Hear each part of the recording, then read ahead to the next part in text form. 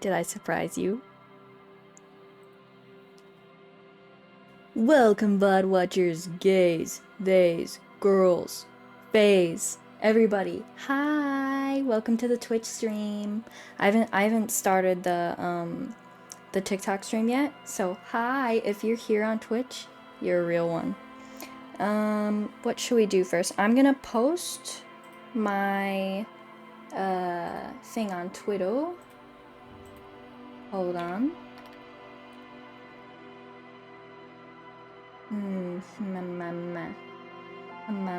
Oh, this is the wrong. I don't have my account on the website.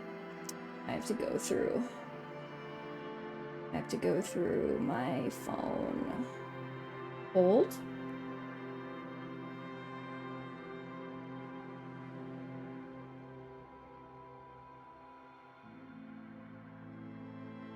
Okay, that's posted there. And I'm gonna post the going live on TikTok. Save. Audio mixer. General settings. Convert to mono, yes. And post. Oop. Okay, and we are live on TikTok too. Hello, TikTok viewers. I don't think you're here yet. I don't think TikTok viewers are here yet. That's okay, we'll give them a second.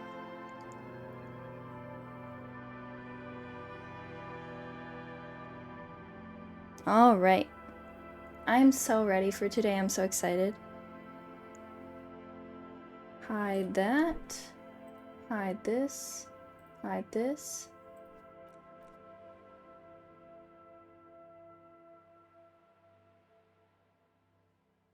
Okay. Ooh, I'm feeling good today. I hope you guys have had a good day so far. Today I went and did some errands before, and I'm feeling good. I've drank some water. I'm ready to start gaming. Hello, Promo Ambition, Ume, if I'm saying that right. Wait, is that Richie Moth? Ugh. I don't know if I said that right either. Welcome to the stream. And, ooh, hi Cowboy Kisser. I guess we should just get into it, right? Where were we yesterday?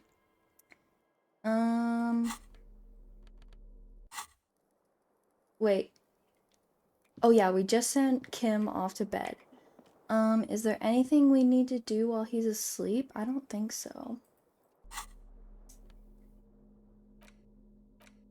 Not really. I mean, we could go get drunk, but I don't think that's necessary tonight. Honestly, I think we just call it a night and go to bed. The bed is cold and not particularly inviting, but it's yours. The sheets look awful. Great, thanks. The option to go to sleep becomes available every night after 9 p.m. Okay. I go to bed. The sheets feel at once coarse and clammy against your skin. The bed sags beneath your weight as you stretch out and finally close your eyes. EP time. Surely And nothing bad happens when I go to sleep. Oh. And then oh. Sleep doesn't come. Why? Maybe it's the bed's fault. Check the pillow. Its synthetic filling has separated into hard lumps. The pillowcase smells oddly. Ew. Smells of alcohol and sweat. And grease. Hi, Nex. And Naruto Uzumaki. Naruto. And Lettuce? Hello, Lettuce. Welcome to the stream, everybody. Check the blanket. It barely covers your toes, stretching over your soft belly. Aw. This is your body here, intimate and warm, breathing. I love breathing. A bit tense in the muscles. Relax. Okay, I'm trying. God, I just went to bed. Give me a few minutes. Under your thrumming eyelids, You see a dizzying array of colors. You won't get off this carousel quite so easily. Roll over to the other side. It's a little Surely that Colors, works. scenes, and half-formed phrases still litter your mind. Part of you is still trying to solve the case, isn't it? Who killed him? Who? Something to do with, what was it that the lieutenant said? Union? And it's gone again. Your thoughts lost between the slowing brain waves. No more thoughts. Fall asleep now. Your breathing steadies. A great silence washes over you until your eyelids twitch in your sleep and images start forming. Hi, Nerdy Bird. Hi, Elijah. And Sock. Sock with a scary font. And was that Jonah? Welcome to the stream, everybody. And a worm. A worm just joined my stream. And Mo. Wow. Hello, everybody. We're trying to sleep right now. It's not going so well. I think we're having nightmares. I'm on a Mexican radio. I eat children. and Liana. And what is that? Sir Isaac von Eisen? So many people. Fruitcake. Welcome to the stream, Fruitcake. Okay, we're gonna sleep. Oh. Shit ass. I like that. Nice username. What is that? Automatic toilet paper dispenser? Okay. Well, hello everybody. Welcome, welcome. If you're liking this stream so far, I know it's literally been 5 minutes. Perhaps do a little share, a little like, a little follow. Look at this. Isn't this great? This is what you came for, right? Oh, this is one of my favorite parts of the game. I love this part. Alright. Talk to me, dead body. That is mine. Do you remember the scent of your childhood? I remember nothing. Do you remember your wife's hand on your face? I was left. That's right, funky baby. And you just stood there. One hand on the bottle and the other on your dick. Yeah. Watching her go. Let it all be dragged away from you. Hello, Skibbity Boss and Sigma. Crazy usernames. Tell me, where are your friends? Where are my Human friends? beings have friends, Harry boy. Where the hell are yours? I can get it all back, right, guys? No, it's gone. Oh. 3 times gone and never coming back. You failed. You failed me. I'm sorry. You failed Elysium. What is Elysium? Everything. The Pale and the Islas. On the surface. The outer magnetosphere. Burning, furious truth. 8,000 years of written history. Hello, Booty Moody. And Airy. And Lila Logan. And hi, it's me, Zapper. You really dropped the ball, Harry. 4.6 billion people. And you failed every single one of them. You really fucked up. Oh, how was I supposed to know this was what was gonna happen? I guess I did drink myself into this a little bit.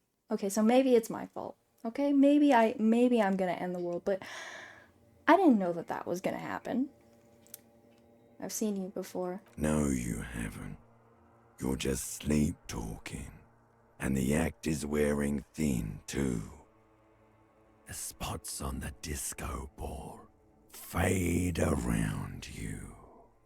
You'll be back in those cold snakeskins in no time, sweating up the bed. Yeah. Stinky boy. Limbic system. I know I need a shower. I'll be honest. I can come back from this. You're not coming back from shit. thrashing around in that high conductivity state of yours, bumping into things and acting like a clown. Who are you kidding? I'm trying to solve this case. You're trying to what? I can't hear you. This is just a word dream now. Aw. Jumbled up garbage. The pictures are gone. The bed rises to meet you. A thin, sleep-like state.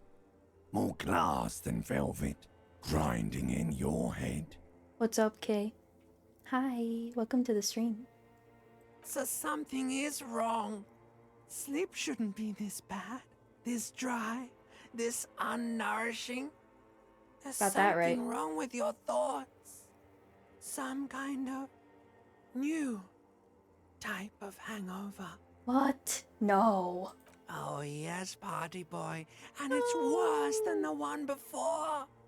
Just think of the shit you saw. Here it comes too. So soon already. The silent alarm goes off in your head like clockwork. Barely let you sleep at all. Time to get those clothes on, Harry. No limbic system. Don't make me put clothes on. Time to go to work in the shit factory. I don't wanna. No. Oh. Anyway, back to work. Wake me up before you go. Look at his head. Wake me up. Oh. Good going, buddy. Oh my god. What the hell was that? Oh, just a dream. You have ones like that all the time. You feel even worse this morning than you did last night. What the hell is going on with me? You mean, why are you so tired? Too tired and down to even think? It is worrying, isn't it? It is. You can't be a detective like this. Detectives need to be able to think. Hi, Apollo. Why is this happening? It's just that your heart has finally pumped all the speed out of your system, Buster. No! Time to get some more. More? You're too weak to say no now. Waking up is the worst part. Maybe somewhere down the line you could decline.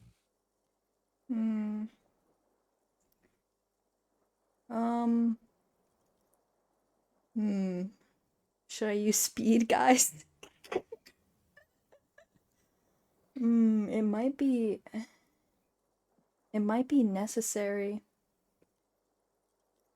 Thanks for liking the live. I think you're the first like of today, Apollo.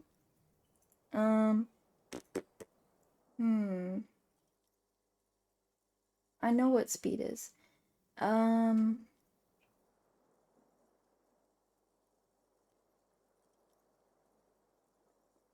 Okay, tell me. Wait, what is speed? Speed is a potent central nervous system stimulant. Mm-hmm. It kept you propped up all day yesterday, Did it? despite your debilitating hangover. How else did you think you even got up from this floor? Oh. It's power, man. It's professionalism. It makes you feel like you're young again and ready to detect. Wow. Ready to go to war against the world. I need to get more of it then. Detecting is my life. Of course. Martinez is speed central. You just gotta poke around. Follow your nose. Follow my nose? I can smell speed? Am I a dog? You and Speed will be happy again. You will make her come home. This time, it will be different. I never tried it in game, but I think it helps with skill checks. Yeah, it does. I might need it. Since I'm so low... Although, I don't know if speed helps with... I don't know which one speed helps with. I need ones that help with psyche and physique. We'll see, we'll see.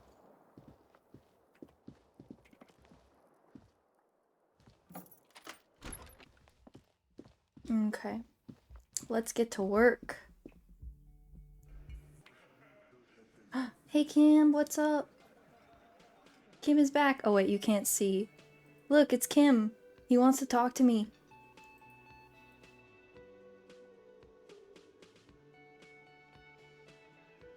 Kim. Hi, Kim. Morning. Morning. Looks like we can get to work at once. The union muscle turned up. They look rowdy. We should talk to them. Speed helps with psyche. Okay, we might need to, you know, get a little bit of that. Yeah. Might need to. We'll see when we get there. Why do we need to talk to them? Everything points to the dock workers union. The belt used for hanging him, tracks in the mud, the circumstances in Martinez, my preliminary information. Which may, of course, all be wrong. But we still need to talk to them, and it won't be easy. What do you mean rowdy? I mean ungovernable. Oh. Martinez isn't exactly enthusiastic about the RCM being here. They prefer to be policed by the union. These men here, men who drink beer for breakfast, there's talk of an armed wing of the union called the Hardy Boys, who are responsible for state policing. I think it's them. Are these the men Gart told us about yesterday? I completely forgot. Sorry, I had a rough night's sleep. Me too. It's them by the looks of it. Loud and nasty, just like the manager said. One loose thread less to worry about, and one big problem to replace it. There are so many of them. Maybe we should call in reinforcements? That would just escalate tensions. Nah. No captain would sign off on it. Solving one murder isn't worth a conflict between the RCM and the Debarders Union. Kim is my boy. Me too. Me too. In fact, even the death of 2 detectives might not warrant an all-out war. So let's keep a cool head, okay? Let's roll. One more thing before we do. Oh? We don't have to talk to them immediately. We can walk right past them, continue with our business. Yeah, streetwise. Zoom right past. Do it on your own terms. But aren't you curious to know what they have to say about the murder? A little. They're in no hurry to leave. They think they own the place. Anyway, I leave that choice to you. Whatever you decide is fine by me. Okay. I think our first order of business should be to try and get into... What is this? It's a bowl. There's spit in it, reeking of tobacco. Oh. You see hawthorn bushes outside. Photos of men in overalls toting guns and union placards. I think, yeah, let's not talk to them right now. We need to talk to Everard. I don't think we talked to Joyce yesterday. We need to get the body down. Since we didn't shoot the body down, I think the best way to get the body down is through Everard. Oh wait, so let's go this way. Find, speed, and snip it. Great. Great first task for the day.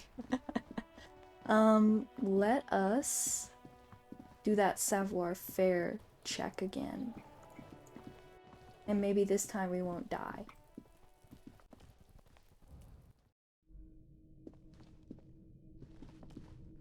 Come on, Kim. Parkour. Parkour, Kim. Over here. Alright, you can do it. Come on, Harry. Come on, Harry. Yeah, I know this terrain is weird. Yep. Go. There we go. Okay. Quick save. I guess let's just wait.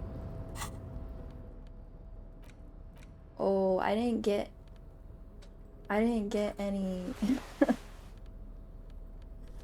I didn't get any other pants yesterday. A tarpaulin cloak with possible RCM markings Ugh. is still caught on the railing.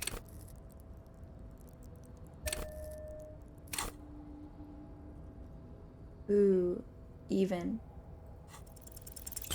Oh man. No. No.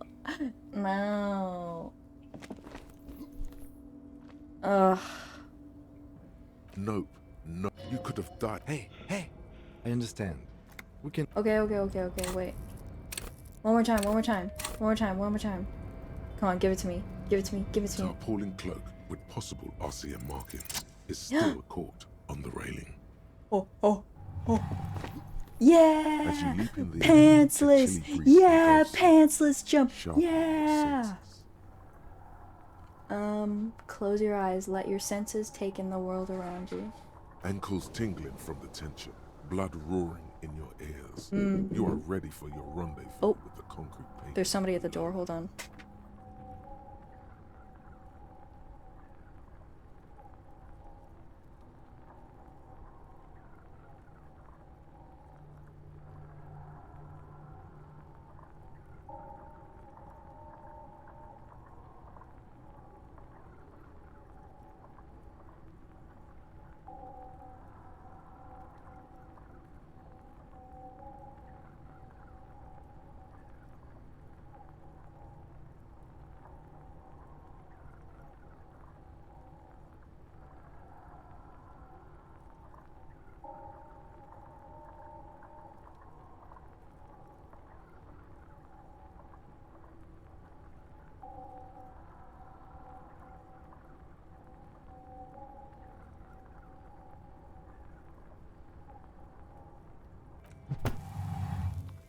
As the concrete floor welcomes you, you realize it's been a while since you felt so alive, alert, capable. Must be the adrenaline.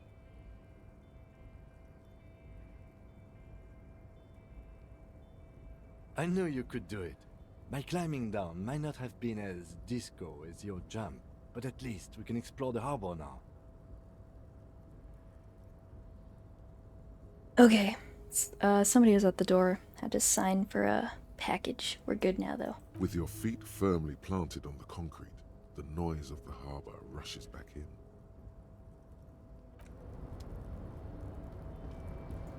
Oh yeah, give me the coat.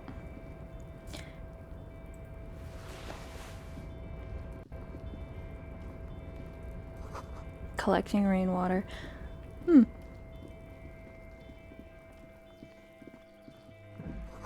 At least 3 packs worth of cigarette butts. Oh my god. Commodore Red and Potent Pilsner. All those empty wine bottles and cigarette butts on the ground. Someone partied really, really hard here. Joke. Wait, how hard? Well, they went through 6 bottles of potent Pilsner, Ooh. 3 bottles of Commodore Red, and almost 4 packs of cigarettes. It must have been pretty hard. Oop. Did I do this? Well, yes, I think we can say with relative confidence that it was you. This is really sad. I must have been miserable. Yes, this scene isn't exactly ripping with joy. Let's just move on. Okay. This is the night watch. Oh wait, I still don't have The pants name on. the door reads Rene Arnaud. Listen, it's okay to take a few minutes to yourself. Sit down and have a breather. So this is where Renee works. I'm gonna have a look around. If you must. But please hurry, we are pretty easy to spot up here. Nothing incriminating catches your eye. The cabinets are clean and their sparse contents meticulously organized. There's a framed photograph on the table.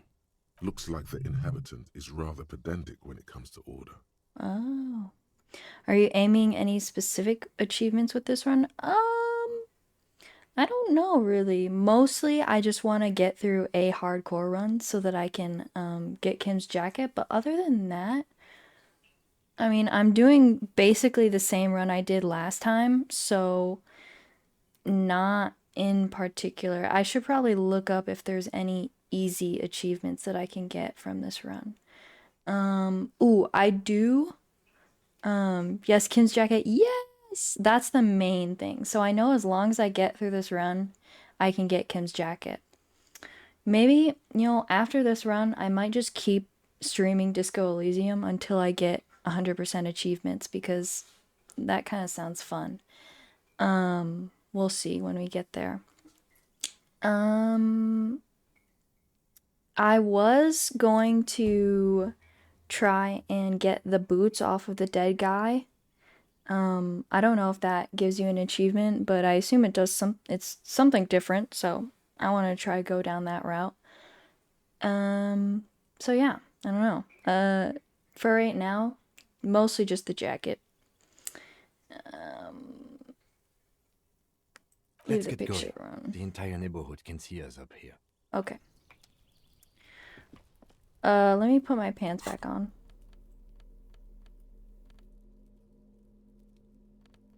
Wait, what is this one? Just a spirit? Esprit? There's a achievement for completing whole armor of the mercenary. Yeah. I'm probably not gonna try for that this run. Unless I don't know, maybe.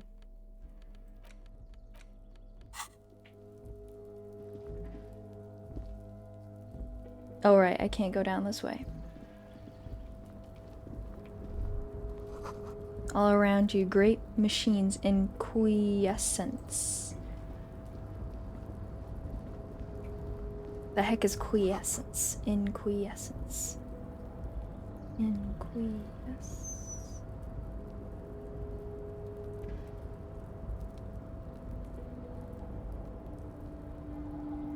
No, that's not it. What did it say? Quiescence? Quiescence.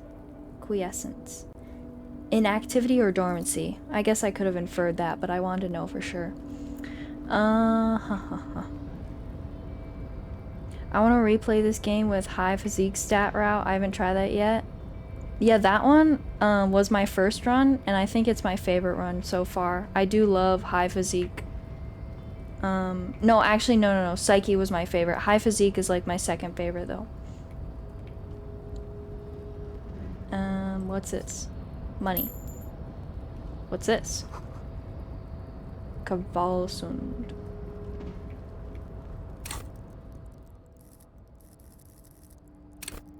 I'm probably gonna need more volition.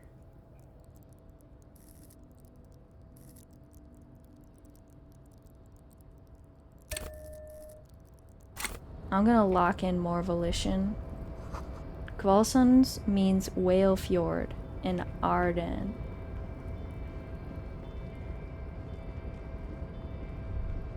What? The shipyard ahead is oddly quiet. The great machines are sleeping. Money! The speaker tower is silent. There is no work to organize in the yard below. What's in here? The musk of oil and rust from the chasm in front of you smells like blood. Ooh. Some gloves. Money. Industrial-sized thermos smells like burnt coffee. What do these gloves do? Half-light? No, I'll keep interfacing. I don't really need a half-light right now. This banner sags under the weight of rain and snow. White waves on red. Okay, Leo, what's up? Container, container, I'll turn you nice and red. Container, container, put the logos on. Yes! The lyrics to this container song are being made up as he goes along. Oh, just like Tommy.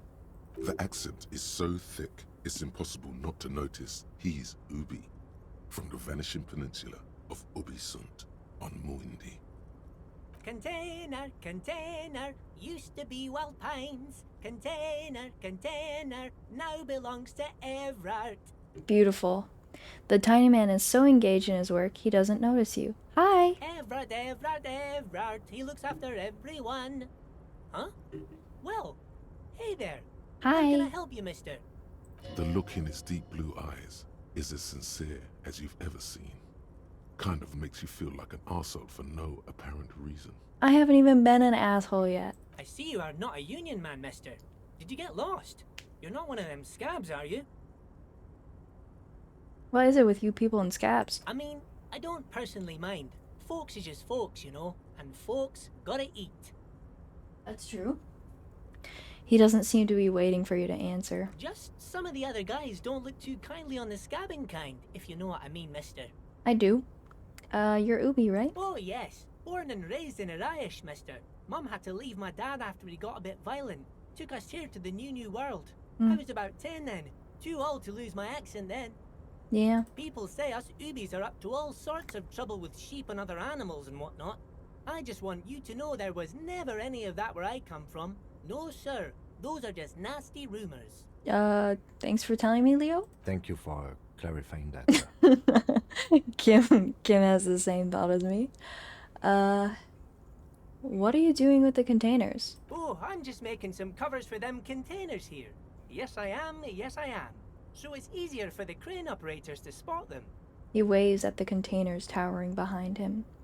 What's going on here? Look at the mountains of containers rising behind him. The containers in the yard are green in Wild Pine's livery, and the mountains rising behind Leo is all red in Union colors. It's like some red infection was spreading outwards from the container yard's core. Wow. Hello, awesome Eric. Welcome to the stream. There appear to be cisterns underneath the Union container covers. This looks like a massive redecorating operation, Kim. Yes, they are hiding it from the inside. All the red containers have the Debarders Union logo on them. Leo, has anyone told you why you need to change the covers? No, not really. Mr. Everett doesn't tell me all the big things. Ah. Says I go and tell them to everyone. Yeah. What is underneath these red covers? Oh, I don't know, mister. They say it's some chemicals. Most of them have labels on them, I think. Thanks, Leo. You've been very helpful. Oh, no trouble at all, mister. No trouble at all. Where is everyone? The harbor is empty. Oh, most of the guys are down at the gates, keeping the scabs from coming in. He leans in with a confidential look. We're on a strike. The whole union is. You don't have to work when you're on strike. Ha! We haven't worked for 2 months now. That's pretty, I mean, other than not being paid. So no one is working? Not everyone is down there, of course. Mr. Everard is in his office, where he always is. And Jean-Luc is guarding the gate. He pauses to think. But Titus and his boys got into some drunken trouble and Everard sent them on a nice vacation. For a week or so. He stops, but seems eager to tell you more. What kind of trouble did this Titus and his friends get into? Oh, I'm not really supposed to talk about that. That's union business. He smiles and leans closer. Him and his boys stirred up something in town. Probably drank too much and got into a fight or something. I heard Mr. Everett telling them to take some time off.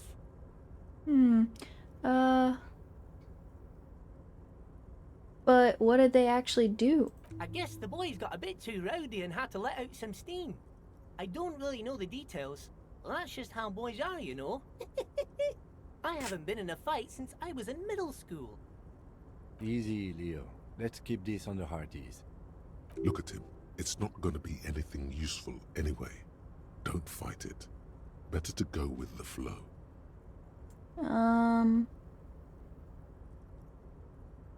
Too rowdy? What kind of fight did they get into? Did they kill a mercenary? Too late. Leo's mouth is still moving, and the words are spewing forth. Oh. Words, words, and look, even more words. This guy could go on till the end of days. Oh. Now he's talking about some drunk sawmill owner who... No, he already switched to a prized fishing rod he apparently owned at some point. You know what? Just cut in there with your questions. Do you work here? Yes. Everybody needs a job, and this is mine. I'm Leonard, by the way. Leonard Bellick. But everyone calls me Leo. The little man raises his hand in a welcoming gesture. Hi, Leo. I don't have any hands, but I would wave at you if I did. I'm like Mr. Everett's right-hand man when Mr. Edgar is out of town. And Mr. Edgar's right-hand man when Mr. Everett is away. I see. Actually, Miss Beaufort is the right-hand man, but she's a lady. A good-hearted chuckle again. Right-hand lady? Who is this, Miss Beaufort?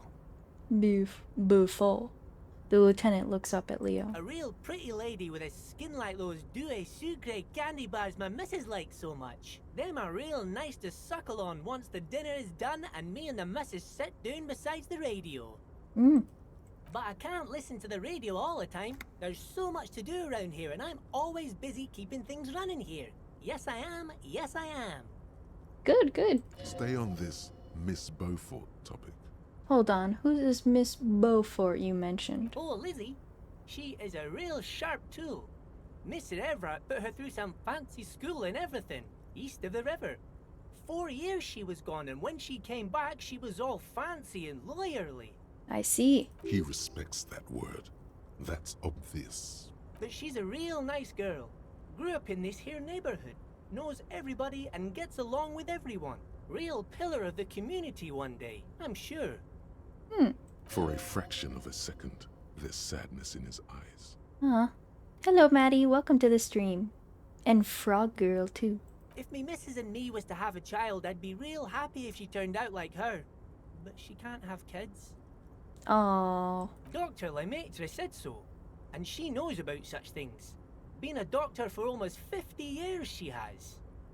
he sighs and falls silent, watching you meekly with his blue, blue eyes. So Everett trained a lawyer named Miss Beaufort. Interesting. I see. I think you're doing a great job around here, Leo. Yes, this place really seems to run like clockwork. Keep it up, Leo. The lieutenant smiles at the little man. Well, thanks a lot. Coming from you, it means a lot, really. You didn't think it was possible, but the smile becomes even wider. Sometimes I feel some of the guys don't really get how much I bust my ass for them here. But you guys are alright. Huh? The white rectangle on your clothes might not mean an awful lot in Martinez, but the recognition from an authority figure made Leo's day. Oh, okay. What's in the container over there? Point to the container suspended from the crane arm. Oh, that one. That should be empty as far as I know. Lots of containers here have nothing in them. They're just waiting to be loaded up. Leo, I'm looking for the leader of the Dock Workers Union. Oh, you want Mr. Everett then? Yeah? He's an awfully nice fellow, he is. Him and his brother are both nice fellows. They've lived their entire lives in this here neighborhood. Guys like Mr. Everett and Mr. Edgar, his brother, are real good guys. Made Martinez what it is today. Mr. Everett and Mr. Edgar and I went to the same school we did when we were boys. Easy now, Leo. I just want to know where I can find this man. Oh, Mr. Everett is where he always is. In his office, of course. Okay, I'm off. Bye-bye now. Bye. Okay. Guys, let's try not to be killed by a chair. Can we do that tonight? Or am I gonna die to the chair? Put your guesses in now. Stairmated pallets, coffee. Okay, fish. Fish! Fish! Wait. A taxidermy fish that tells time. You can do it, I believe. The true boss of the game, the chair. You're right. Okay. Okay, let me save the game. Do I die to the chair? Before you is a walrus of a man seated behind a large desk. He looks up from his work, not the least bit surprised to see you. You got this, thank you, Apollo. Rubbing my hands together. I got my volition ready. Okay, let's do this. With great effort, he straightens himself up in his chair, yet says nothing. He simply stares at you. If you have low health stats, try to heal as quickly as you can, though. I do have a lot of heals. So, okay, hopefully we get through this. We'll see. With a mixture of expectation and impatience, well bottled.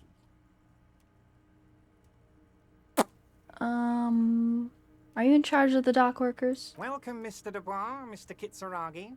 It's good of you two to stop by. Please, have a seat. Let's see. I don't think I have enough volition to not take a seat, but we'll see. I'm Everard Clare, head of the Debarders Union here in Martinez. I'd offer you my hand, but unfortunately my health prevents me from getting up. You understand? Okay.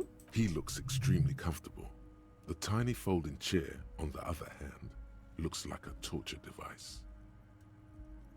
You go ahead, detective. The lieutenant nods at you, then the chair. Whatever he has in store for you, it can't be good, he thinks. I'll do my best. I don't think I even know my name yet. Forget about that. What's with this Dubois stuff? You're getting some seriously bad vibes from that name. I'd rather stand. Please, Mr. Dubois, let us converse in a civilized manner, as equals. Take a seat. I insist. Okay. I don't I don't sit. It's kind of my thing. Very well, Mr. Dubois. I respect a man with strong convictions. As he nods, his multiple chins move like ocean waves. I, too, have convictions. One of which is that I will not engage with any man who won't face me at eye level. Should you find yourself more amenable in the future, I'd gladly resume our conversation. But until then, I'm afraid I must ask you to leave. You're no Titan of Elysium, buddy. He's got you in a fork. Sit down. Or No, I was so close. Excellent, Mr. Dubois. I can see that you're a reasonable man, and reasonable men can be of great use to one another. Here goes the chair shit, alright. He gives you a sly wink. Remain serious. So tell me, how can the head of the Debarders Union help a representative of the Revachol Citizens Militia today? The chair you're sitting on has got to be the most uncomfortable chair in the world. It's violating your backside. My back! Oh, by the way, I heard you got a rather rude reception from a certain Lawrence Gart. Some people have no manners, it pains me to say. Does it? This should take care of that nonsense. He points to a giant novelty check on his desk. It's absolutely comically huge. It should be sufficient to cover your expenses for a few days and patch over your differences with a cafeteria manager. Go ahead, take it. He points at it again. Wow, that's 25 real. That's good money. You need it. Keep it. I'm good. Okay. I respect a man with principles. No handouts, then. He crosses his arms on his ample midsection and sinks further into his chair. Now, I'd like to set your mind at ease about one other matter. Your lost gun. Let me assure you, Union people are on it as we speak. I've got my best hounds looking for that lost gun. Do you? His slug-like lips move, but all you hear is an echo. Lost gun, lost gun, lost gun. The world is swallowed No. by a black hole of fear. No. Only 2 words escape its gravitational pull. Lost and gun. When he said, don't worry, he actually meant be very worried.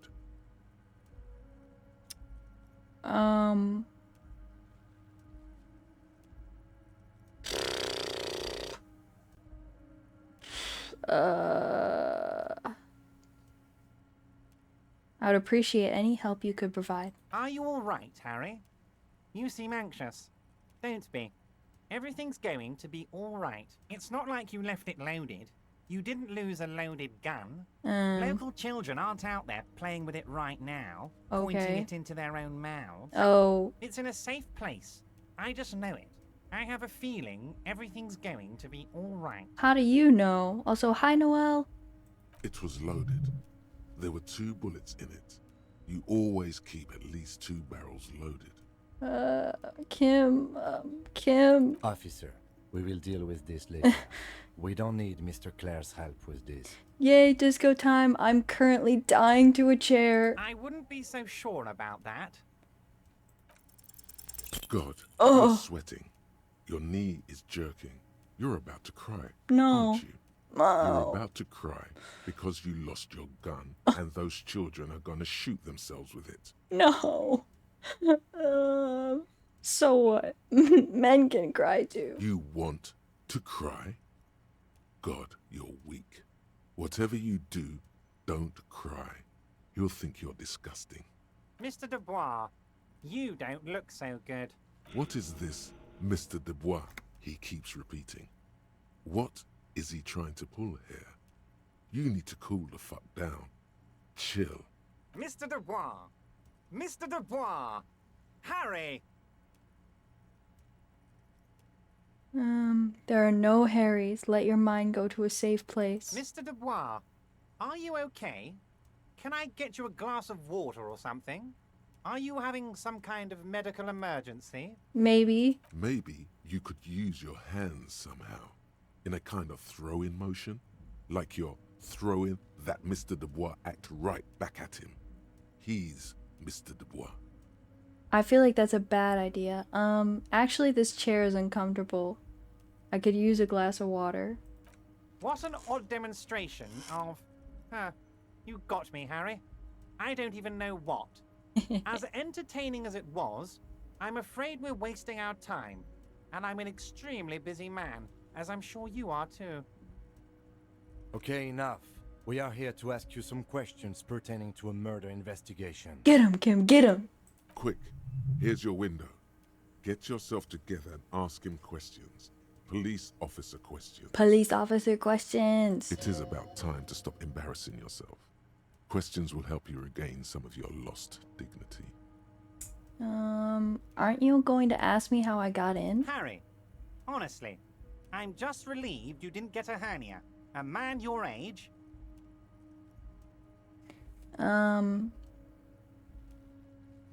I too am surprised by the resilience and athleticism of this tool I've been provided with. Yeah, hernia. Yes, Harry. You are obviously in peak physical condition, Uh-huh. and I salute both your initiative and your physical prowess. Very impressive, Harry. Thank you, Very Everett. impressive. Love it. Anyway, I assure you, I am a very well-informed man. Information reaches me before I even get the chance to request it. Good job not getting a hernia, Harry. You know, I'm also surprised we didn't. I had to take off my pants and shoes again to jump across this little 2-meter drop. And it did work, but everybody saw me without my pants on. It's fine. We made it. I probably shouldn't ask him.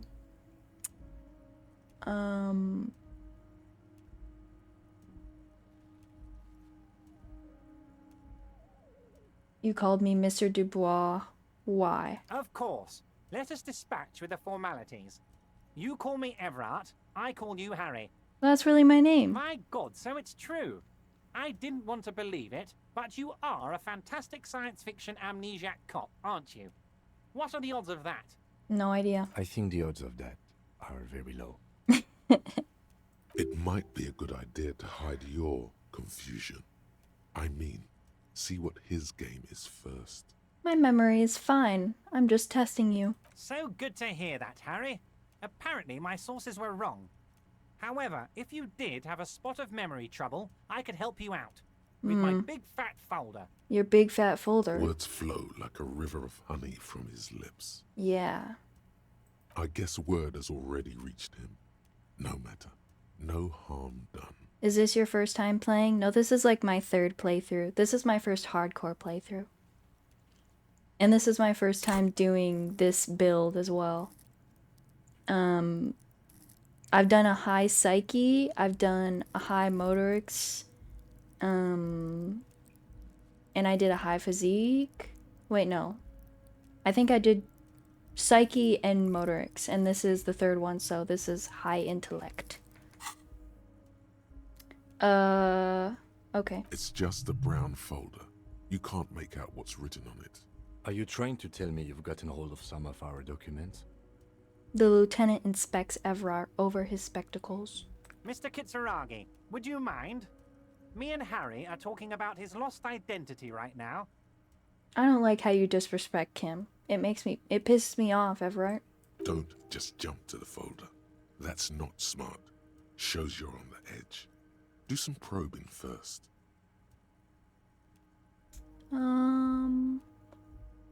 Let's get this straight. What is my full name? It's Harry. Harry Dubois. Okay, I like it. I can work with that. And I can work with you, Harry. Mm. Now, what else can I do for you? Do you know where I live? But of course, Harry. Your precinct is the 41st and you live in Jamrock. You're a Jamrock boy. A long way from home, but that's okay. Yeah. He doesn't really seem to know any more about it. He doesn't know exactly where I live. No. What kind of cop does it say I am? Harry, you're not simply a cop, you're a star. A bright shining star in the drab law enforcement sky, outshining all other stars. You're a superstar. That's what I like about you, Everard. You get me. Of course I do, Harry. And I'm gonna help you shine. I'm gonna put you on all the big stages. Your name in giant neon letters. Harry Dubois. Wow. Guys, I'm playing him. I'm playing him right now. The giant neon sign reading Harry Dubois, hanging from the Cavalson crane, can be seen all the way to Jamrock.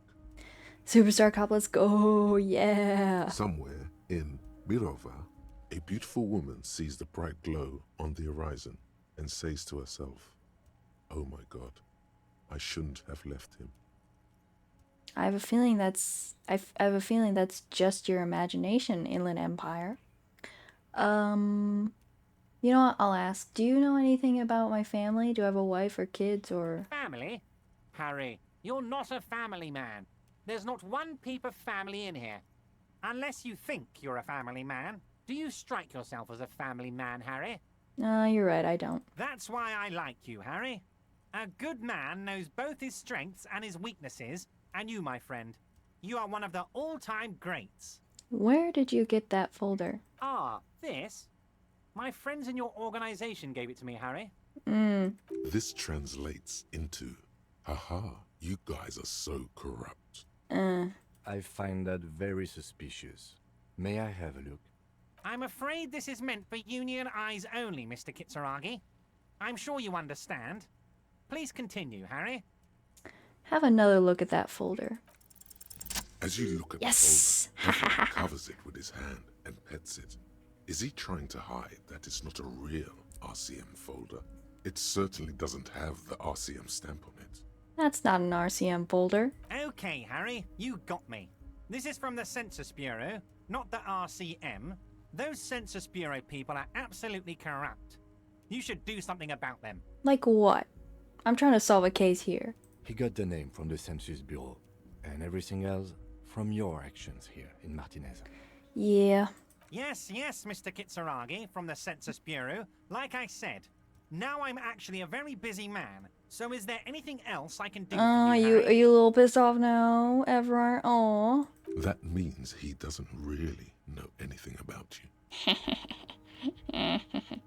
Yeah, Harry. I finally know my name now. It's crazy. He's a very busy man. Yup, he's very busy. A pity. The mystery of you will have to remain a mystery for the time being. So the Census Bureau says my name is Harry Dubois? Yes, that's what I said. Try to keep up, okay? Let's move on. Could you help me get a dead body down from a tree? You might have noticed there's one hanging on a tree behind the hostel cafeteria. Oh my. Don't take this question personally, but why would I get involved in this matter? Listen, I tried to shoot it down. It didn't work out. Mr. Clare, the man was hanged with a cargo belt, a steel-reinforced cargo belt. It's safe to assume the Union had something to do with the murder. Uh-huh. Besides, getting the body down would benefit all of us. It's a stain on the neighborhood. Also, I studied the footprints at the crime scene. Worker boots. I can certainly see how having him up there might start affecting some real estate values. But of course, all joking aside, I am going to help you. He picks up the handset of a radiophone to his right, then clicks a button. Jean-Luc, my boy, I'm sending 2 police officers down. They have a dead body in a tree problem they need help with. Namely, they need it to be taken down. And Jean, please take it easy with the race science. That's a yes to getting the body down, no to the race science. He hangs up and turns back to you. You can find Jean-Luc down at the gates. He's the big impressive one. You know, tattoos, muscles, ethnic looking. Can't miss him. Great guy. Okay. Let's talk about my lost gun. Yes, your lost gun. My best men are on it.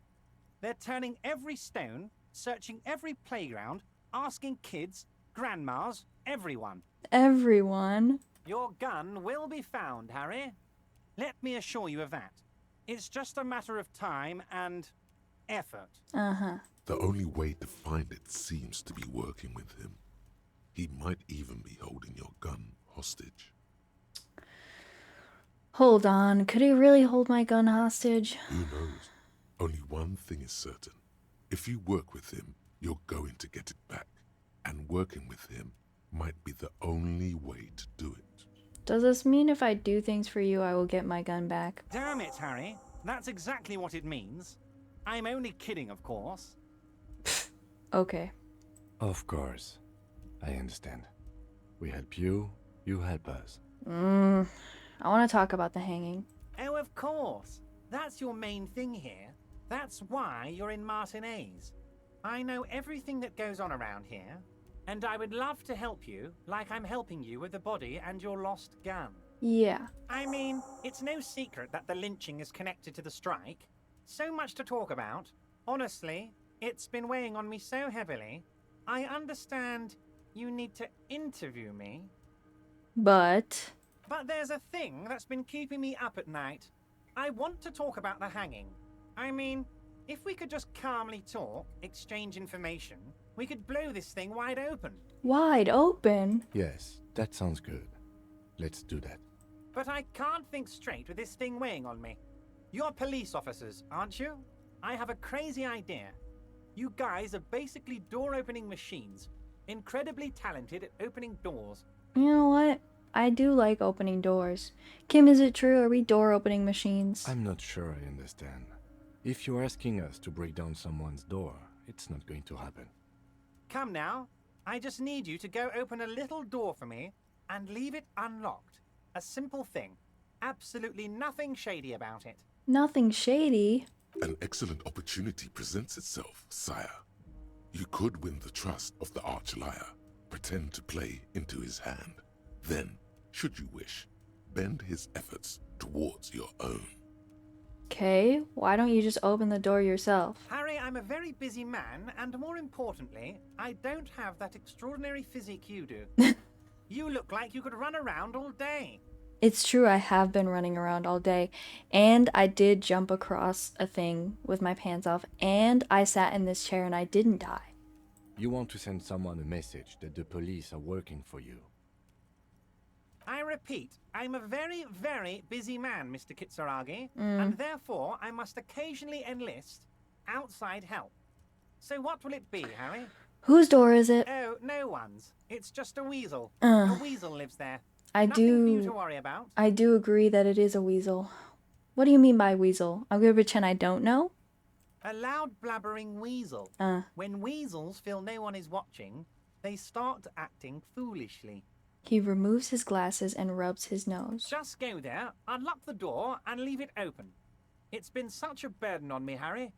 I just want this to be over so I can discuss business with you. He puts his glasses back on.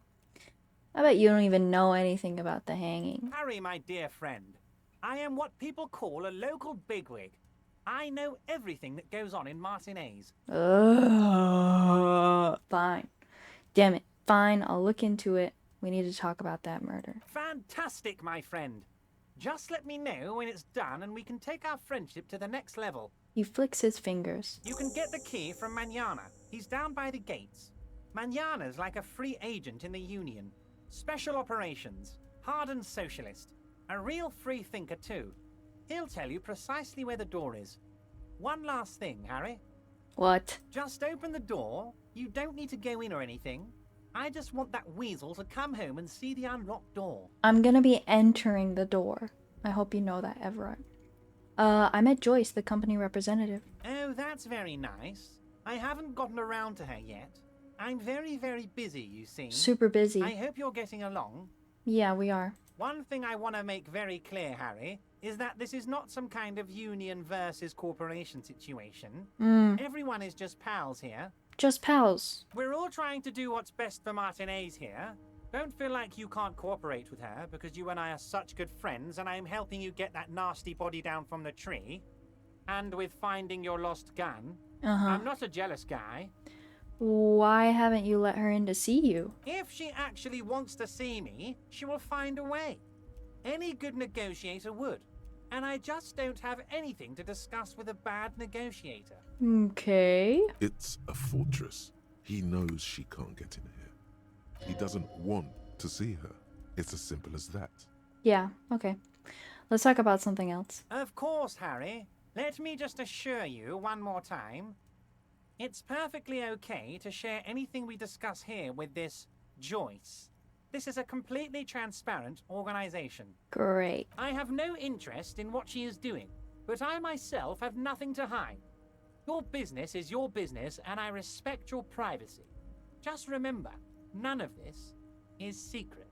Okay. Tell her about all of it. My brother's picture, my singing swordfish clock. Tell her how overweight I am and how I'm helping you find your lost gun. Tell her about everything. Everett doesn't mind. Okay. It is rather interesting to tell people things about each other, isn't it? Yeah, It was nice telling him about her right now. it was. Okay, Everard, I'm gonna leave now, but we might talk again later. Wait. You need this to get in and out through the gate.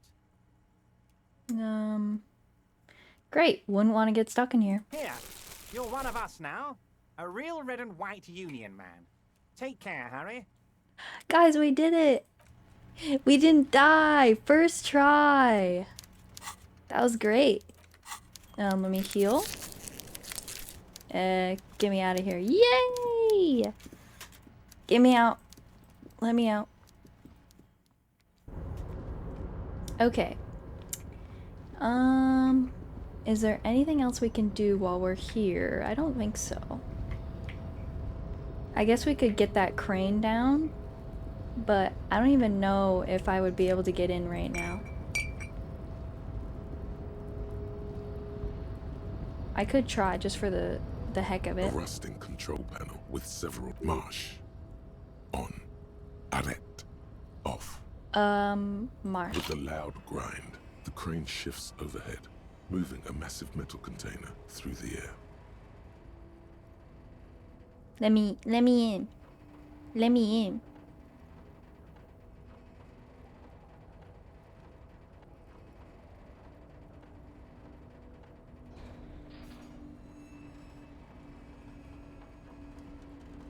Okay. Okay. Let me in. And, with a surprisingly quiet thunk, the crane places the container down. The harbor sleeps as the strike rages in the distance. The crane can rest again, now that its purpose has been fulfilled. Its purpose? What do you mean? Moving this container, of course. Ah. For this purpose it was built. For this purpose it has acted. And now it will rest. Okay. I can't see how that was worth the wreckers, except for seeing the crane in action, which I admit was satisfying. It was, wasn't it? The animation did take a little bit, but that's okay. I'm just a little impatient. Did I quick save yet? I'm quick saving again. I don't know if I'm gonna be able to do it with 5. Before you stands a cargo container. Just one of many in the yard. Lieutenant, I think there's something special about this container. Is this like your thing with that wall again? No, it's totally different. I don't want to paint it. I'm just drawn to it. There are a million containers here. Why are you fixating on this one? I don't know, Kim. It just feels special. It's a cargo container, detective, just like all the others. Ugh. We are not here to interact with containers. We are here to talk to the Union, right? We already talked to the Union. Can we do something fun? I'm gonna knock on No the door. reply. Aw. The knock produces a hollow ring of metal.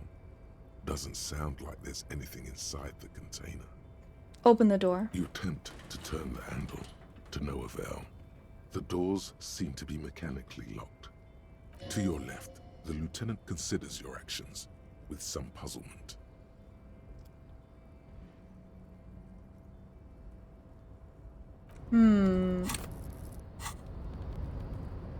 Minus rhetoric. Do I have any minus rhetoric? No, I don't. You know what? Just for You're funsies? back before the cargo container. Why are Dang you even it. trying to open a door with rhetoric? Why am I? Why are you what?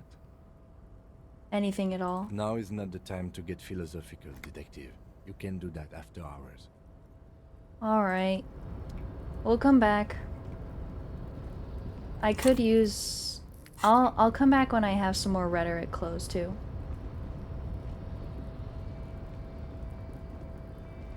Okay. First order of business. Talk to Jean-Luc, aka Measurehead.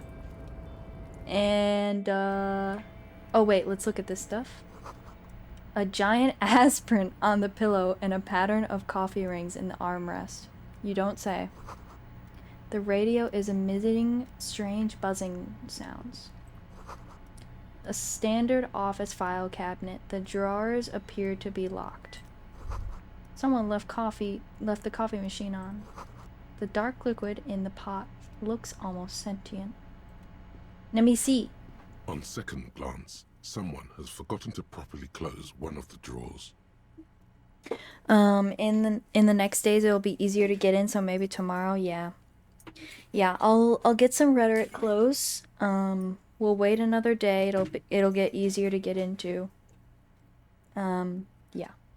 It's unfortunate for the Union to just leave their paperwork lying around like this. I know you want to snoop, Kim. The drawer opens smoothly. Inside is a well-organized selection of brown folders. Browse through the folders. Hundreds of documents containing logistical data. Two kinds of transactions stand out. Materials coming into Revachol from the outside world, from Muindi, Grad, and even Ilmara. And the same materials being handed over to companies inside Revachol. Kuron, Coal City, La Delta, and Jamrock are listed among the many districts where the imports are being sold. Anything interesting? It's hard to make sense of this thicket of company names, dates, quantities, and percentages. You try to focus, but the lines are getting blurry. Force yourself to go through the folders. Look how blurry Dang. all the lines on these papers are. How unwieldy your own willpower is to yourself. You're like an absurdist Samaran monk, focusing through not focusing. Hermeneutics was almost within your grasp, but now only vague letters float before your eyes. Less meaningful, but aesthetically more pleasing.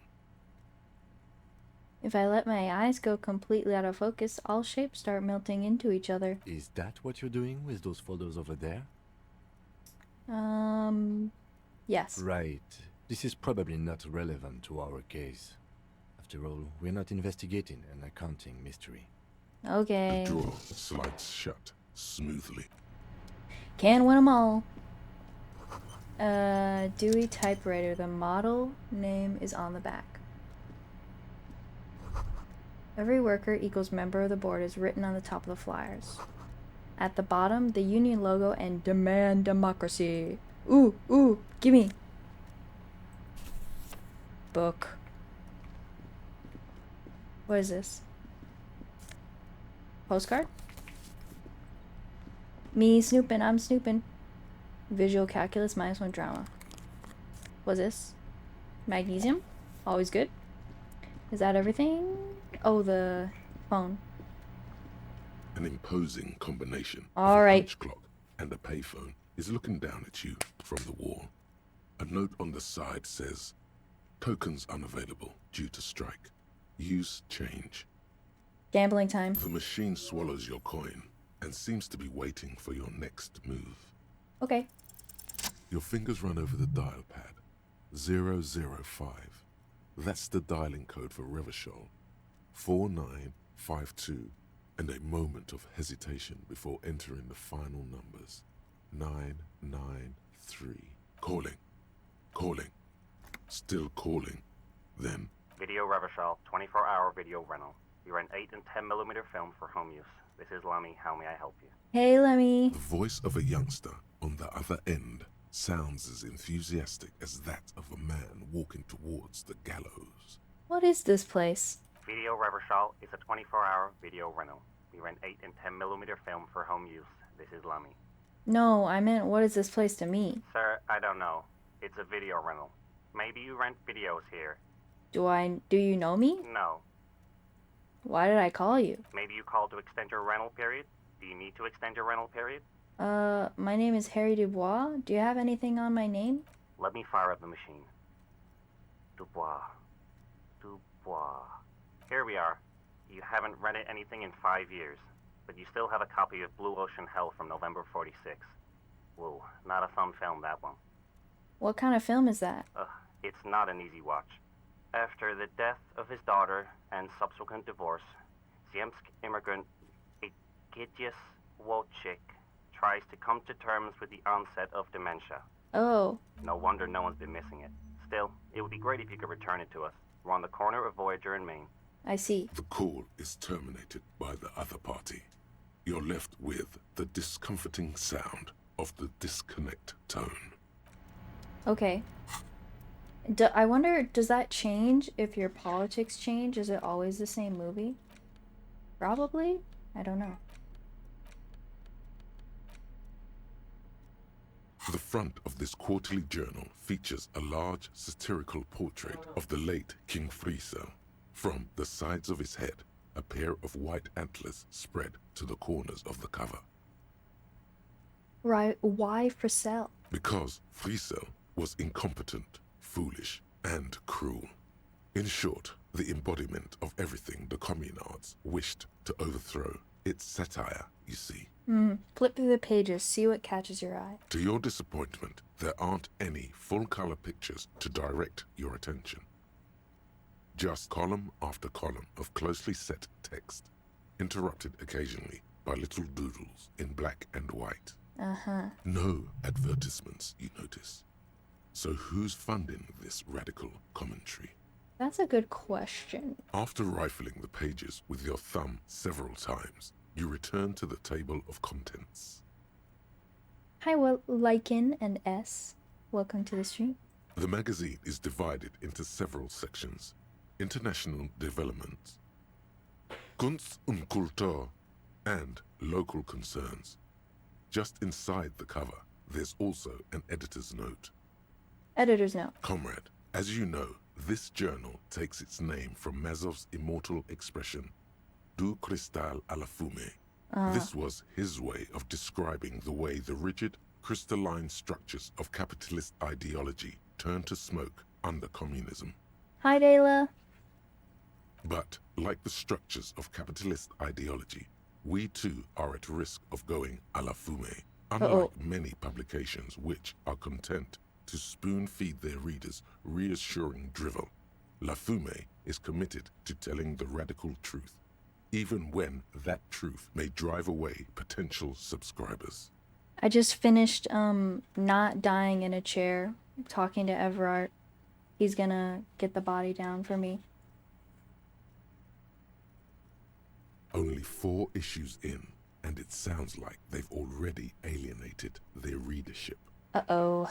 Perhaps they've overestimated the market demand for this kind of commentary. So please, if you value our radical Mazovian perspective on contemporary politics, culture, and international affairs, please consider subscribing today. Kim. Yours in struggle, Kim. the editors. Kim, I think this is a communist magazine. What do you expect? It was laying around the office of the Debarders Union. They're probably bankrolling the thing. He sounds so pissed. Chill. You flip back to the front of the magazine. The table of contents unfolds before you. Alright, we can read more of this later. I have another skill point. Okay. Jean-Luc. What is this? In case of strike, press button behind guard. We don't need that anymore. More than enough to please a woman. Hey, bro. Nobody betrays your degeneracy. Yeah, I know. Yeah, Measurehead. His body totally betrays his degeneracy.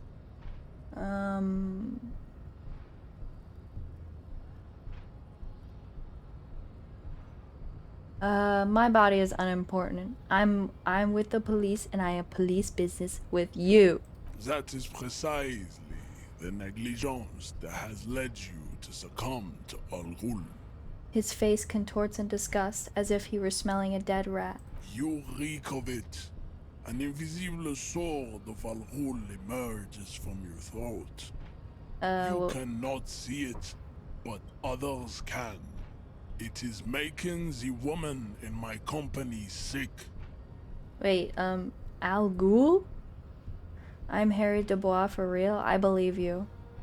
I believe you. Look, it's you. Yes, Al Ghul. He means alcohol. Do you mean alcohol? Correct. My small skull servant. He nods approvingly. Al Ghul is an ancient Ilmaran poison. A parasitic fungus that has colonized your race. Yeah. It is a trick the desert pygmies played on you for humiliating them and stripping them of their land. Okay. I adore your art, by the way. Thank you. I've been really enjoying doing Disco Elysium art lately. I've got some more in the cooker. I'm making more. You're welcome. Yay! Intentionally fermented drinks have existed for 10,000 years. The Ilmaran people did not invent alcohol. It's existed since the Neolithic. This is a fabrication the alchemists of Yizot and Bashir and the Rolam Al Ghul have fed your people. Go on believing in it, race loser. I don't think that's how history works. Why don't you have another drink? Your features are not yet congenitally deformed enough. Oh yeah, Measurehead. Girl, smell your breath. Kim, wait. Is it really so bad? It's not good. Yeah. It's like a rat crawled into your stomach, got drunk, and drowned. You're right. I'm a servant of Al Ghul. I still need you to respect the law. No, you don't. Ugh. You need to get another drink. Occidental Haplogroup B4 is done giving orders around here. The influence of the ham sandwich race is waning. I'm just a little M sandwich. Does this remind you of someone? The guy down there? That fat racist over there. You're just him after pumping some iron. Look at my craniology. I am the pinnacle of my haplogroup. The pink blob is a bad example. Even of yours. It saddens me. You were once a noble and powerful race. I'm tired. I'm tired of this, Grandpa.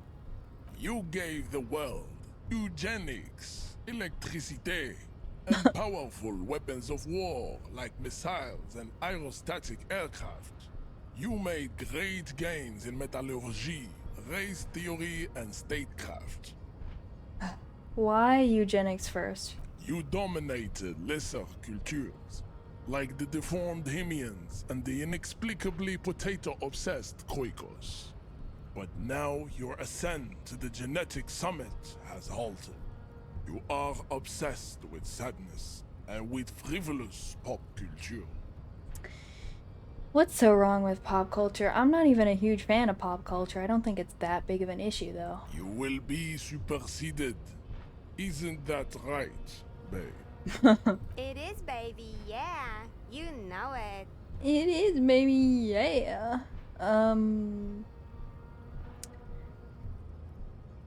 The situation is serious. Your people have probably killed a man.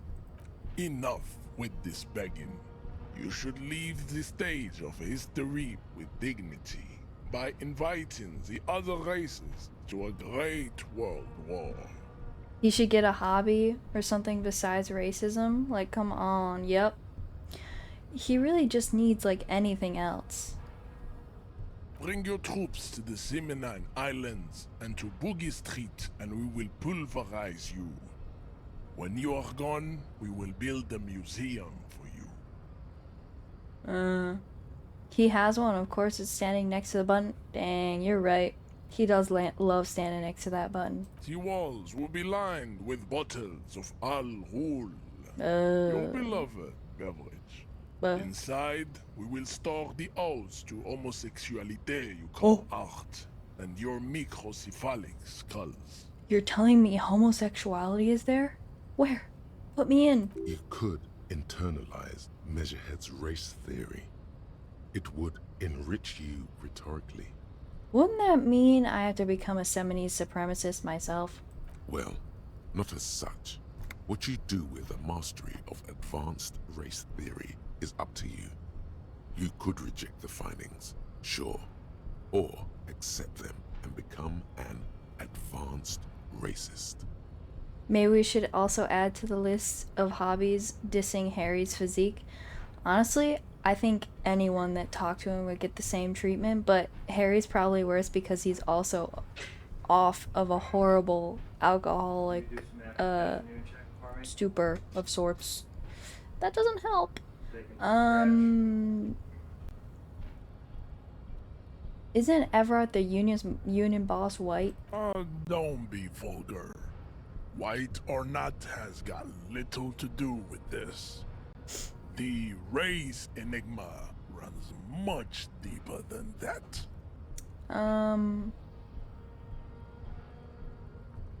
You keep telling yourself that. Mr. Clare is a man of vision and means. He has the will to confront international capital, which is something your race naivistic communists never did. Okay. Also, to serve is noble. It takes discipline. Your petulant individualism has only contributed to your race failure. It is lax and moronic. Communism is pretty cool. Idiotic communism is the single greatest contributor to your race descent. Everywhere around you. The fruits of its failure to challenge the world order. Individualism, rock and roll music, sexually transmitted diseases. I don't think communism causes sexually transmitted diseases. Above all, rampant multinational finance still reigning large. Tell me, where have you gotten your love of pathetic communism from? Degenerate youth culture? Rock and roll music? I've gotten it from disco, actually. Offshoots of the Seminoese people invented disco while having sex under the influence of cocaine. I mean... It is a shame upon my race. But what is done is done. Is he wrong? I am not surprised you enjoy it so much. This has happened to many of the side products of the inevitable cultural victory of the Seminoese race. Isn't the Dock Union communist, though? I think they're, at the very least, socialist. I don't know if they're all communists. I mean, unions are, even in real life, unions are usually a mixed bag. Even if unions usually have like socialists in them that are pushing them.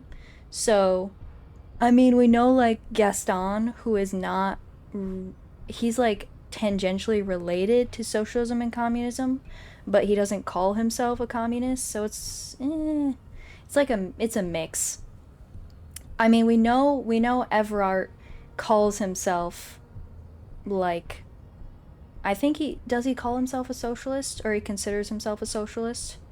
But I don't think, I mean, obviously Measurehead is not a socialist. Renee is a fascist, but he works for the union. Yeah, there's that too. Measurehead, I believe, is also a fascist. Renee is a fascist. So unions are good at kind of meshing those types of people together, because since it's workers, you have a common ground there. It's easier to look past socialism, communism, fascism, and just be like, hey guys, we need better pay. Let's work together to get better pay. which is why unions are so good, is because they can reach across that aisle and get people that usually wouldn't agree with you to work with you, even if they don't have the same exact political value. But yeah, it's just complicated for Disco Elysium, for real life, for everywhere. Do I want to ask about Semini? I don't think I really want to get into it. It's like how 80% of people, no matter what their political position, support unions. Yeah. Wait, I can't remember. Is Measurehead a dock worker too, or is he just like there? I don't know if he is necessarily a dock worker, but he is working for Everart. So there is at least that. I don't know if he usually works for the dock workers. Okay, thank you for explaining. Was confused before. No problem. I mean, we're here for conversation, right? I like talking this type of stuff out. It's interesting to me. That's why I like Disco Elysium. Okay, thank you. No problem. Yeah, I think he's at the very least working for Everart.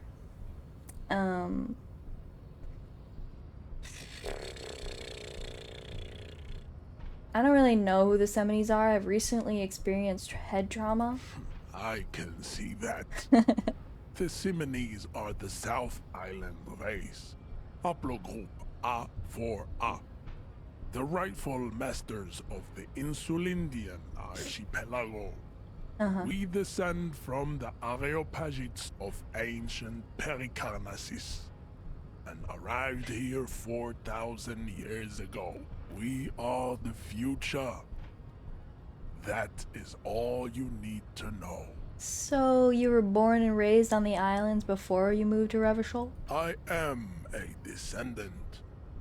The narrow streets of Ulimbuir are with me in my genetic dreams. I see young Simonees women walk into the grey mass on Ile de Fantôme, waiting on immaculate conception from the pale. So you did not come from the islands? No. I have heard about it on the radio. So you're not really Seminese, you're just from Revachol? I'm from Couronne. And no, it is not just in Revachol. The city is central to the Simony strategy. Spreading through its trade networks, our culture will dominate the world. Culture. You have heard enough about our phylogenetic secrets for today. You have extinction to come to terms with. Think upon it. Kim, what do you think about this? I think this racist is better than the last. But the next racist will be the really good one. That will be the... That will be our lucky racist. He will grant us 3 wishes. I love you, Kim. I love you. Your pedomorphic friend has quick wits. A protruding occiput and an indented zygomatic bone. Oh, a what? A what and a what now? Bro, what? The lieutenant does not flinch. Yeah, don't give him anything, Kim. Don't. You should keep him close. The congenital defect of farsightedness does not render him a complete invalid. He still has the use of his mind. I'll get you. I'll get you, Measurehead. If I had high physique right now, I would kick your ass. Anyway. We love you, Kim. We all say in unison, yeah. Know anything about this mug? He does not so much as glance at the object. Know anything about it? Stop showing me your pathetic cup. I have no interest in it. Okay, jeez. He had nothing to do with it. Okay. Why you're not with the Hardy Boys? I am not the first line of defense. I am the last. In addition, these so-called Hardy Boys are an effeminate clique of bodybuilders. Their company is spiritually degraded. You pick up on something artificial in his tone, like he's putting on an act. This is unlike him. He is usually more himself. But you're all a part of the union. The hardy manlets are on the pay of the company. I answer to the union alone. And I do this out of race heroism. Finance is an alien concept to the Simonies. Okay, so our question has been answered. Yes, Measurehead is a part of the union. Now leave me be. I must luxuriate in the company of my woman. There's more to it. What have you got against them? Fine. Yeah, tell me. They have recently fallen under the influence of a possibly sexually perverted female vagrant and a narcotics peddler. It's shameful. No way, I didn't realize he just explains it. Yeah, I forgot too, so... Who do you mean? Find out for yourself. Endomorphic blub. Endomorphic blob? I don't mind that one so much. Interesting. Yeah, it is interesting. What are those tattoos of yours supposed to mean? Racists are generally not very good examples of their race. He gestures towards the lorryman down the street. Welcome to Revachol. You hear him yell at a redhead woman visiting the fritter nearby. He must think redheads are immigrants. Bruh. Dumbass. I am not like them. I am craniometric perfection. I have taken the trouble to permanently draw a phrenologic grid on my skull and features. This should dispel any doubt. Okay. The drawings are precise and look true to their pseudo-scientific ambitions. One thing, however, it is not entirely free of throwbacks in the phylogenetic tree. His large jaw, for example, could be a trait indicative of criminalism. Also, his earlobes could be smaller. Are you sure? I mean, that jaw is clearly an atavistic stigmata. That atavistic stigmata makes pussy say yes, plenty.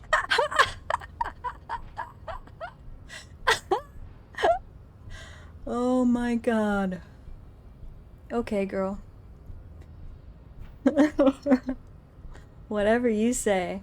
Babe, thanks. But I got this. Wait. Welcome. He must... The drawings are precise and look true to the size of the earlobes is not a real craniometric criteria. Everyone knows this. I feel like you're just reaching now. Your earlobes are flawless, Jean-Luc. Yes. Say nothing. Your silence betrays your inferiority. You do not have a reply. You should enter a deep race slumber. Perhaps in 4,000 years, there is need for a cervical homunculus. It would be funny. It would be funny. It would be funny. It would be it would be funny. Ooh, do I want it? Do I want it?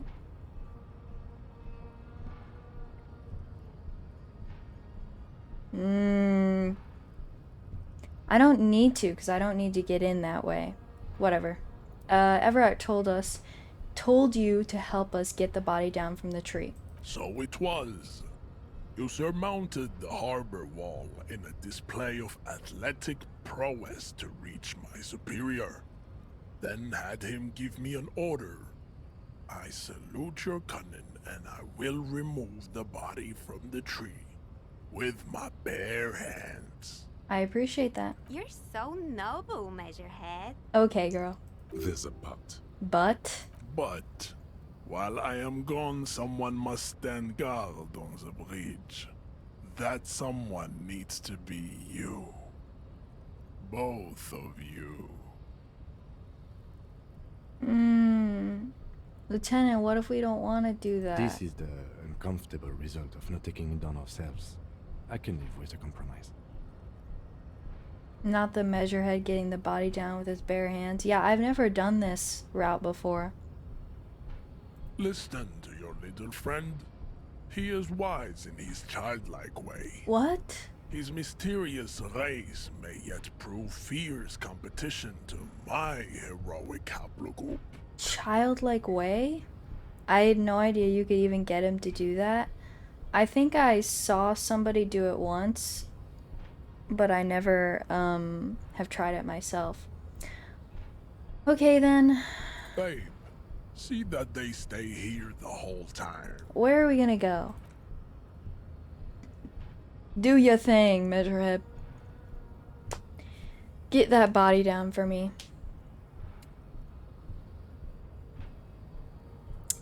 So... The woman's gaze follows Measurehead as he leaves.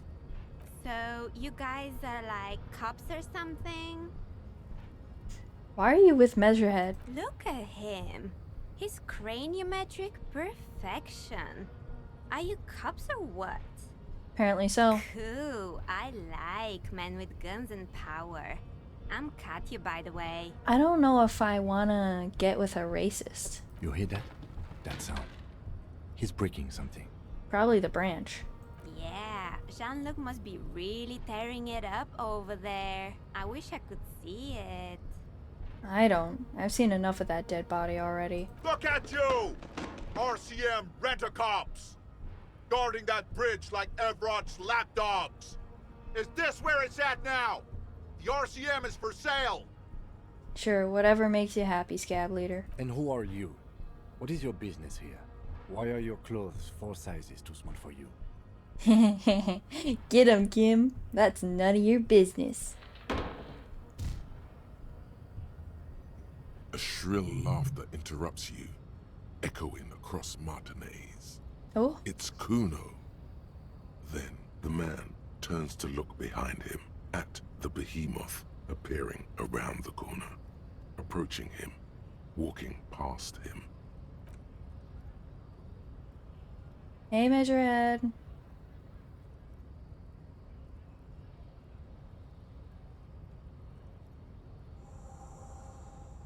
The corpse has been removed from the tree. Stand down and congratulate yourself. You have sided with Ray's victory today. Ugh.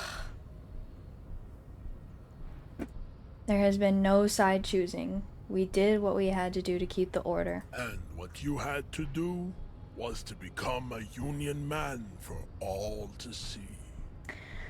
Honestly, I'm not unhappy becoming a Union man. There's worse things I could be, like a cop. Wait. Guys, wait. I think I'm a cop. Manana, do you have anything to say about this? So, how'd you like our harbor?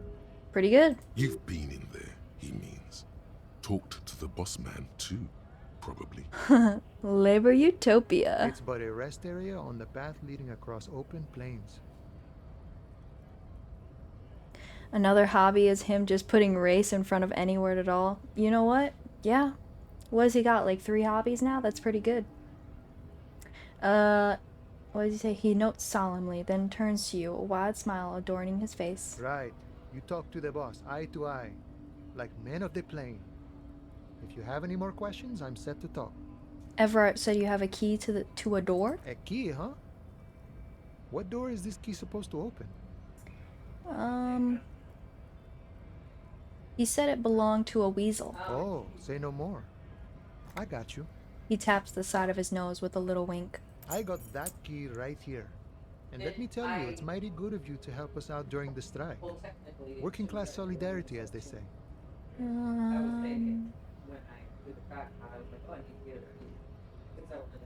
I'm not opening this door for myself. I'm opening it for all working men. I knew this man was a commie. And it's a good thing you're doing too. Thanks. You're welcome. What you're looking for is a basement door behind the greenhouse. That's behind the whirling in rags. That's all I know. Our organization is what you call compartmentalized. Means we keep out of each other's business. Sure. Okay, but where did you get the key from? The janitor gave it to me. Nice fella. We talked about life and things that really, truly matter. His gaze wanders off into the distance. None of this mess we're in. This jiving and juggling. What's it for?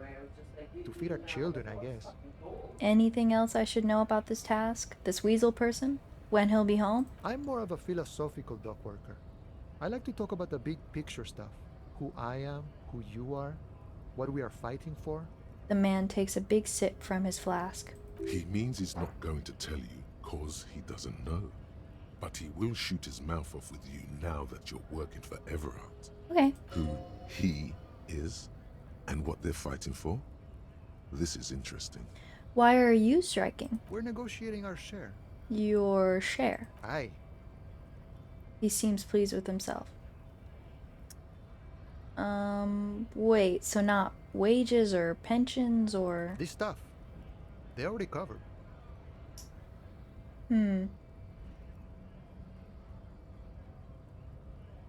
At least you got the benefits, that's something. It's not enough. Not enough to get ahead. More about keeping us in our place. How large a share would you like? All of it. However, right now we want all the harbor workers to be on the company's board, so they could take part in the decision-making process. This seditious talk sounds like communism. Right. Just so we're on the same page, communism is basically wanting to kill the rich people or deporting them to a labor camp in southeast Grad. But don't say that out loud if you're a communist. Okay. Are you a communist? No. I don't think I'm a communist.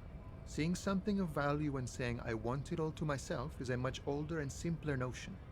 No science to it at all. I don't know if that's exactly communism, but, you know, whatever, go off. Even a weak child can think it. The only things holding someone back are I can't and I shouldn't.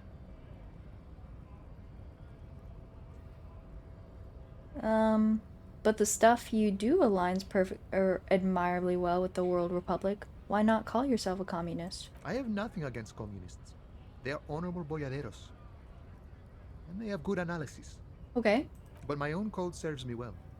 If my code starts failing, a code can fail a man as well as a man can fail a code, then I will have to submit to a new one. Which may well be communism. Okay. He knows who he is. Firmly grounded. Has no need to reinforce or elaborate his political identity to himself or others. I guess I understand. See, I am primarily a lazy person. Yeah. He looks very amused, as if thinking about some private joke or mystery. The boss man, Everard, what can you tell me about him? I think it's best you make up your own mind now that you've met him. In my eyes, he is a capable organizer and a decent businessman. What does bossing the union entail anyway? I guess you kind of get to be the village chief. He oversees the harbor, makes deals with the owners or other relevant parties. Watches out for his own. Okay. By that, you mean corruption? By heavens, why would he not be corrupt? We live in a harsh and disordered world, see? And in this world, the old man is corrupt for our benefit, and we know it. Appreciate it even. He is, personally, not too lavish. You're right, he's very ascetic. Okay, he's reasonably lavish, sure. That's his prerogative. It's not like you want a saintly demeanor on a corrupt motherfucker. That would be a manipulative illusion. True. Besides, there are no non-corrupt systems in the world anyway. And moralism is the most corrupt of them all.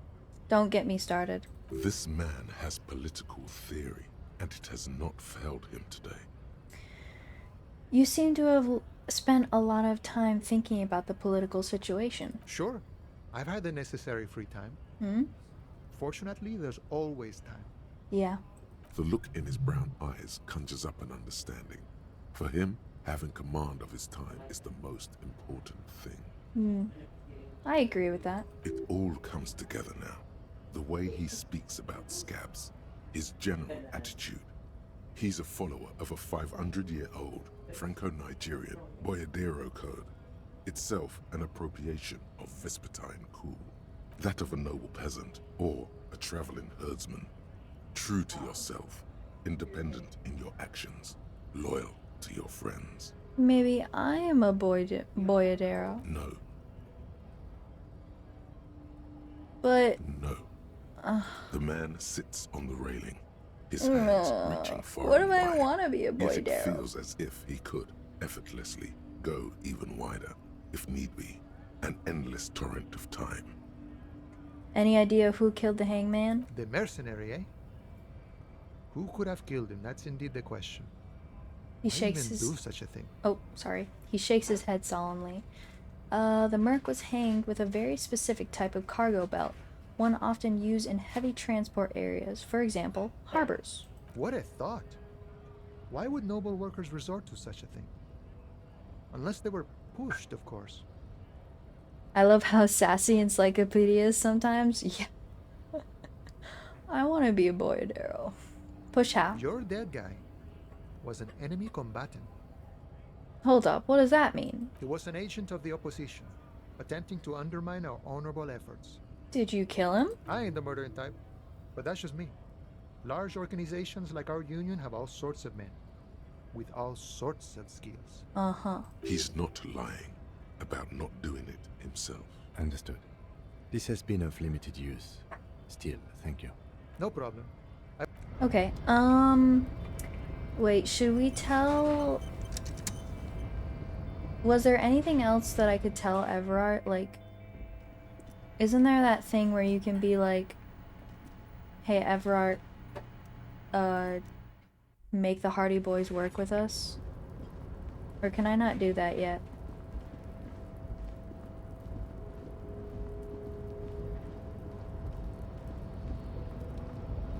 I'm gonna check real quick just to see.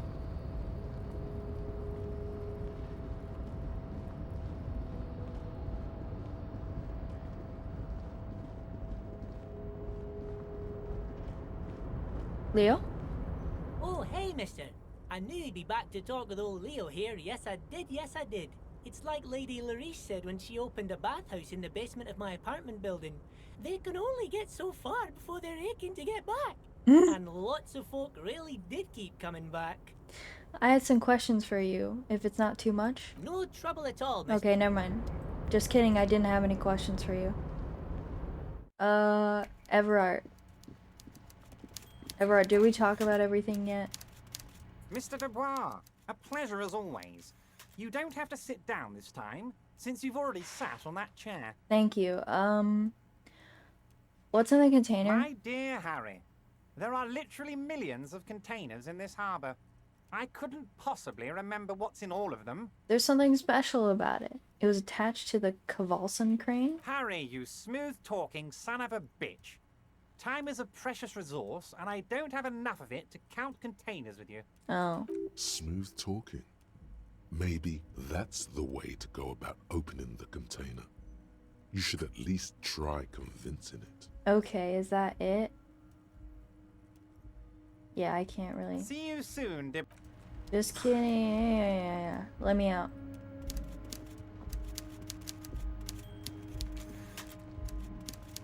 Okay. Next on the docket, I guess let's inspect the body, right?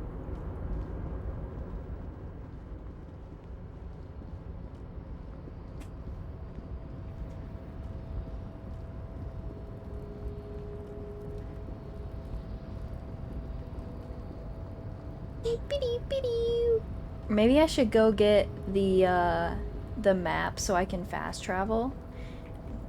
You know, the whole first playthrough that I did, I had no idea you could fast travel. And I just walked everywhere. It was a long playthrough. Okay. Down here.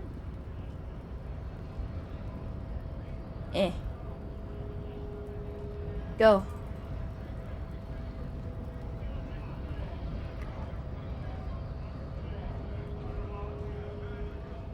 What's up, brother? Right to. Oh, never mind.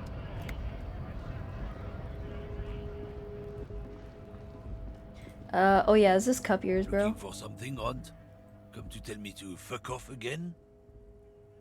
I didn't realize it could run until several hours in. Oh my gosh. Oh man, that's great. Look at that guy go. Haven't seen anything that funny in a while. Is it yours? God damn. Thanks for that, but no, it's not mine. He doesn't Okay. live in Martinez.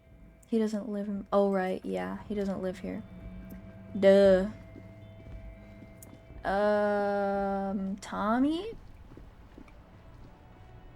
Now it's turning into a kind of a snow limbo, man.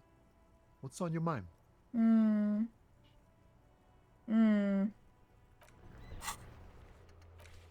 Let's not try that right now.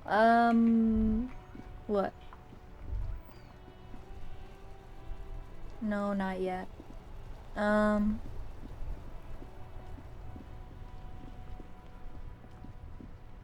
What's this?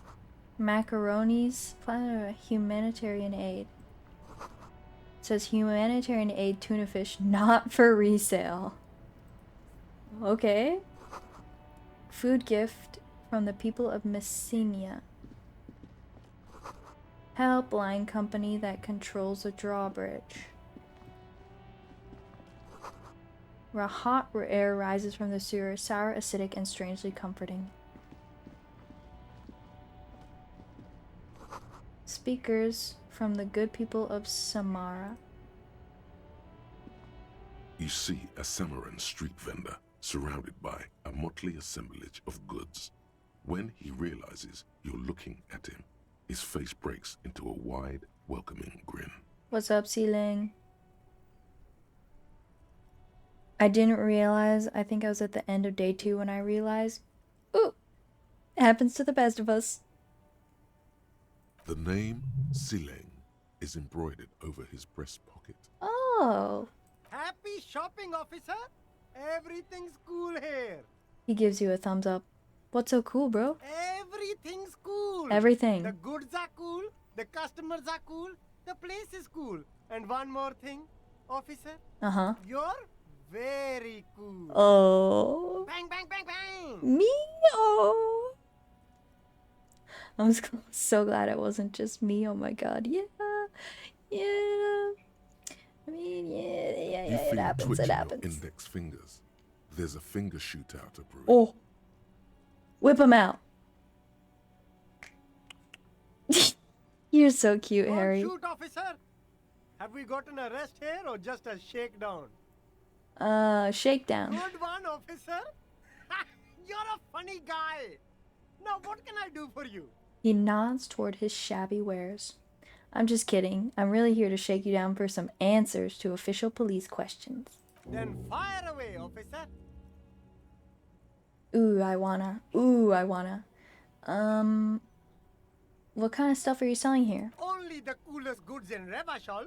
I've got sneakers, speakers, extremely comfy pants too. Try them on right here.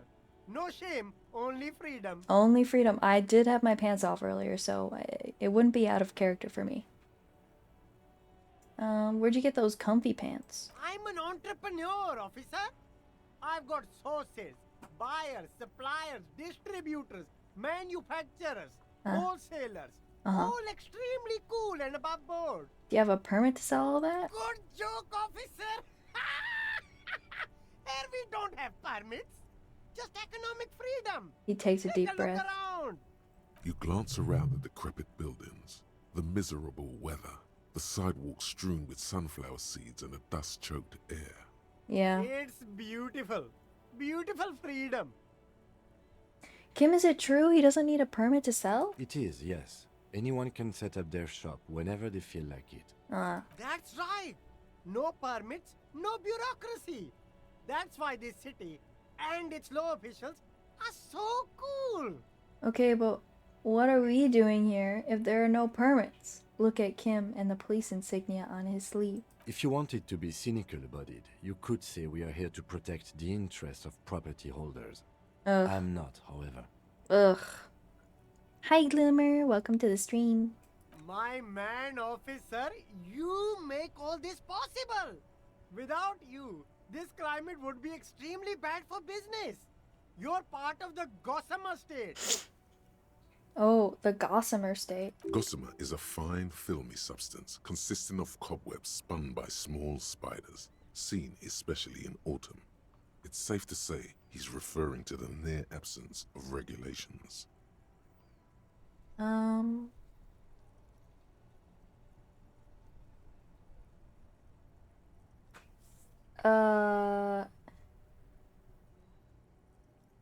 don't know if I've gotten this before.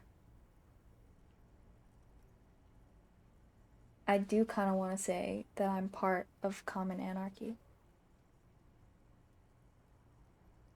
No.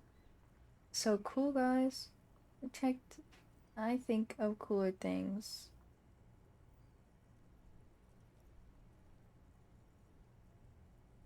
No, I'm protecting a state of lawlessness. I'm not an officer of the law.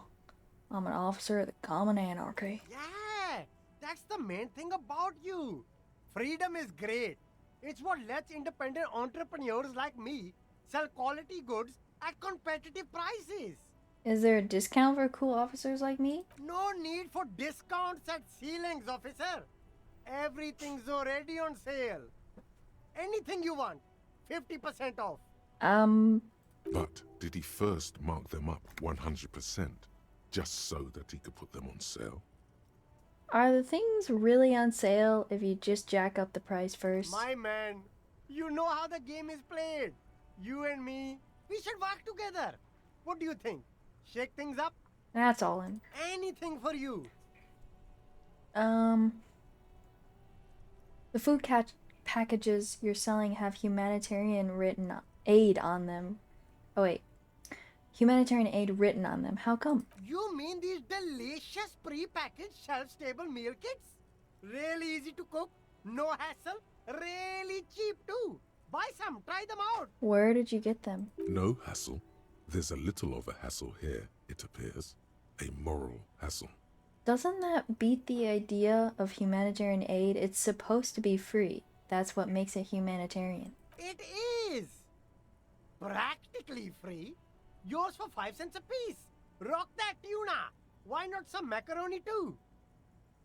I think one said not for resale on the packaging. No problem here, officer. I get all this from one of my suppliers. An extremely reputable guy. Wait. Humanix. Humanitarian aid.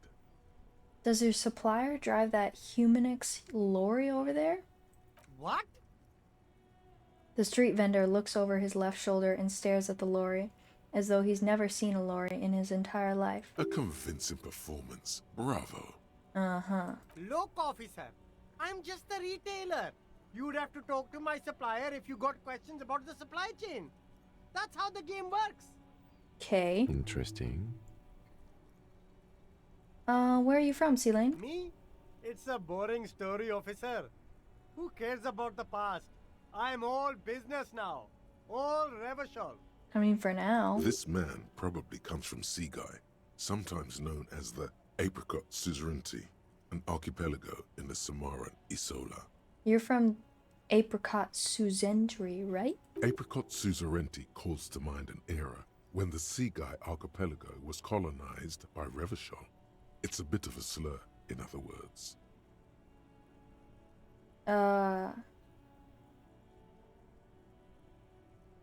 Sorry, I didn't mean to say that. I meant to say you're from Seaguy.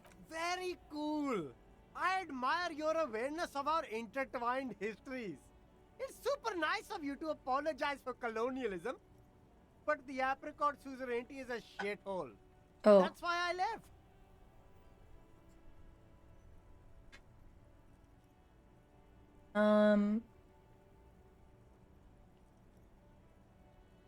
Right, but isn't it only a shithole because of Revachol? If you say so, officer.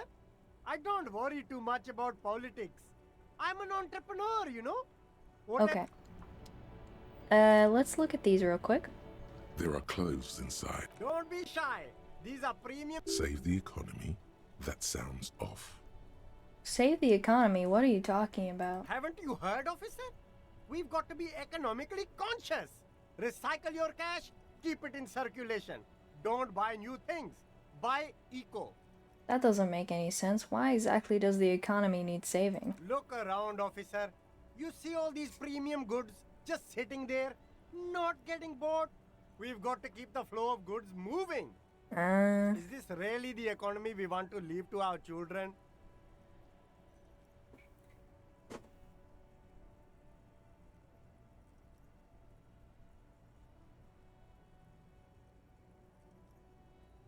But I don't have children, I think. Too bad, officer. Kids make it all worthwhile. Without kids, who's going to be around to enjoy the economy? Don't let me stop you. Open the box and browse a little. Okay. You find your hands deep in tattered and faded garments made from weird polyester blends that make your body itch and sweat in all the wrong places. The box smells like cat piss or like an old person with no money. Ew. Economical, but also trendy. Look firsthand, buy secondhand. Keep the economy moving. Something cold grazes your hand. Synthetic and sleek. A windbreaker. Surf, it says, but also wind, summer, 100% waterproof, and sport. All in different typefaces. Good choice, officer. Mega sporty. And it's only $4.50 for you, sir. Okay. You see two lowly, defeated speakers, thralls, slaves basically, perched atop them like conquerors surveying the land. A pair of found, durable wear sneakers, Ultra series. I can see you've a taste for luxury, officer. Can't keep your eyes off those sneakers? A pair of found Ultras. The design is impossibly sleek and simple. A futuristic silhouette with a sleek monochrome colorway, a jet black upper, and a silver-lined midsole.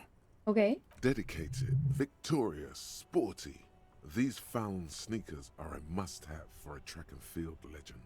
I'm a track and field legend. Those sneakers, mister. Those sneakers are the latest found sneakers. Super air, super fine, super cool. Only 50 real. That's a lot of real. Only? That's madness. Just what I'm saying, rhetoric. Found Ultra. We're the future. You remember the slogan from some magazine? Inspect the speakers. These once respectable speakers have been conquered, reduced to a mere prop by the indomitable found Ultras atop them. A small heat emboss on the veneer reads, Solidarity Aid from the People's Republic of Samara. The speakers themselves don't seem to display any magical qualities. No, don't look at the speakers, officer. Look at the sneakers. The sneakers are the stars here. But I already looked at the sneakers. Then look at them again. These are the premium lifestyle sneakers, officer. The best on the market. Can't I just buy the sad, conquered Samaran speakers? No way, officer. These aren't for sale. They're bad speakers. Lo-fi socialist junk. That's why I want them. I think I might be lo-fi socialist junk myself. No, officer. You're a high-class policeman who accepts nothing less than the best. Lucky for you, I've got the best on sale. Wait, what if I do deserve more than a... Wait. No. I want the speakers. Well, if you want them, but see, they are the pedestal for my sneakers. If I let go of the speakers, where will the sneakers go? I can't leave premium lifestyle sneakers on the ground. Isn't that where they're supposed to go? If, on the other hand, you wanted to buy the sneakers too, I could maybe throw in the speakers for little extra. 50 cents? Damn. So you have to buy the sneakers first. Not yet. There's a pile of cheap sunglasses in a small box. A variety of shapes and colors. You like sunglasses, officer? I've got the latest styles right here. Try the shade down. Abort. These are hideous. What's more, they don't even fit your face. You can feel them pinching your nose and chafing against your brow. Oh. Damn, officer! You look like a mega secret spy. Very secret. They're practically made for you. I'll let you have them for 2 real and 50 cents. It's going to be very difficult for anyone to take you seriously with these things on your face. No, you are definitely not buying those. You're right. I'm too sensible for those. Are you sure? But they look so good on you. You should think this through, officer. Rummage through the box. These are all boring. Boring third-rate ho-hum sunglasses made of cheap Syrahese plastic. The kind of plastic that melts in the sun. Those UV stickers are almost certainly just there for the show. If anything, these lenses probably direct more UV light into your pupils. A UV magnifier. These are all first-rate sunglasses. Premium design, superb material, very cool. UV resistant. These will definitely keep your eyes safe and cool while doing your dangerous police work. Oh. Oh. No voice? Okay. Ah, I see. A pair of water blue shades. The writing on the left temple says, Sub-insulindic rendezvous. The frame appears to be hand-carved out of bone. Dang! Oh, very interesting choice, officer. Very high culture. For the first times, the street vendor's voice trails off as he watches you inspect the glasses. Try 'em on. This is how a sea monster sees the world. You've become a sea monster, Harry. Giant, hidden, and strangely tender at heart. All is blue. Alright, but these actually make your vision worse. It's like literally being underwater. Oh. Yes, but they also make your soul quiver like jello. Ooh. So deep. I like to jiggle. I like to jiggle like jello. Wow, officer. You look so cool. The street vendor has picked up his pace again as you observe the world through deep sea-tinted lenses. And they can be yours for a mere 3 real. My regular customers have passed them all up because they've got no taste. But you found them. Kim, what about these? The lieutenant tilts his head and steps back, eyes narrowed in a thorough examination. It's a case to him. You looking at me, Kim? You look like a musician. Like a blind musician. But you could do worse. Take them if you want.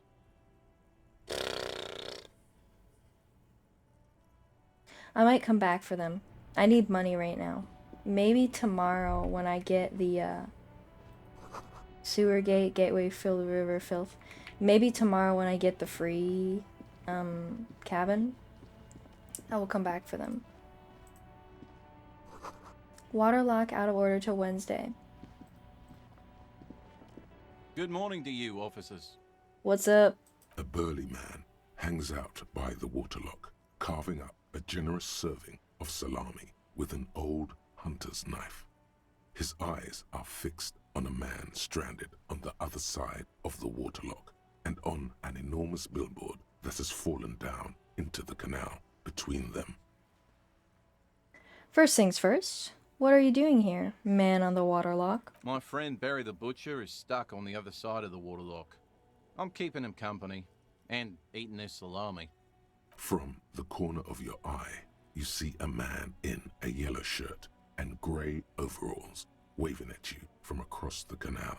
Hi. He seems disappointed about the wreckage on the waterlock and the salami. I would be too.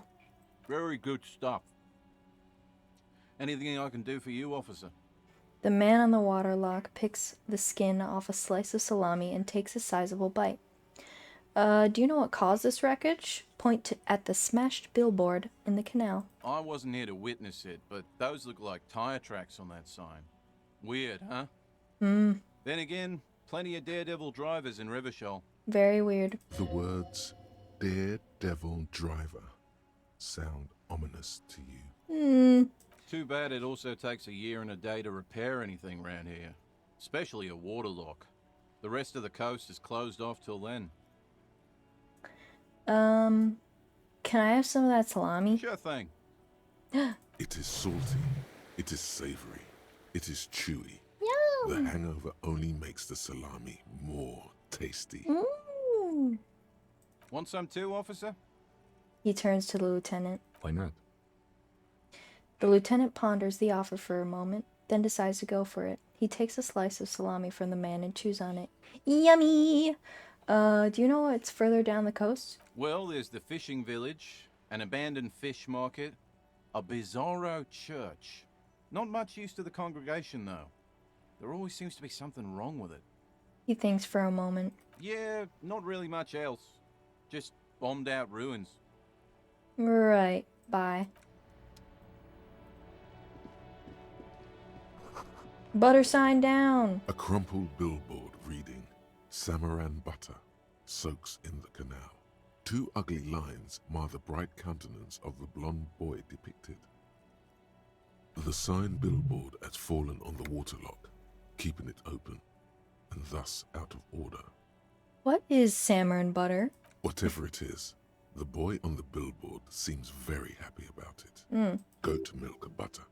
Oh. The Samaran terrain makes it easier to raise goats than cows, and the local goat farmers produce high-quality meat and dairy staples that add variety to other nations' diets. It's an acquired taste. Okay.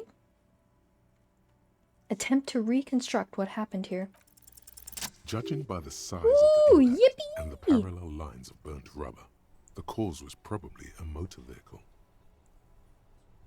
You don't say. These look like the same tire tracks I saw earlier, in front of the whirling rags. Look at the crater. Side slip marks indicated that the vehicle was traveling up the crater at 35 kilometers an hour. Look at the roof of this shack. The black marks on the roof indicate that the vehicle vaulted from the crater to the roof of the shack. Look at the sloping metal roof panel. The panel served as a takeoff ramp. Look at the broken posts. The vehicle soared through the air, hitting the billboard and upsetting the posts. Then it continued its flight, taking the billboard with it. Look at the sign. The sign broke the vehicle's fall into the canal. The Samaran butter billboard still looks freshly painted, suggesting it took the plunge recently. How recently? Within the past 72 hours. Look at the opposite bank. Still speeding, the vehicle made a loop and vanished into the fog along the coast. What was the model of this phantom vehicle? There are two good candidates, the Caprice 40 and the Linéaire G22. Why the Caprice 40? It's about the right size, and the tire marks look like they came from the skinny tires frequently found on that motor carriage. The Caprice 40 is a very popular model, with bank clerks, topping pie delivery drivers, secondary school teachers, cops, strippers dressed as cops, undressed strippers. Okay, why do I know that last part? Why the Linéaire G22? Very sturdy but light motor carriage. More likely than most to survive that jump.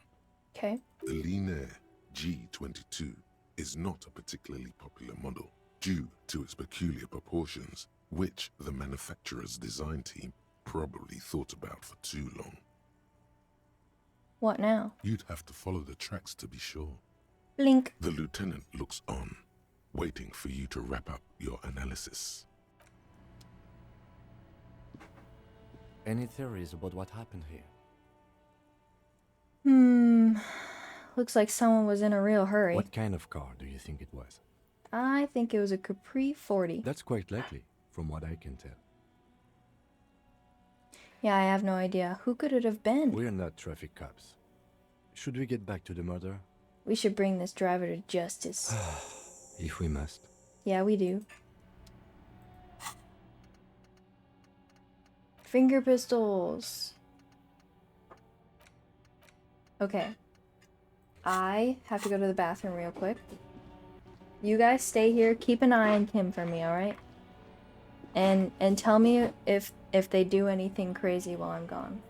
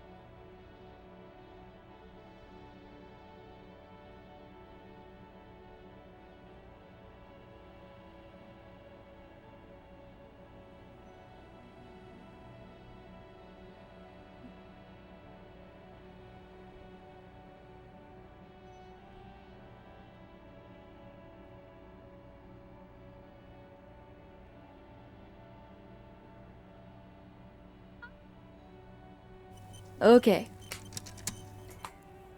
I'm back. What should we do next? I want to... Do I have to unlock this? Yeah, I do. Gimme finger guns. Right? That's what I did? Yes. Okay. Go in here. Roy's Pawn Shop, fast cash for faster times. What's this? Gloves. Let's talk to Roy since we're here.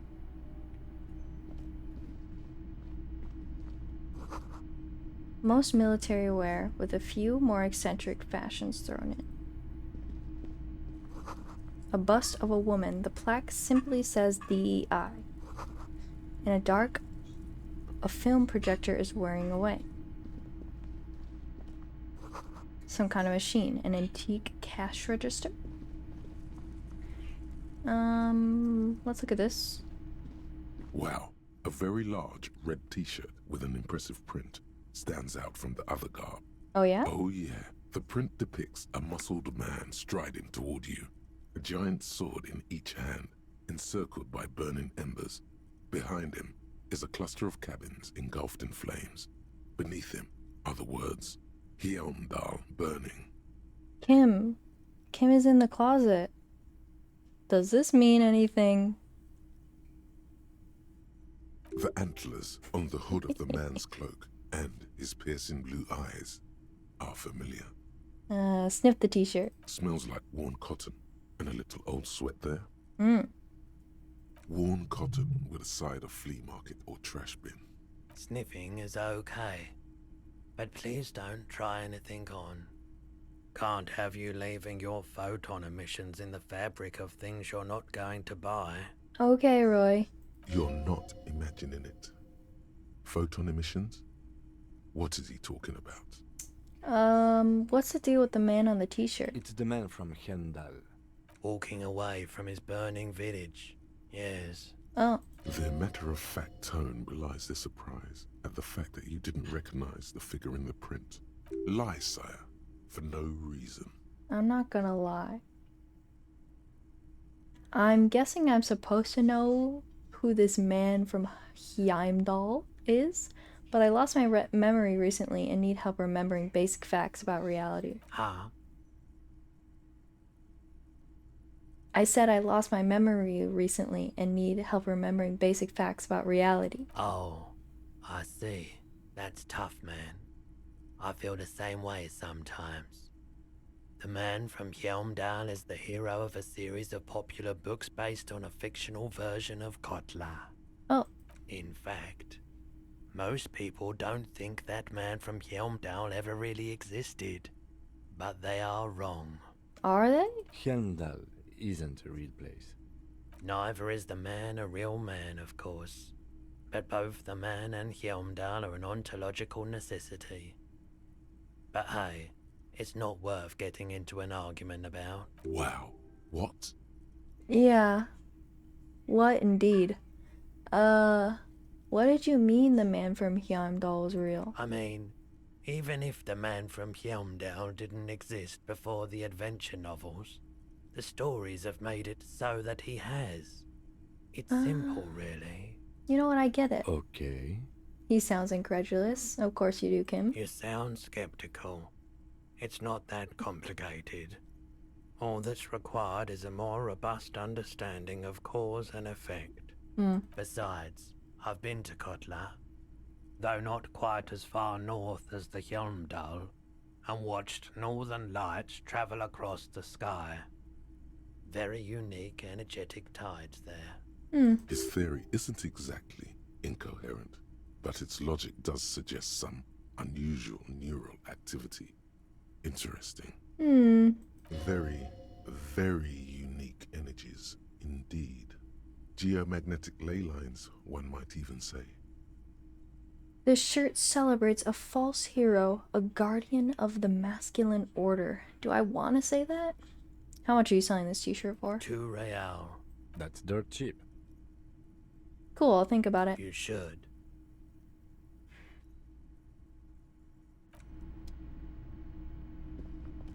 Tell me about this. You see rows of toy soldiers guarding the rest of the trinkets displayed on the table. Some on horseback, others in rags, others yet in bright blue uniforms. All are stern and unyielding in their duty. Try to find something pretty and cool here, then use it to win her back. Win her back? Yes. Buy something nice. A figurine. Oh, have you been to the dice maker yet, or is that later on? Actually, I was thinking about, I haven't talked to, Plaisance yet, or gotten into the basement, so I was probably gonna do that next. This sounds off. You shouldn't trust this guy. Big men on big horses, clad in lamella armor and carrying flintlocks. The kind that would mow down a line of enemy soldiers in the blink of an eye. Who are they? Franco-Nigerian knights. I used to be very serious about these guys. Inspect the blue uniforms. They're not all blue. These figurines also wear gold coats and caps, complemented by orange trousers. They are variously posed, wielding swords and rifles with bayonets. Wait, this looks like Rene, the old guy who was playing pétanque. This is what the loyalists look like, yes, at first. Then they wised up and got camouflage. Point at the blue figurines. Are these royalist soldiers? Which ones? Ah, those. Yes, they are. I find the paint job a bit gaudy, but children like the bright colours indiscriminately. Inspect the figurines in rags. This set of soldiers isn't meant to look impressive. A few have rifles, but most of them carry pistols. Some even shovels and tall sticks. Are these even soldiers? You're probably talking about the revolutionaries, yes? Yes, they are soldiers, revolutionary soldiers. I think their poverty has been exaggerated for effect. When you place them next to the royalists, it doesn't seem like they could possibly win. It's meant to give people hope that we can do it. Maybe. Okay, interfacing? Everything you Aw, pick man. out seems faded, chipped, and sad somehow. Most of them are just broken toys. Oh, I don't have enough. I'll come back. It's not often that I see officers from the RCM in my pawn shop. What can I do for you? His courtesy is not insincere, but he prefers being alone with his projector, just watching the movement of light across the walls of the shop. Sorry, I feel like I'm interrupting you. Oh no, not at all. Wait. I guess I haven't had many customers lately. RCM or otherwise. Who are your customers usually? All kinds of people come through here. Locals, travelers, people looking for a deal, people looking for a keepsake. People who are terminally bored. As you can see, I have a wide selection of goods for everyone to choose from. Quite the collection indeed. It keeps me entertained. His attention is drawn once more to the play of light and shadow on the walls behind you. He's well composed, but underneath it you sense psychedelic processes bubbling. Some kind of drug, maybe.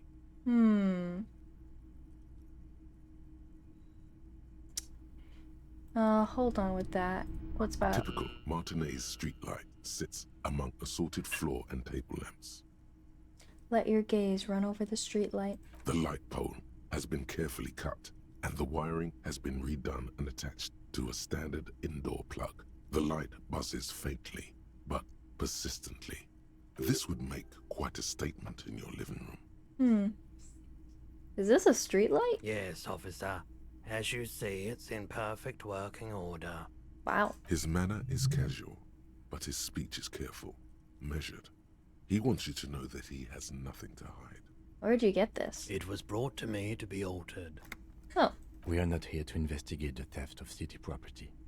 You have to admit it's rather clever what he's done with it. It is. How much for the streetlight? 700 real. A bargain, I dare say. Even taking into the account the risk of attaining the light seems a bit steep. There's also the matter of rewiring, but the most important transformation is the light's placement among ordinary indoor fixtures, which has adjusted its morphological field. The light became suitable for use inside the home just a few days ago. I wonder, is there a way to get 700? I feel like it wouldn't be there if you couldn't, right? There's nothing else you need to know about the light. Yeah, let's talk to you again. How can I help you? There's something Let I'd me like to have a sell. look. Oh, a photic? You have absolutely no idea what aphotic baths are. I'm not purchasing any more clothing. Anything else you're thinking of selling? I don't think I need to keep the postcards, right? I want the handkerchief. I'll keep the cassette.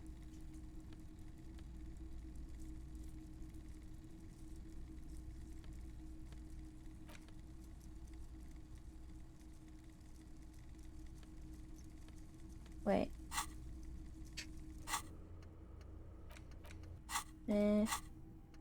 Okay. Another time, perhaps. Do you know anything about the traffic menace on the loose? Traffic? I'm sorry, officer, but I don't drive. Wait, why don't you drive? I just don't like it very much. Movement on the road never really gelled well with the movement of my thoughts. Same. But didn't you hear it when the traffic menace drove over your roof? Now that I think about it, I do remember hearing a thunderous noise the other night. Some kind of powerful electric vortex hitting the shop, and then moving on. That sure narrows down our list of suspects. A vortex? That sounds fascinating. Yeah, it was pretty wild. I didn't really know what to make of it, but I know it meant something. You might be able to aid our investigation. I doubt it, but I can try and answer any questions you may have. Know anything about the recent hanging? I do my best to keep my distance from all manner of butchery. Sure. Bad for business. Bad for everyone. He doesn't know anything. Actually, that's all I've got. The pawnbroker's gaze is already fixed on the dancing colors. By the way, do you happen to have any guns like the ones carried by officers of the Citizens Militia? Someone else came here earlier today asking the same question. I promptly sold her the gun you pawned a couple days back. Oh. This is a pawn shop, and it did feel as if you've met before. Oh god. The lieutenant shifts from one foot to another. Alert. Wait, I sold you my gun? We've came here too. That just sounded really, really bad. Okay. You were adamant about getting rid of it, officer. Said you were undeserving of a service weapon of the Revachol Citizens Militia. Oh. And I don't like keeping guns around the shop for long. Off the charts photon emissions.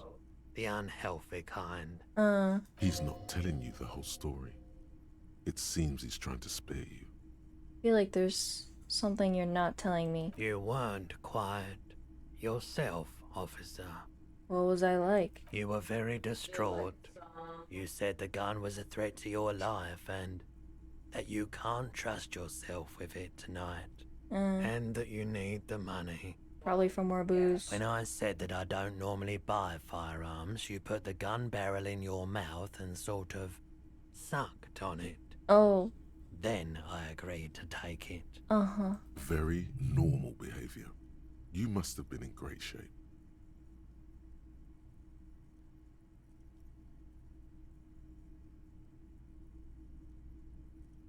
So sorry you had to see me in that state. We don't have to talk about it any further. No apologies necessary, officer. She didn't seem like a policeman, although she kept referring to herself as a pig, which was odd. I found her interest in the gun a bit obsessive, but I was just happy to get rid of it, and of her. Right. Truth be told, she was terrifying. Right, so let me get this right. You sold your sidearm issued by the citizens' militia, and now a civilian is running around the streets of Martinez with it? Yeah. Miraculously, his face does not reveal what's happening inside.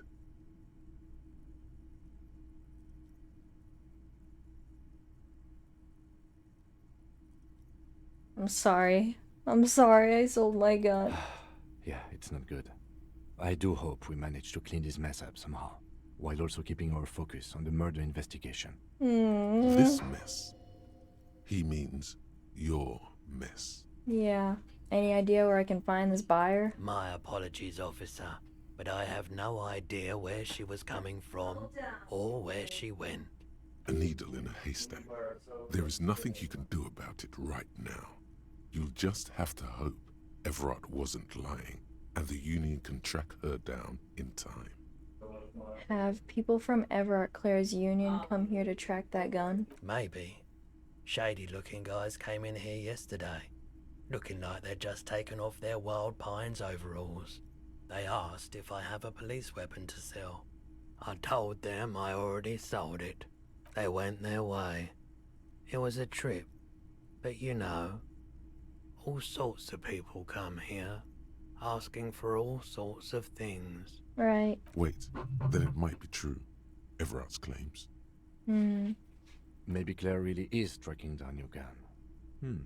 People as oleaginous as Everard seem like they're lying, even when they're really being truthful. Yeah. At least I know how I lost my sidearm. Let's talk about something else. Of course. Sure thing. Sure, man.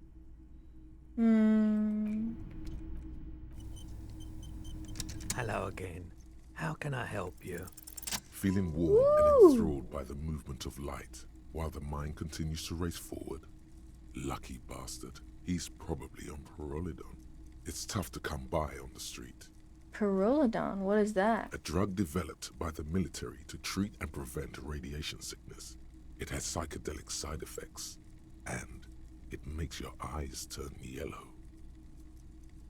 Get straight to the point. So, where does a man get Pyrrolidon these days? How would I know?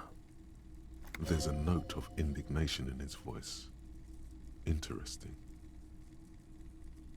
No judgment, just curious. I probably did loads of Pyrrolidon before I lost my memory. I've had to take it. You know, since the People's Pile cleanup. I was with the Emergency Relief Brigade. The People's Pile? What is that? A bad idea. Some poor leftist built a particle decay generator in hopes of bringing affordable electricity to underserved communities. It malfunctioned. Radioactive waste everywhere. Probably some of it in you too. Yeah.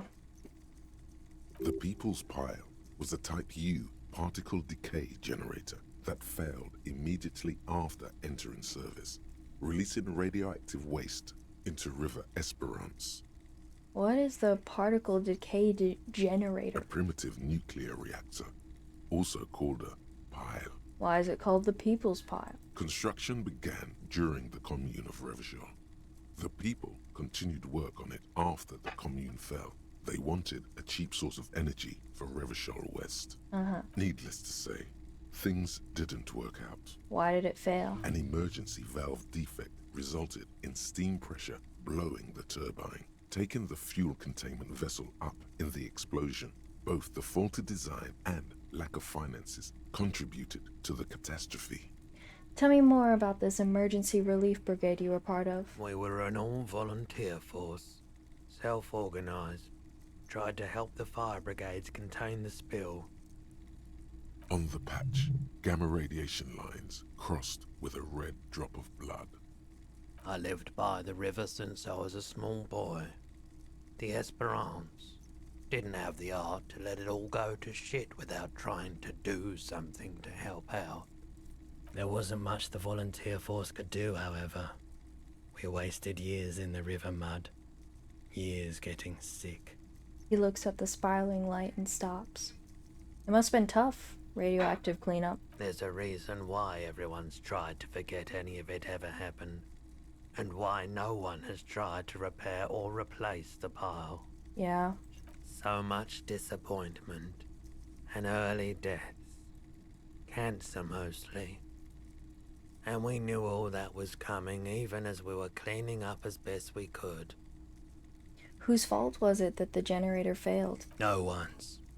Everyone's. He sighs and shakes his head. So much bitterness. Yeah. A bunch of poor people built themselves a primitive nuclear reactor, hoping for the best. What do you think is going to happen? How did you end up running a pawn shop? The cleanup happened 15 years ago. I was young then. Later, my second aunt died. Left me this shack and all the assorted junk in it. So I came to Martinez. People told me don't go there. It's a shithole. I said, people, we just had a nuclear pile meltdown. I'm gonna get as far away from Forburg as I can. Still in the same city, but... Thank you for telling me. I like the theory more than the story. Outward movement, not vortices. Yeah, you gotta get in on those vortices, my man. Care to share your parolidon with me? You said you done it before, yeah? Uh-huh. The lieutenant steps away, pretending to admire some of the knickknacks on display. Looks like he doesn't want to get involved. Of course not. He won't be your knock, but he won't be thrilled about this either. I think I've tried it before and liked it. Here you go, man. He presents a large cap-shaped object on the palm of his hand. Very odd looking. Not so sure about this. Wait, why wouldn't I be sure? Because it's an anti-radiation drug, and you're a cop. Not a post-apocalyptic scavenger. I need it though.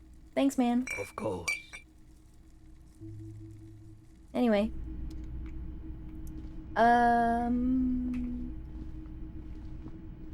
Okay, let's get out of here. What was I saying I was gonna do next? Talk to Plaisance.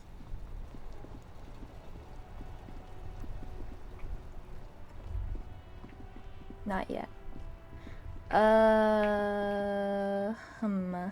Ooh, it's a woman. Hi, Ace Detective. Are you here for more books?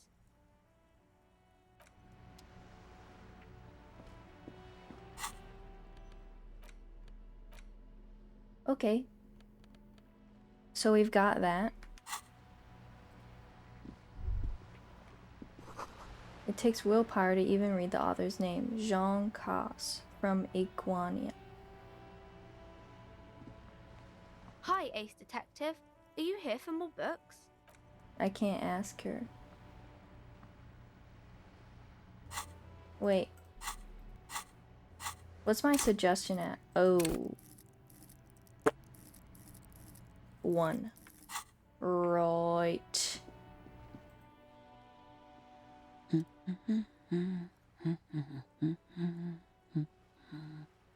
A good one. Yes? Hello? Who are you? Me? No one. I'm just a working class woman. She doesn't really want to be disturbed that much. Yeah, I know. If she's such a working class woman, why isn't she working? What are you doing? Looking for something to read. Good, good. It is. I'm a policeman. I know you are. Good then. Do you need the help of a policeman? What with? What with? A lot of things. For example, people tend to go missing. Maybe your husband is missing? My husband? No, he's not. So where could he be? I don't know. At home now? Out drinking with his friends? Working? Where is this going, officer?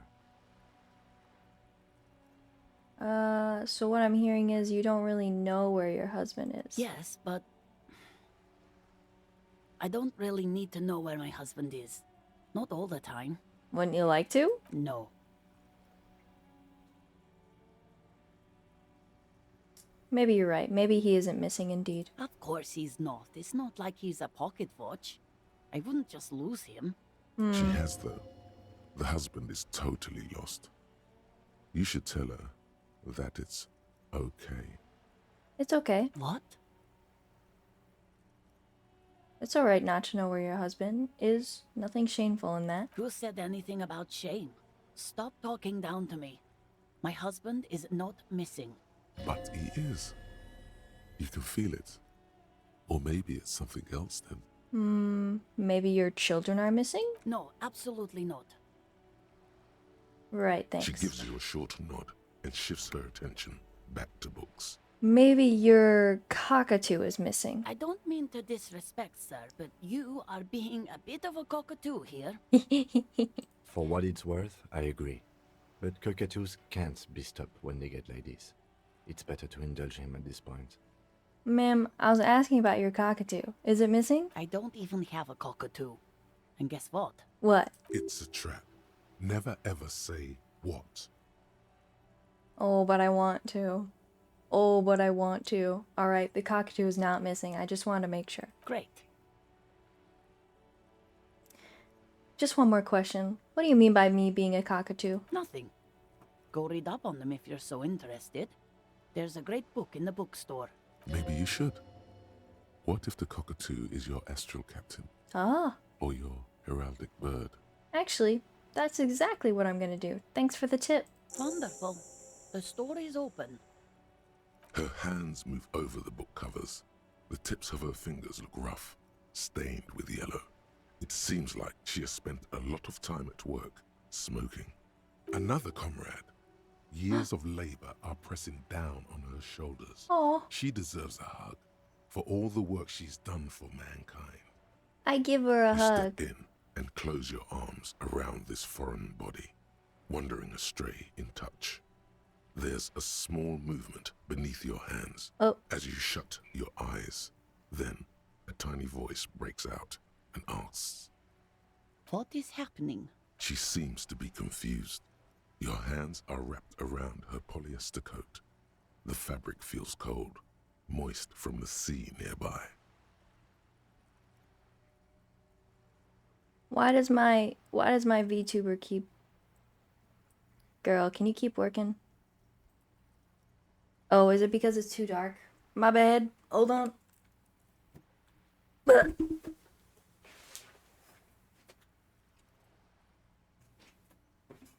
There we go.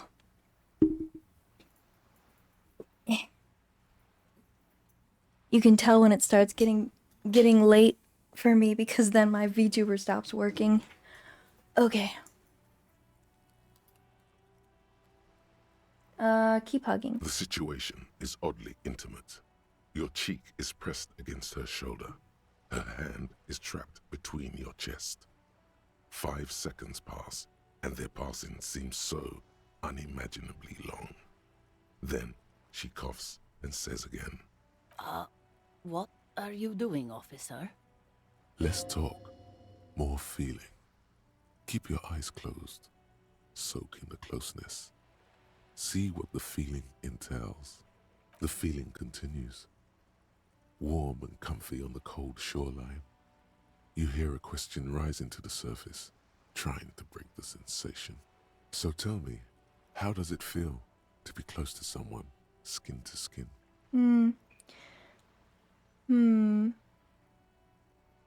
It's good, but I prefer a man. A solid muscularity would support me better. I wonder how long it has been since you last hugged someone. Muscles! I said I want muscles. I want manly muscles. Officer, what are you doing? I am fighting for the working class. Fighting for it how? A hug a day keeps the bourgeoisie away. Oh. There's a strange sensation as the woman strengthens her grip. She's hugging you back. I guess it's better than nothing. Keep fighting on, my fellow comrade. Then she breaks up the hug, her cheeks flushed. Is there anything else I can help you with? That's all for the moment. I'll let you read. The woman before you nods and returns to her reading. Kim has nothing to say about that. Can we talk about the manly man muscles? Wait, why isn't my... Oh. Finger pistol, 9mm. Uh-huh. Snap, snap, baby. Turns out guns aren't that much for protecting as they are for attacking people. If you want to protect people, really work for them, you have to whip out your signature dual 9mm Villiers finger pistols. Uh-huh. Who needs real guns anyway? That conversation you just had, it would have gone better had you snapped those bad boys at them. Note, 9mm dual finger pistols do not count for an actual weapon in a gunfight. Yeah, I don't think they would.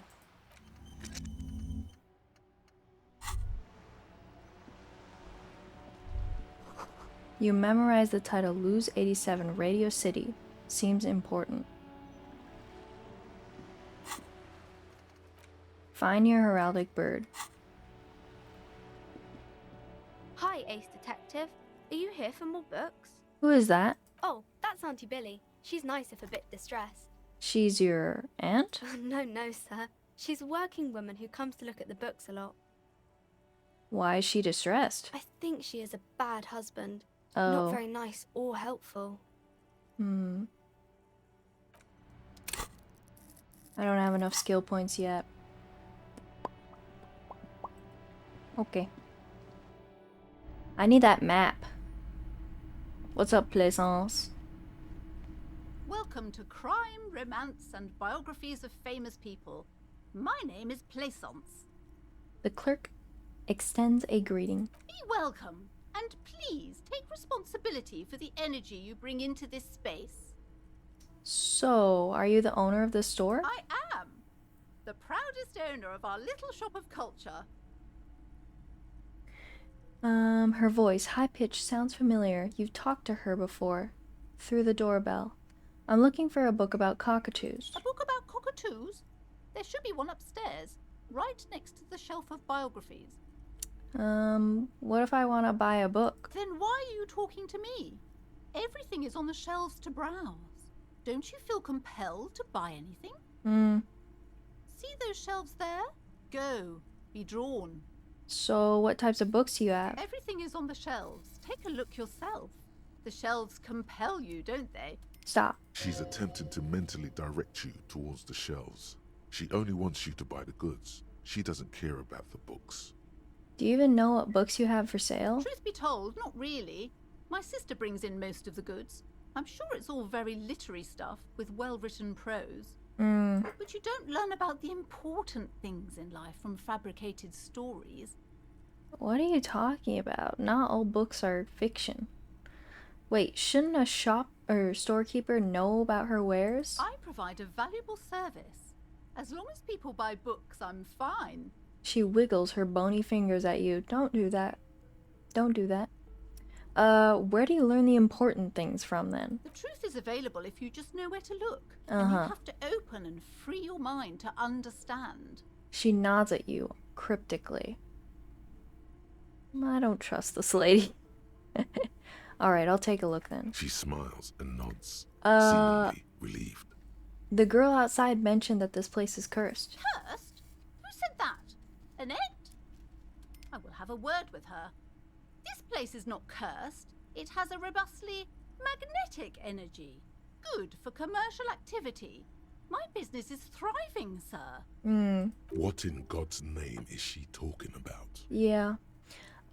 Your daughter is the one standing outside the store, right? Annette, yes, my daughter. I hope she wasn't slacking off again with her nose in science fiction. Tell me, was she at her post doing her job like a proper girl? Yes, of course. Wonderful. Did you talk to her? Yes. Great. On a scale of 1 to 10, how compelled were you to buy books after talking with her? Her opinion of her daughter depends on how well she lured you into the store. 10. She's certainly very polite and helpful. My precious, her dedication brings joy to my heart. If you have children, I hope they turn out as great as my Annette. Annette is quite the trooper. She's a great value add. As a young girl should be. With the proper attitude, she'll have a bright financial future. I get she's a trooper, alright. She looks like she can take it, but it's actually wearing her down. You know she's been biting her nails? God. I've told her not to do that. It's It's such a disgusting habit. Hmm. She'll get over it. Anxiety is a part of life. I don't like you. A part of hers, too, clearly. I don't think she can do anything about it. She can, if she has enough willpower. This is what's called growing pains. Life isn't easy. Life doesn't give breaks. Come on, ma'am. It's obvious she can't do anything about it. You are placing an unnecessary burden on a young child.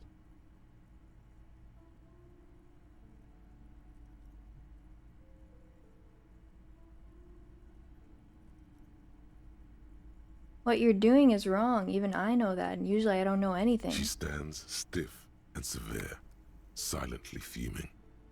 This is a person coming to terms with a new reality, one where they are wrong. It's not easy. Yeah, come to terms with it. She's looking for one, but there simply aren't any good arguments for being an asshole. Uh-huh. Oh no. Hold on. I need to invite her inside and apologize. She must be freezing out there. Yeah. Yeah, she must be. There. I don't know what to say to you. My husband, he tries to teach me business lessons. I have what my mother called a dull mind. All this stress. She stops, but her mouth keeps moving. It sounds like both the husband and the mother treat her the way she treats Annette. You're like Annette to your husband and your mother. Oh, well, my mother was horrible, of course. Absolutely perverse energies around that person. But my husband... She shakes her head. My husband is completely different, of course. Is this husband Annette's father? Yes. My husband is a successful entrepreneur east of the river. If only he were more involved in the business we're running up here. No matter. Soon we'll both be off for Grand Couronne. Grand Couronne? What's that? It's a proper place to live. One of the most peaceful neighborhoods east of Jamrock. You may know it for its massive housing projects. Most of the buildings are empty at the moment. It's a great opportunity to get ahead of the crowds. Better times ahead for sure. And your husband's also involved with the bookstore? He made the initial investment. Since then, he's been what you might call a silent partner. Super silent. Almost inaudibly so. Is she an only child? Yes, I'm afraid so. A real treat she is. It would be nice if she had... No, we couldn't have afforded more children, really. Not in this economy. Yeah. A glimmer of sadness blinks through the well-crafted exterior. Why not? We're quite busy people, you know, my husband and I. Quite busy. Children are a lot of work. You don't look like a father, so I don't expect you to understand. I'm sorry. I'm sure you do understand. She told me she doesn't go to school anymore. She's been too busy, helping me here. So she studied at home this trimester. This is a temporary solution, of course. Plaisance nods. I assure you, I of all people understand the importance of education. She will be back in school the moment the store takes off. Takes off. And hell freezes over? Never mind. It's not a good topic to get into. Yeah, you're right, Logic. Alright, I had something else in mind. The woman looks aloof. Her features much softer. Occasionally she glances at her daughter's silhouette. Farewell for now, book peddler. Annette! Look at you. I'm sorry, sir. I can't talk right now. I'm very busy with my homework. I have so much homework now. You just can't win. Yeah. Out of the rain and into the gutter. What are you doing now? Math. It's really difficult. Like, really. They say you need it to get rich. Better than standing outside in the cold, I guess. Yeah. Oh, I found something while you were away. What is it? I thought this would fit you. Like, thanks for helping out. Not me. The city, I mean. Like a detective does. She gives you a hat. Almost exactly like the one Dick Mullen wears on the covers. A detective hat? Yes, just like the one Dick Mullen wears all the time. You'll look way more serious with that. Right, I have to get back to my homework now. Before Mum notices. Oof. This is hard.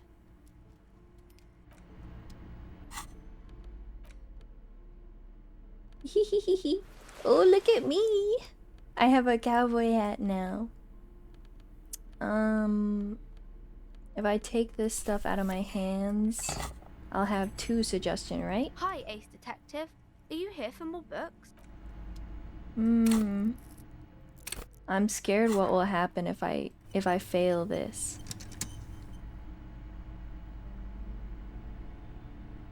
Hi, Ace Detective. Are you here for more books? You have absolutely no idea. Okay. Familiar? How? You must have forgotten something. Okay.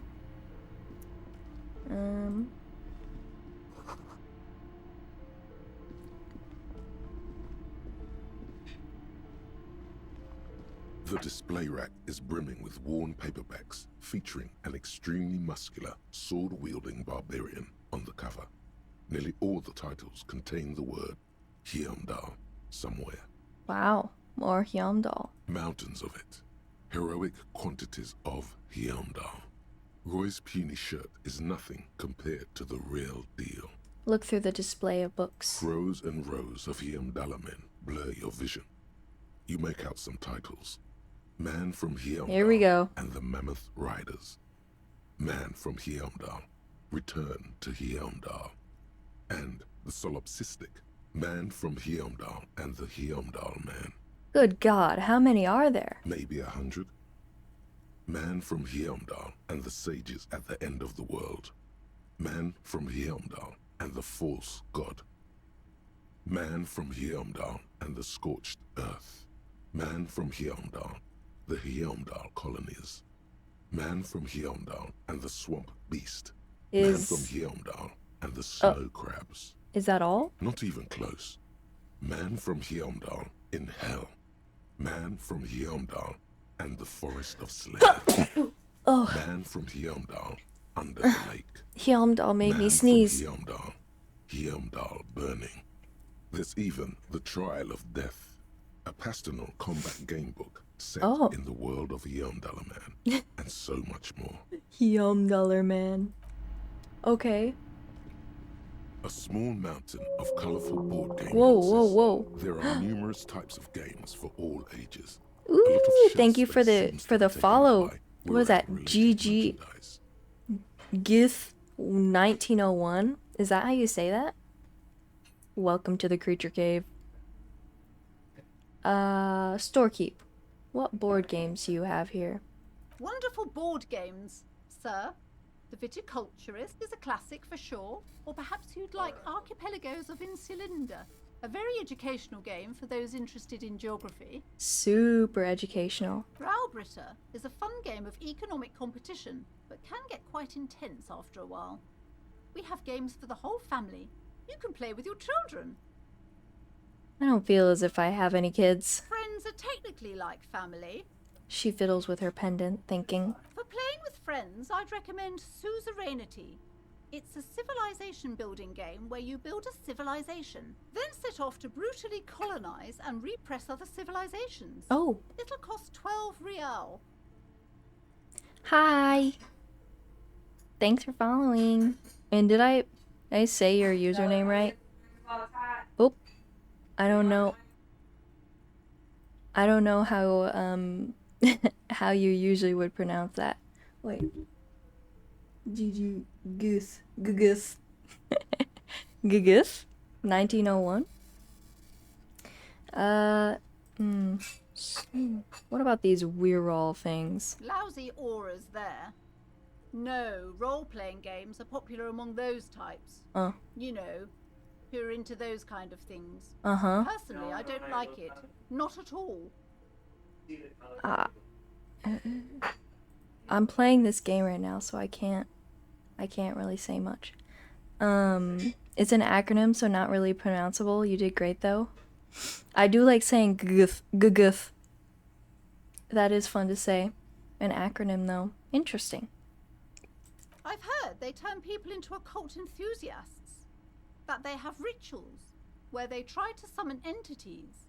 Highly immoral stuff. You can still buy them though. People just say GG. Okay, I will keep that in mind. Oh yeah, the username or the chat is a little bit small. Here, let me make it a little bit bigger. You can't see it. Oh, it disappeared. Ah.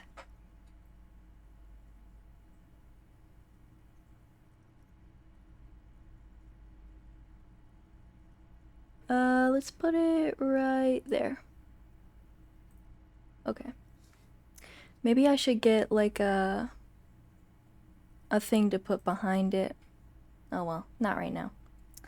Look through the pile of Wirral related items. An endless variety of source books, lore books, and codices litter the table. The topmost book is titled Welkin Compendium, 2nd edition. There's also a large hardbound tome with intricate cover art, The Hunters of Katawak, Boreal Creature Compendium, and a Pick Your Path adventure game book titled Tales of Wirral, Cavern of Velkrag. Books in a board game section? Who wants to read books? Anything that really catches my eye? There's a box that says Wirral, 3rd edition Mega Setting Supplements Module.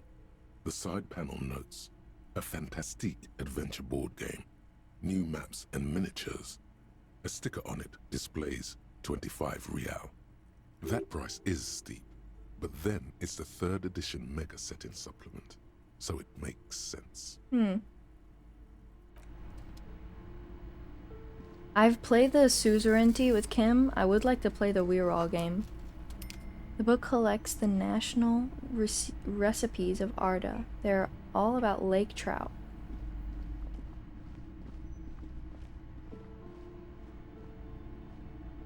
These shelves are overburdened with books from the same series. You see the name Dick Mullen over and over.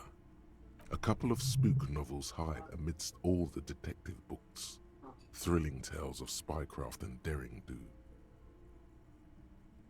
Storekeep, what's all this crime fiction? Oh, crime, robberies, murders, even sexual crimes. Oh. We're fortunate to have Dick Mullen and his stories to sort all that out. You're a police officer, apparently. Apparently. You should buy all of these. Oh. They really do teach a person how to be a proper detective.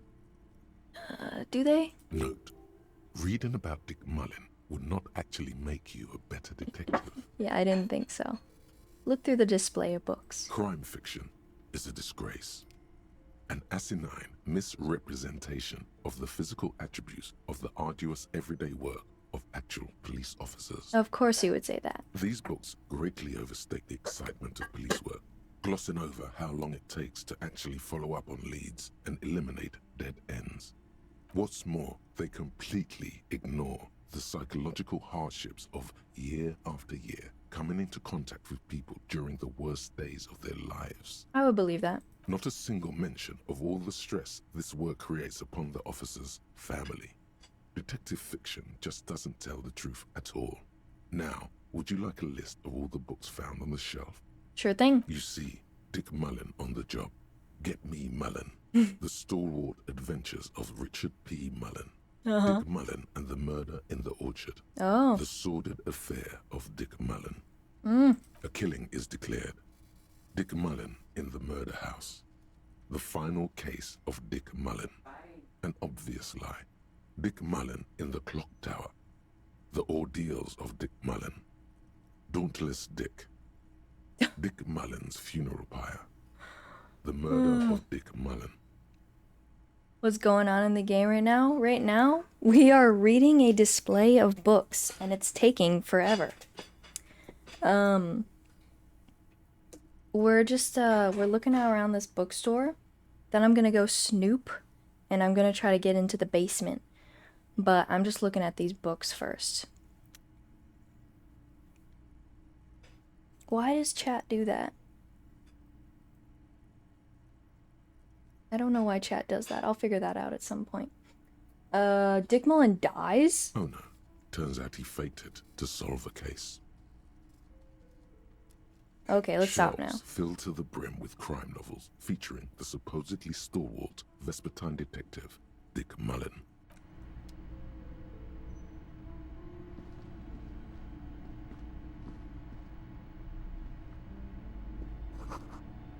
It's a tome of fascist magic. Rather candid. Okay. A quaint picture book brochure, very colorful.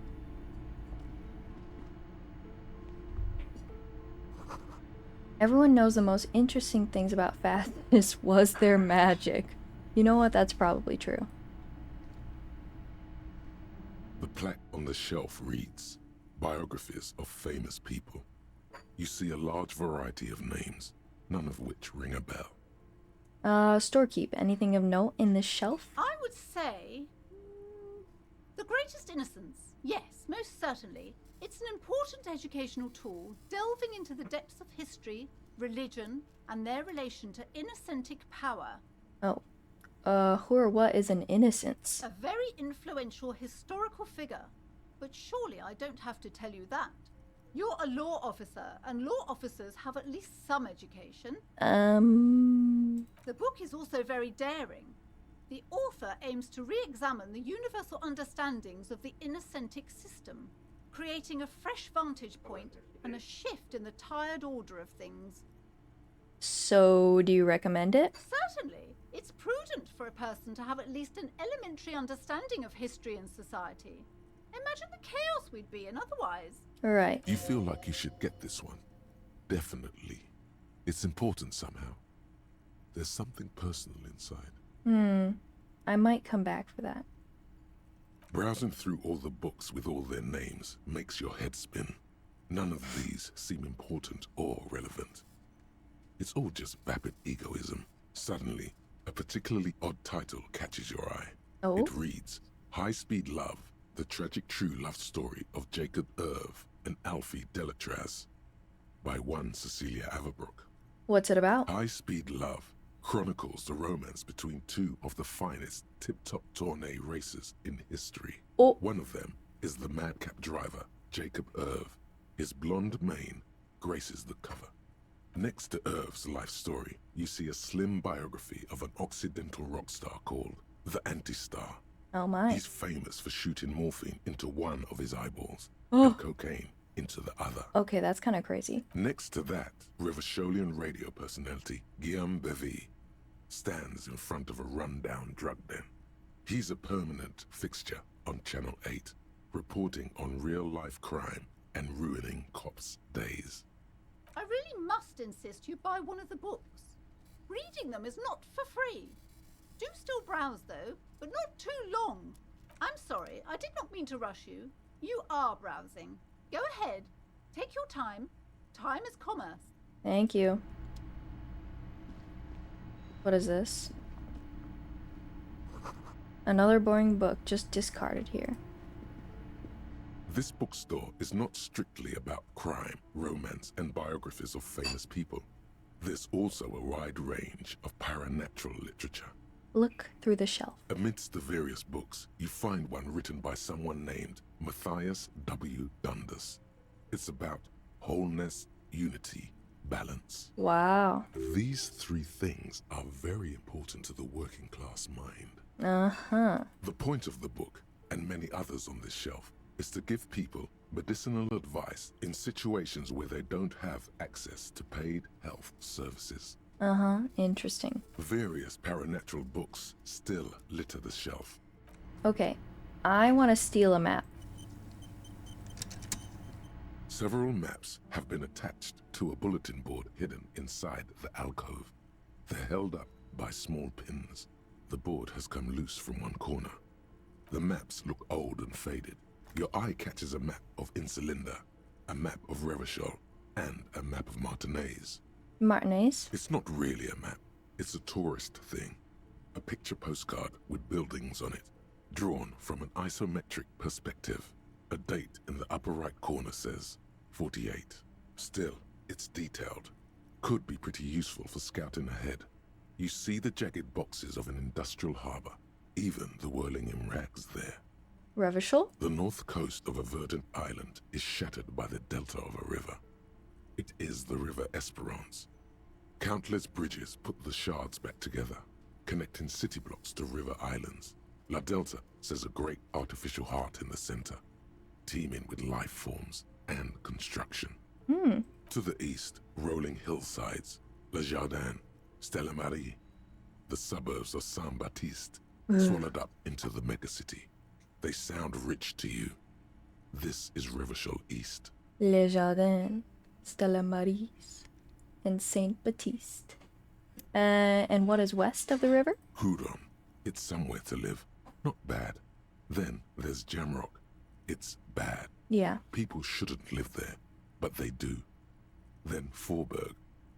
It's almost as bad, and much larger. Then Coal City. It's the worst. And Martinez? It's so small you can't even see it on the map. No, wait. There it is. North of Jamrock. The strip of coast next to the Greater Rivershoal Industrial Harbour. It looks downright despondent. It's almost Coal City, to be honest. No, this is somewhere to be. This is all you have.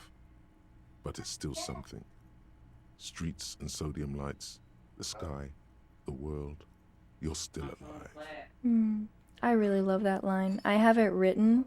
It's taped on my computer right now. You guys can't see it, but here. Do you hear the paper? Wait.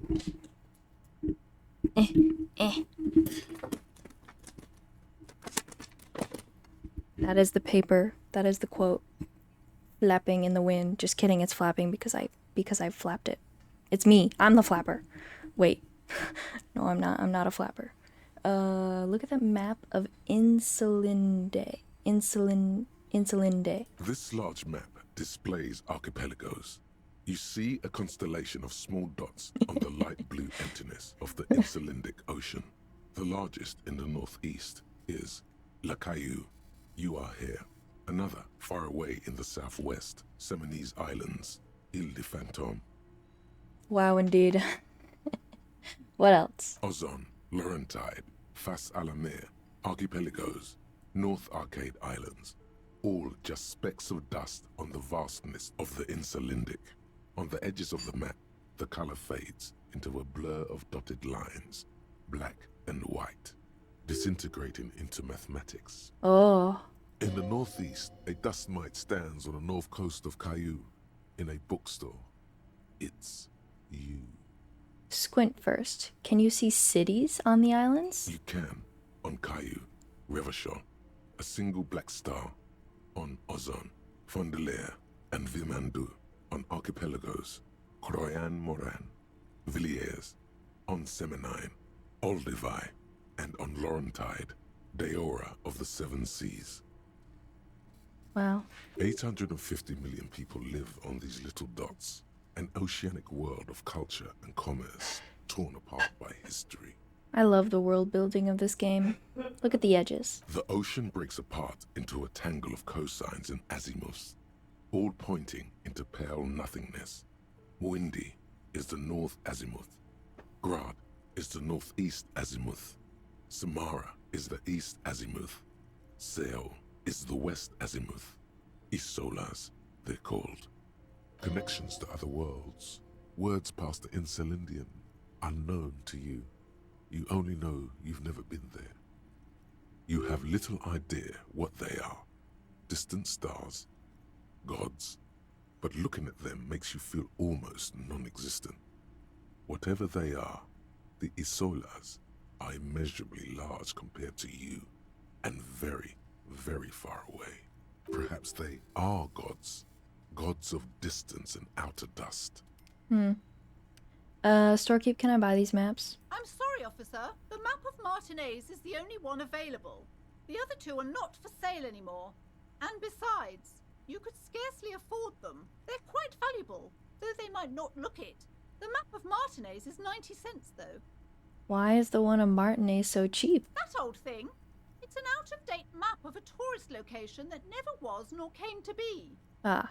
From when some design studio people tried to spruce the place up 4 or 5 years ago.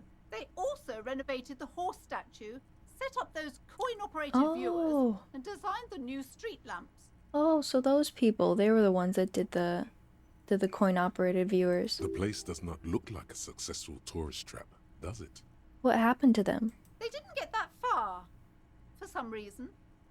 A shame the project never got going. Would be nice if someone fixed Martinez up. All these ruins are bad for business.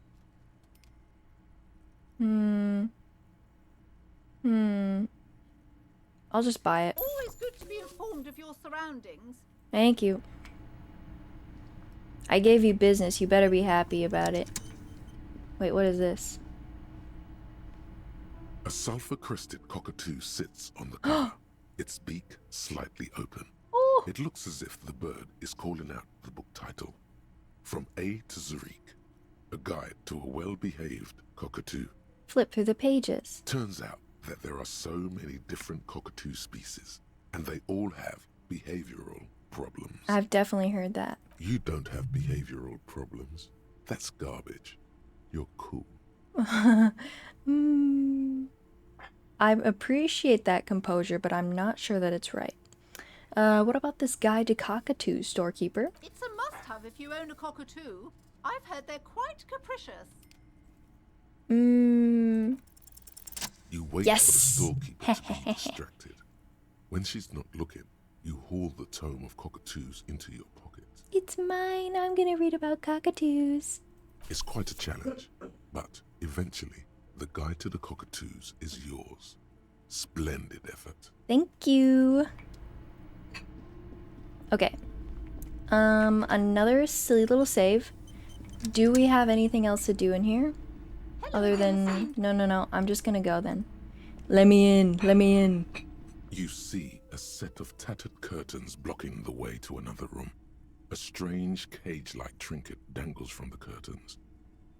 Yeah. Excuse me, officer. The back room is strictly for employees only. Hello, Disco Jean. We are breaking and entering. Well, not yet. We might be breaking and entering.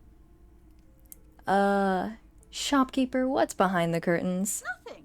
Now please go back to browsing the books. Don't you feel compelled to look at the books? The books are all you care about. She speaks almost as if she's trying to put a spell on you, Mm-mm. urging you to buy more books. I already bought your map. Oddly enough, the more she tries to draw you away from the curtains, the more alluring they become. Examine the strange cage-like trinket. You see some kind of charm, an irregular polyhedron assembled from bones, sticks, and straw. Inside, a disturbing fish head with empty eye sockets stares at you. This is a traditional Seminese ward, meant to provide protection against ill luck, bad dreams, curses, and other supernatural scourges. I already know what the Seminese are, but who are the Seminese? Inhabitants of Ile de Fantôme, the Seminine Islands down south. Aside from poking at it suspiciously, there is nothing else to do with the fish head charm at this time. The curtains remain shut before you. Open. Just as you're about to pull apart the curtains, the petrified voice of the shop owner cries out once more. Sir, don't touch that. I told you it's off limits for the customers. Her hand has closed around her pendant, her fingers nervously playing with the talisman. Parapsychologically speaking, we're done if you decide to open them. I won't be held responsible for the consequences. It's too dangerous. She looks away, mumbling. Why is everyone always messing with the curtains? Why can't they just buy books like normal people? This is about the curse? That's why you're afraid? No, it's just a storeroom for the employees, I told you. Now please step away from the curtains. She's almost begging you. Ma'am, this is different. I'm a police officer. I need to get in there. Why? It's not like anyone was killed there. Oh. She stops abruptly as her hand flies over her mouth, baffled by her own bluntness. I'm sorry. I don't mean to be so impolite. Just please don't go there. I can't allow that. You'll only make things worse and unleash the powers. I need to get in there, though. The curtains do seem frail suddenly, not robust enough to contain a slippery darkness. But I sense this place calling for me. I must investigate beyond the threshold. You do? My God, even more reasons not to mess with the curtains. Just step away, dear sir. Alright, I'll think about it. Thank you. Let's just talk about this first, all right? There's no reason for you to venture into the unknown. Okay. Talking is always good. Go see what she has to say. Yes. The curtains, tattered with age and covered in dust, hang before you, as if taunting you. No. I can convince her. Wait, do I have any...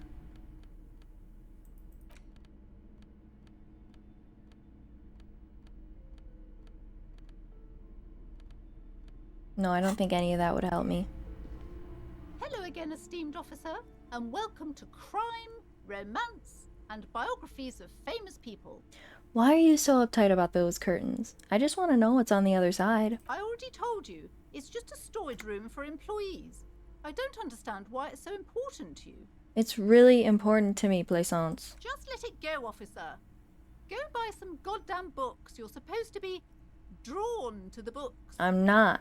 She recites it like it's a poem, or like she's playing a role she's grown tired of.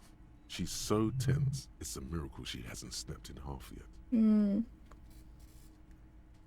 Why are you still talking about the books? Are you trying to put a spell on me? A spell? As if.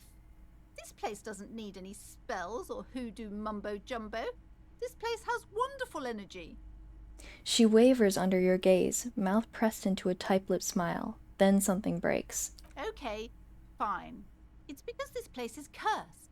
Just like Annette said, they don't call it the doomed commercial area for nothing. Oh. Are you happy now, officer? Happy that you've ruined everything? Host of hosts, she prays.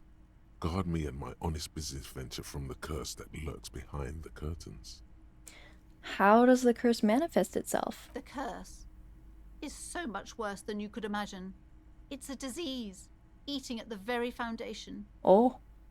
A shiver runs through the woman as she looks around the dimly lit store. It's the curse of financial distress, of ruin and bankruptcy. Annette mentioned that the previous tenants had experienced some financial troubles. It's not just that, officer.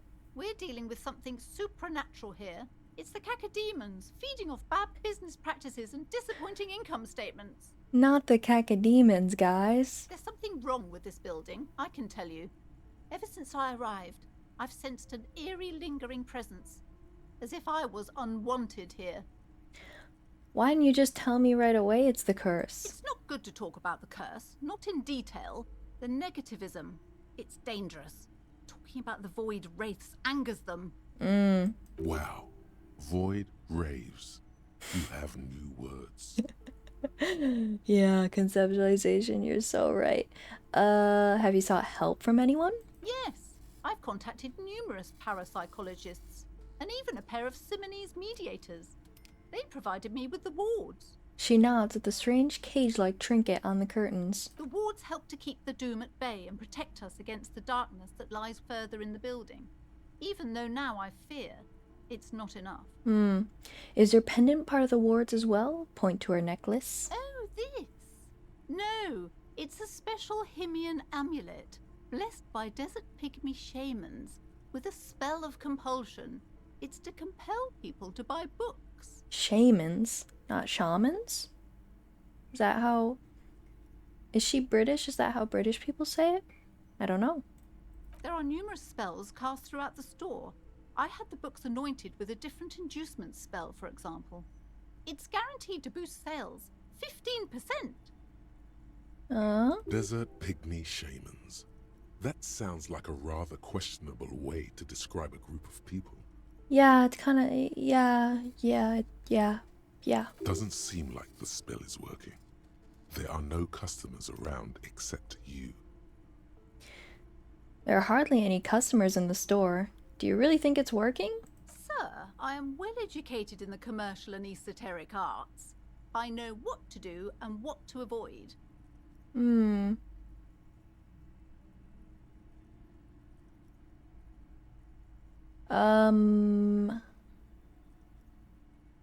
Have you ever thought about a sale? Maybe this could lure in some customers. Discount my wares? I can see, sir, that you don't value books very highly. You've played this through multiple times? Yes, I have played through thrice. This will be my 4th run. I'm playing on hardcore, which is just like extra hard mode, so that I can get this guy over here, Kim, his black bomber jacket. Special black bomber jacket, just for him, because he deserves it. Besides, this would only tempt the phantoms of doom. They can sense the desperation, you know. Have you ever played before? Or seen it be played? Would you like me to take the case? I could investigate, see if the curse is real. Most certainly not. I don't want anyone who's not familiar with the psychic arts to get involved in this mess. Stay away. Leave the spirits be, so they can return to their slumber. Oh. First time ever seeing this game? Oh my goodness. Well, if you stick around, you're in for a treat, I promise. This is a crazy game. It's kind of like a game version of a choose your own adventure book, but you are playing as a very weird amnesiac cop, and it's a crazy murder mystery. It probably is my favorite game, like, in existence. Doesn't help that I am very hyperfixated on it right now, but it's great. It's great. I really can't give it enough praises. I mean, being played? Ah. My liege, you know what this case calls for? A paradetective. Oh ho ho, a paradetective, you say. Okay, but please. The woman looks aloof, her features much softer. Occasionally she glances at her daughter's silhouette. I can do this. Yes! Up to her, you silver-tongued fiend. I am a silver-tongued fiend. World-class perfidy looks like. Mm-hmm. Ma'am, I came here to help. I've handled paranatural situations before.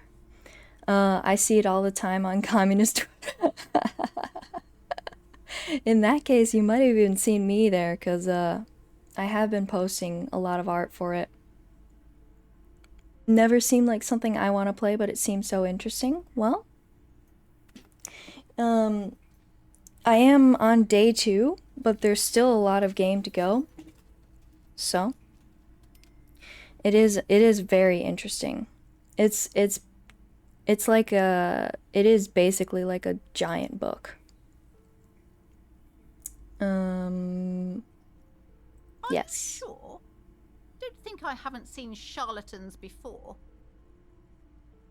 I have I have returned from the void. A paradetective from a long line of paradetectives. You're no paradetective. You look nothing like one. And you're clearly a drinker. Pardon me for being so blunt, but... You look like one. The lieutenant keeps his usual stony calm. He silently picks out his notebook. I admit I've had my share of drinks, but only because the spectral realm is parapsychologically taxing. How do you know all this? Here we go.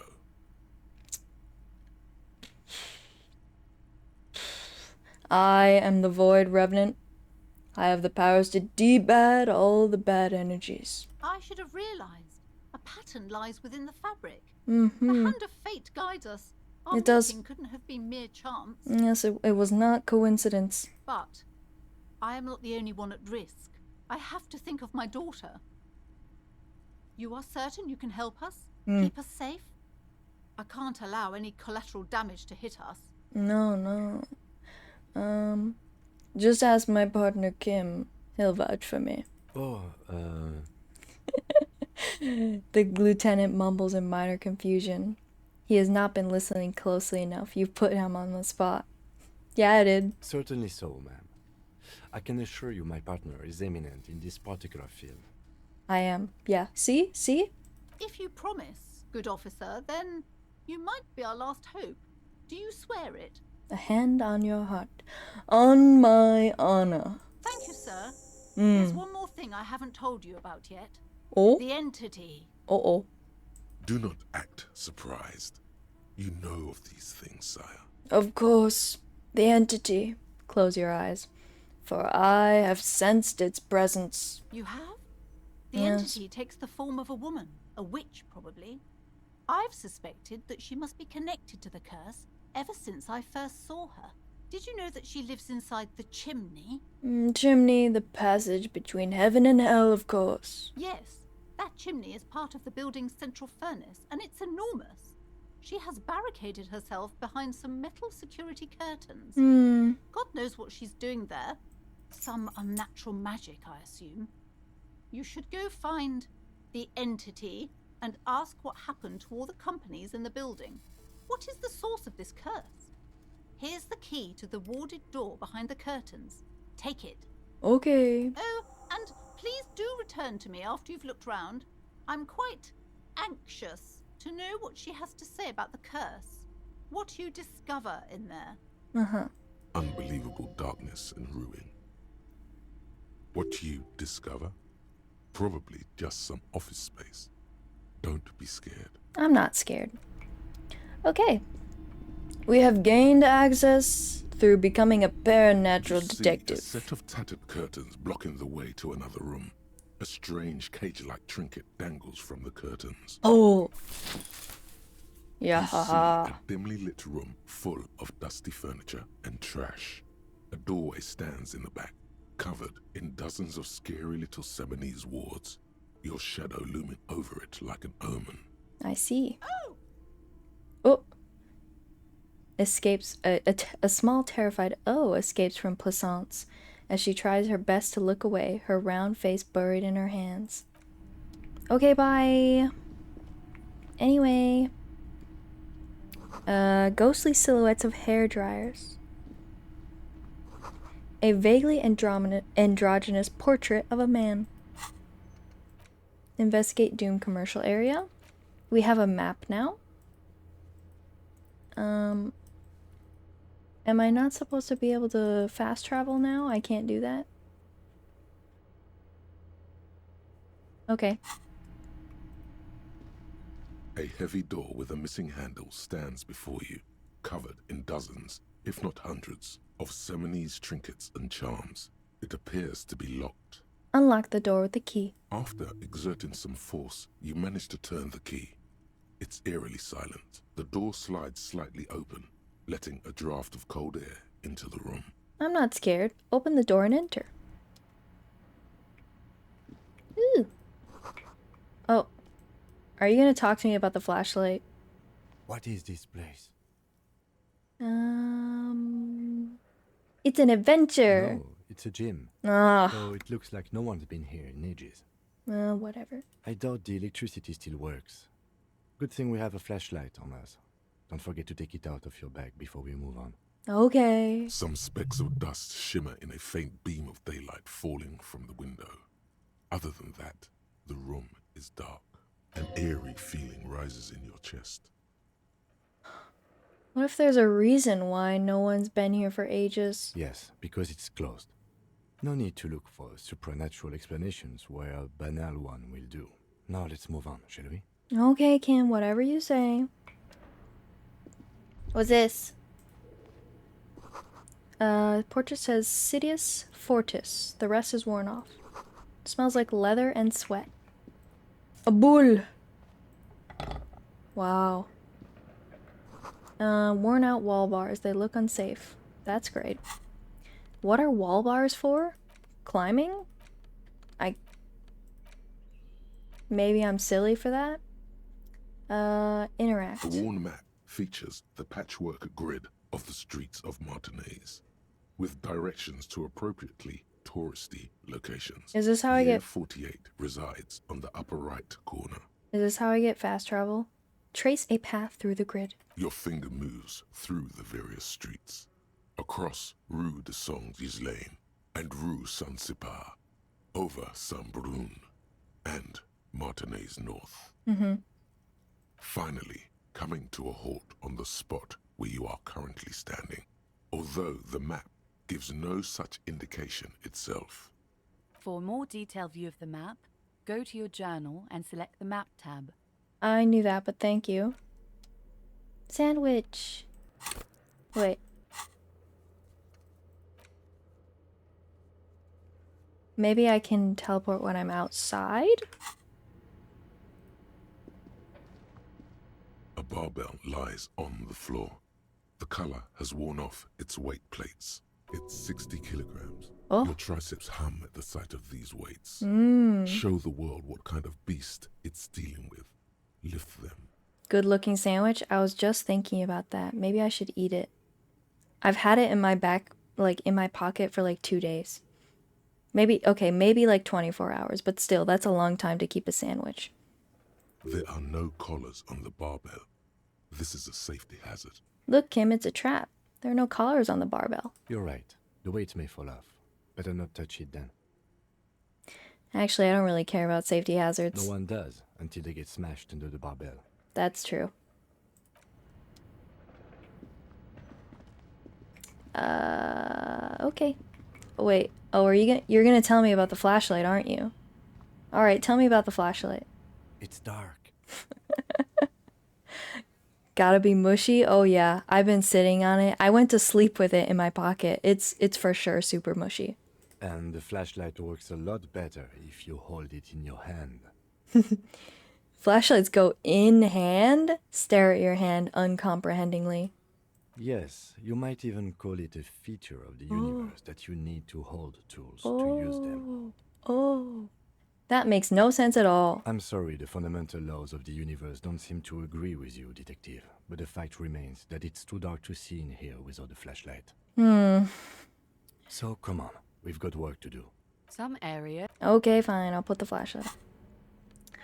Where is it? Here we go. Flashlight! I can see! A hallway is blocked by old window panes and debris. Looks like the reins of 24-hour window repair shop. Right. A large demijohn full of strange liquid. Demijohn? Wild ammo stare you in the dark. What is a demijohn? Any knowers in chat? What the heck is a demijohn? Demijohn. Okay, hold on. A bulbous, narrow-necked bottle holding from 3 to 10 gallons of liquid, typically enclosed in a wicker cover. Demijohn. Okay, learn new things every day. Airship rotors covered in spider webs. They remind you of blades. Money. A naked mannequin torso, a strange yellow color. Blue velvet, soft to the touch, moth bitten. Money? Money! Money. Skis with slipstream printed on the laminated top layer. Steel rotor blades bearing a slipstream logo. And production schedule filament memory. I'll take it. Thank you. Thank you. Oh. Is this Emma's atelier? But where are the clothes it used to display? This appears to be some kind of machine with a cube-shaped heart and a wired framework. The keyboard has a rectangular on-off button. A piece of paper still hangs from the printer. They use them to make wine and stuff? Ah. A radio computer. Just sitting here without anyone inside. He sounds surprised and a bit cautious. What he means is that these things cost money. Why would anyone just leave it behind? Great question. This is the Ream Civic radio computer, model RC5120, equipped with a Feld mainframe and a Ream-compatible printer. Ooh. Do you think I should turn it on? We have one of these down at the station, but I never really learned how to use it. Turn on. The machine lights up like some prehistoric animal stirring from its slumber, revealing fluorescent play and print keys on the keyboard. The hatch on the machine's central compartment is wide open. I like the sounds for this. Look inside the compartment. It's empty, like a beehive without its brood. Some cables have been left dangling, disconnected. The filament you have would fit perfectly inside the compartment. Insert. Like a smooth draw, the filament slides into place. On the keyboard, the play key starts blinking. Press play. A bar of fabric right above the keyboard starts producing a soft hum. The sound of static seeps through the machine's planar magnetic driver. Have you stirred the ghost of the doomed commercial area from its rest? Could this be its dismembered heart beginning to flutter? I don't think so. The static gets louder, slowly filling up the abandoned hall, until a voice speaks out, crackling and old, cutting into the air. Good afternoon. Fortress accident en rue de Saint-Ghislaine. This is East Insulindian Repeater Station 1. Fortress accident. Please repeat. Is this the production schedule? What's the production schedule? The filament you have inserted into the reader. Ah, right. Thanks for the explanation. That was a question. Have you inserted it into the core? Yes. Good. Please repeat the password. Password? Of course it would have a password. That's why there's a human administrator involved. I don't know the password. Received. I will register this login attempt. Don't worry. Passwords have a way of turning up sooner or later. Yeah. Fortress accident. Is there anything else I can do for you today? Why did you call me Fortress Accident? Fortress Accident is the company on whose name the terminal you are currently using has been registered to. Do you have any other information about this company? One moment. You hear her flip through a catalog before she reads out with studious care. Fortress Accident SCA produces revolutionary interactive call-in radio games. That's what the catalog says. Uh-huh. That's not bad. Wow, so conceptual. She hums. And what's that? This interactive call-in radio game. Any other questions? Oh, she didn't say... Oh, she did, but the static drowns out her response. You hear her ask when the connection finally improves. What are you, a machine or are you alive? Yes, I am alive. I am 74 years old and my name is Yvonne. Hello, Yvonne. She repeats passwords. Programming people are all paranoid.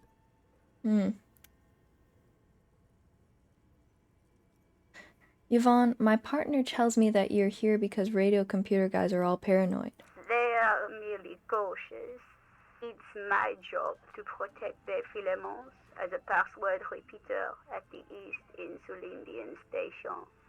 Okay, but where are you? How did you know where I am? I work as a repeater at the East Insulindian Repeater Station. It's my job to know where you are, Fortress Accident. As for me, well, I am sitting in my cubicle, surrounded by a wall of radios. Doesn't it get lonely, sitting there all by herself? Doesn't it get lonely doing this job? Lonely? Why would it get lonely? I get to talk to people all day. That's why she does this. Ah. Now, please tell me if there's anything else I can do, Fortress Accident. No, I'm good, thank you. Thank you, and goodbye. Bye, Yvonne. Tiles on the cube are still smoldering, casting the framework in a soft glow. Fluorescent play and print keys shine on the keyboard. I'll take it for now. Let's look at these.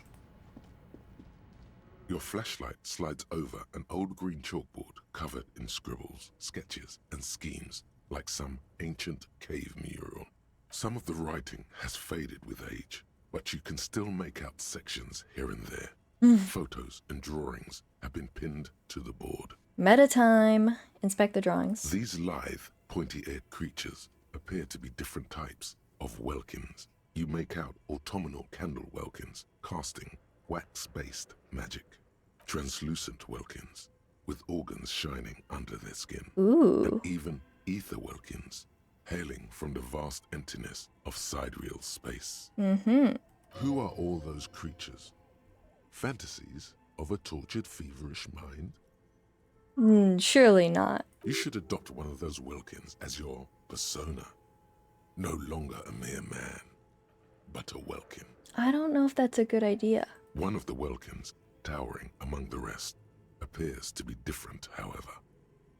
Examine the Welkin. This is important. It's Vara Hamira, a high Welkin, his face white and scarred like cracked marble. This is clearly a Welkin supremacist. Uh-huh. The note says, all non-Welkin races will be purged. Okay. The Haldor, the Twarg, the humans, and even headless men, all of them, purged. Imagine a world filled only with Welkin, Green Welkin, Dread Welkin, and the High Welkin to rule them all. Yeah, I don't know if I'm into that. An inordinate amount of time has gone into drawing these little Welkin creatures. One of them is a Welkin supremacist. Political commentary. That one has a great beard, too. The lieutenant nods at the Welkin's facial hair. It does have... Yeah, that's a pretty glorious beard. Yeah. Wait a minute. Does Kim like beards? Why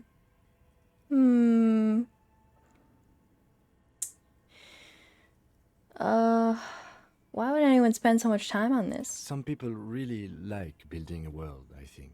Even if it's just for a game. I know how that goes. Who are these creatures? Who drew them? Are they real? I have so many questions. This looks like concept art for a project. It's not really real. Well, this has been educational. Let's move on from the Welkins. Just look at those details. So much effort. You little nerd. And for what? All gone. Yeah. Sometimes that happens, even to really good projects. Inspect the photos. The photo collage depicts barren, icy landscapes wrapped in perpetual night. You see permafrost and glacial landforms, dead trees grown in under the snow. Entire oceans have been frozen from shore to shore. There are pictures of settlements on dried up riverbeds, abandoned in a storm. Animal corpses in the dark, carcasses and bones. I need you to make Kim talk more. Wowie. Yeah. Yeah, That's about what everybody says about Kim. And I agree. I'll make Kim talk for you in just a minute. I have an idea. I think you'll like it. You see primitive oil rigs built into glaciers, boreal dvorg, yurts under the snow, great mammoth-like beasts of burden. A pinned postcard reads, "The heat death scenario. A desperate fight for geothermal energy engulfs the world as Wirral becomes untethered from its sun, drifting through the universe." Pretty. Very nice prose. Inspect the schedule. This is a monthly calendar from the year 50. Cryptic words like sprint, daily minimi, and GPI span the marker-drawn grid. The grand scheme of production and money. Okay. It looks a bit like an academic calendar, only much more brutal. Yeesh. Minimi stands for a mini meeting. It's part of a bigger framework for managing work called RUN. Station 41 tried to implement it a few years ago, but failed. Keep reading. What happened? As time goes on, the numbers in the boxes grow rarer and rarer. The board becomes an empty snowfield in the final days. Only failure and regret dwell in this region. Looks like they didn't make it. The lieutenant looks at the frigid ice field of nothingness. A note in the bottom left corner of the chalkboard says, "See the prod schedule filament for details." Inspect the notes. The handwriting is only partly legible, but you can still make out 3 slogans: "Call in, tune out," "Wirral untethered," and "Heat death of the universe." The full text reads, "Heat death of the universe is the new black." Another note says, "The biggest advancement in role-playing systems since the 30s. Okay.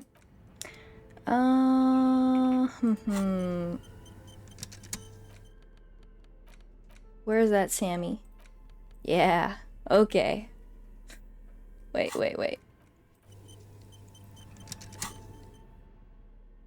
Let's make Kim talk. The ham sandwich looks fresh and nutritious in your hand, begging to be eaten.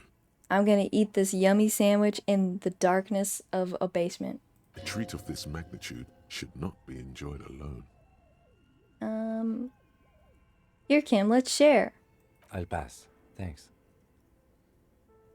What do you mean you'll pass? I mean I'm not hungry, and therefore am not gonna take it. Thanks, though. This isn't about hunger, Kim. It's about camaraderie. Camaraderie? Yes. By sharing this sandwich, you and I solidify the bond between us. Is it really necessary? Is this necessary? Is friendship necessary? Is brotherhood? Okay. They are all necessary. Let's share the sandwich if it matters that much to you. This is good shit. Sure. Time to go solve a murder investigation. Yay! Kim made a sandwich with me. Hooray! And it wasn't mushy at all. Perhaps keeping it in my back pocket was just a figment of my imagination. Yay! Hooray, Kim! This old fireplace is covered in lines drawn in blue and red marker, the mesh spreading over the stone like blood vessels on alabaster skin. It looks ghostly and strangely ancient. The whole thing resembles Cadran mosaic tiles. Very pedantic. Hold on. How do I know what Cadran mosaic tiles are supposed to look like? History classes, students with their textbooks open, studying the roots of our civilization. Those aquarelle blue tiles looked beautiful in the sun. Okay. What am I looking at? Radio frequencies, it seems. UKV 123.6, UKV 123.7, UKV 123.9. Some written notes, too. Sparse and cryptic. Radio frequencies for what? Unclear. It looks like a cardiovascular system split into veins and capillaries. Very advanced. So, this must be an elaborate piece of art. You think so? The web is comprised of radio stations, all lead back to one red heart, titled The Game Master Frequency. A note says, this one can listen in on any station it wants. They must have had massive airwidth. These things don't come cheap. Wait, who's the game master? Someone very important. Uh-huh. A conductor for the hundreds of story threads that pass through the Game Master's frequency. If it's a game, then who's playing? Whoever decides to call in to a call-in station, it looks like. Mm-hmm. A list of names under the stations suggests people across 6 Isolas would be playing. Muindi, Insulinda, Kotla, Grad, Samara, and even Ilmara. Ooh. All of this is gone, left unrealized. Oh, sad. There's no way a little basement studio working here could pull anything like this off. My God. It's as if the less money they had, the more ambitious their project became. Mm-hmm. The cost of Airwidth alone must have been huge. Exactly. This schedule, I know doom when I see it. The company was running out of funding.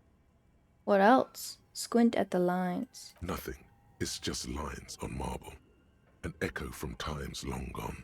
No one has used the fireplace in ages. Why does art inspire you so much? It does, yes. But what is art? Excellent question. Art is a diverse range of visual, literary, auditory, and performative creativity. It's an expression of imagination. Wow. And technical skill. Mm-hmm. Additionally, it's history, criticism, and pure enjoyment. In short, art is the highest form of human communication, representation, narrative, emotion, and agency intertwined.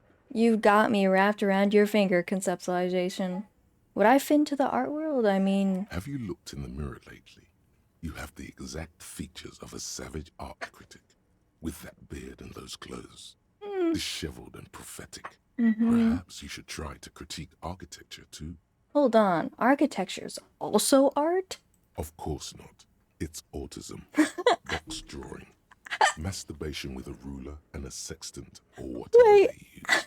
You should demean and criticize the genteel institution of architecture I while didn't. extolling the virtues of the pure arts. I didn't know that he just calls me autistic. I mean, you're right, but like, damn. I mean, okay, spot on. My hands are up. I'm surrendering. You've got me. Take me in, officer. What about music? Is it art? Only the most experimental kind. I guess I have been feeling critical lately. Yes, you seek substance. Mm. No vapid representations and reproductions of social mores as made manifest in stuffy biennials. We're talking real living art here. Become the art cop. Half art critic, half cop. The rigging on your model is so good. Oh, thank you. The thing is so impressive. Expressive. It is not made by me. You can get it on Ko-Fi from, I think it's in my bio, Kaya Moss. It was like $25, I think. And it is, it's customizable. So you can customize the color, there's like 100 different like things that you can, put on. Like there's the ears, the whiskers, the tails, there's animals, there's, costumes. There's like a dino costume that's really cute. So yeah, very highly recommend. I mean, obviously it works pretty well, right? I really have enjoyed using it. It even can become transparent, but I don't do that, or I can do that, but wait, here, let me show you. It gets kind of fucked up if I do it. Yeah. Oh, you can see Kim. So if I do that, it messes with the green screen, so I can't usually use this version, but it does look cool. Yeah, let me go back. There. All right. Oh yeah, Kim is behind me. Where is he? There he is. Well, and me, but anyway, what was I saying? Wait, I don't have to be 100% cop to get the case finished and all that? Quit being so indecisive. What are you going for here? Some kind of indecisive and camp aesthetic now? Strike a bold shape here. Go art or go home. All right. Okay. If 50% art cop is what's needed to free me from this rote repetition, so be it. Exactly. It's not only your duty to only catch the criminals off the street, you must also apprehend criminals of the printing press and the gallery, the trite and derivative artists and writers of the world. Yippee! Go ahead and provide savage criticisms, art cop. The world is yours to rip to pieces and reassemble. I am the art cop. The autism art cop? Wait, what do you want to talk to me about, Kim? Tell me.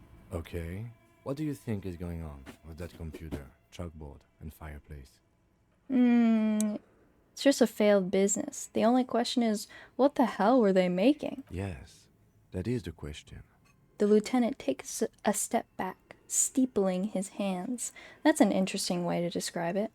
Like he's ready to lay out a fine theory, crafted together like a puzzle box. Tell me, Kim. It looks like one of those popular pen and paper role-playing games. Only these people were trying to automate it. Ooh. Make it work on radio computers. How are they planning to do that? Through call-in stations. None of the players have to be physically present. Anyone in the world can participate in the game, as long as they have a two-way radio. Mm-hmm. Then there's the game master frequency that listens in on the smaller call-in stations. I think that was supposed to coordinate the stories, functioning as a master of ceremonies of sorts. Oh, his voice is so nice to listen to. Please, just keep talking. Coordinating so many games would take a whole switchboard of people, possibly divided into sub-frequencies. Has anyone ever done this before? Not to my knowledge. They make automated games in Graz, Messina, Königstein. You know, places with industry. Mm-hmm. Not in Revachol West, among the ruins. But I don't think anyone has attempted to create an interisolary game before. We just don't have the technology. And I wonder what kind of technology they would have needed. And this was a role-playing game? Indeed. Those Welkins are a dead giveaway. Role-playing people love that stuff. The world looks like a modified version of the We World board game, with hit death thrown in. Super cool. Someone should give them millions of real immediately. Yeah. This game is too good to be left unfinished. What do you think happened to the company? No idea. They stopped filling out the schedule on the chalkboard. Wow. Indeed, it's ambitious and untethered from reality, but...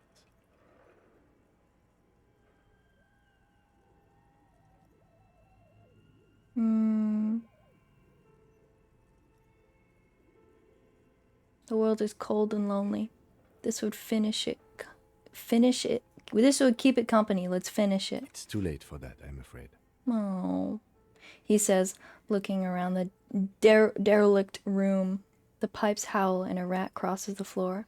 One of my favorite books is about a guy that does one of those mail-in RPG games. Oh? Wait, it's about a guy that does an RPG game? That's interesting. I don't think I've ever heard of that kind of thing before. Okay, let's keep moving. Very meta. I like meta stuff though. I mean, obviously, look what I'm playing right now. We just spent like at least 20 minutes talking about the functions of radio computers in a fake game. A game within a game. Scribbled across a notebook, developers of the most advanced RPG in the universe.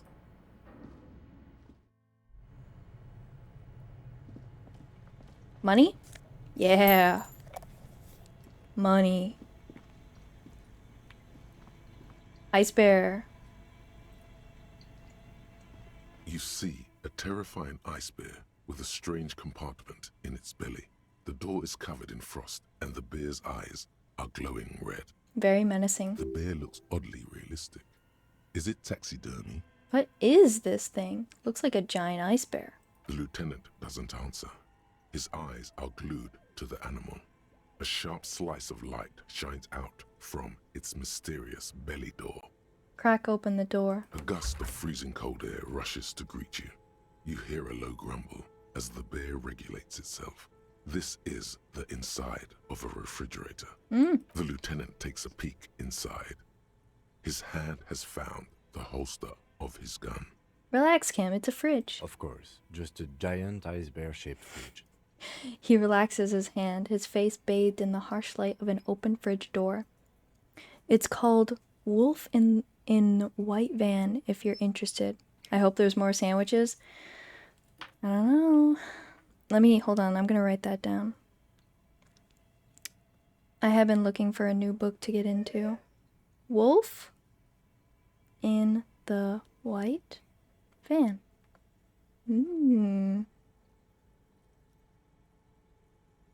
By John Darnielle, 2014. Interesting. Okay. Thanks for the recommendation. Let's take a look inside. Look inside the refrigerator. The shelves are empty.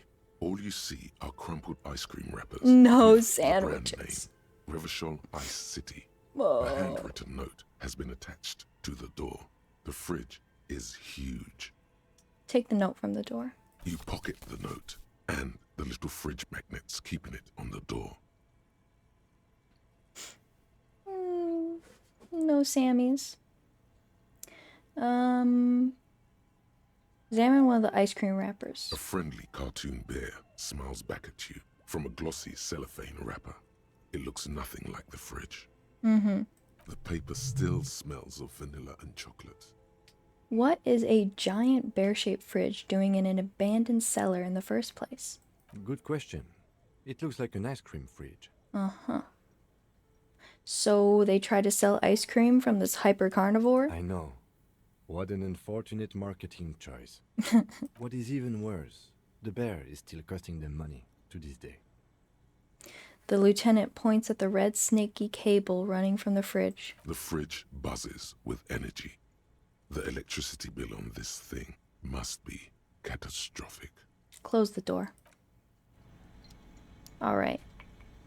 I think I want to do the investigation of the body and then call it for today. I don't think we're gonna make it all the way through day 2. Which is, it's okay. We'll come back to it tomorrow. The mesh shirt! Yes! Yes! Yes. Oh yeah. I am a fashionista if I've ever seen one. And we'll come back, we'll come back. Body time! Sup, guys? You missed a good show before. A kid came by and completely fucked the tree to pieces. Did he? He fucked the tree up! Fucked it good! It was porno! Okay. You need to act decisively. It's Kuno. Use Kuno words.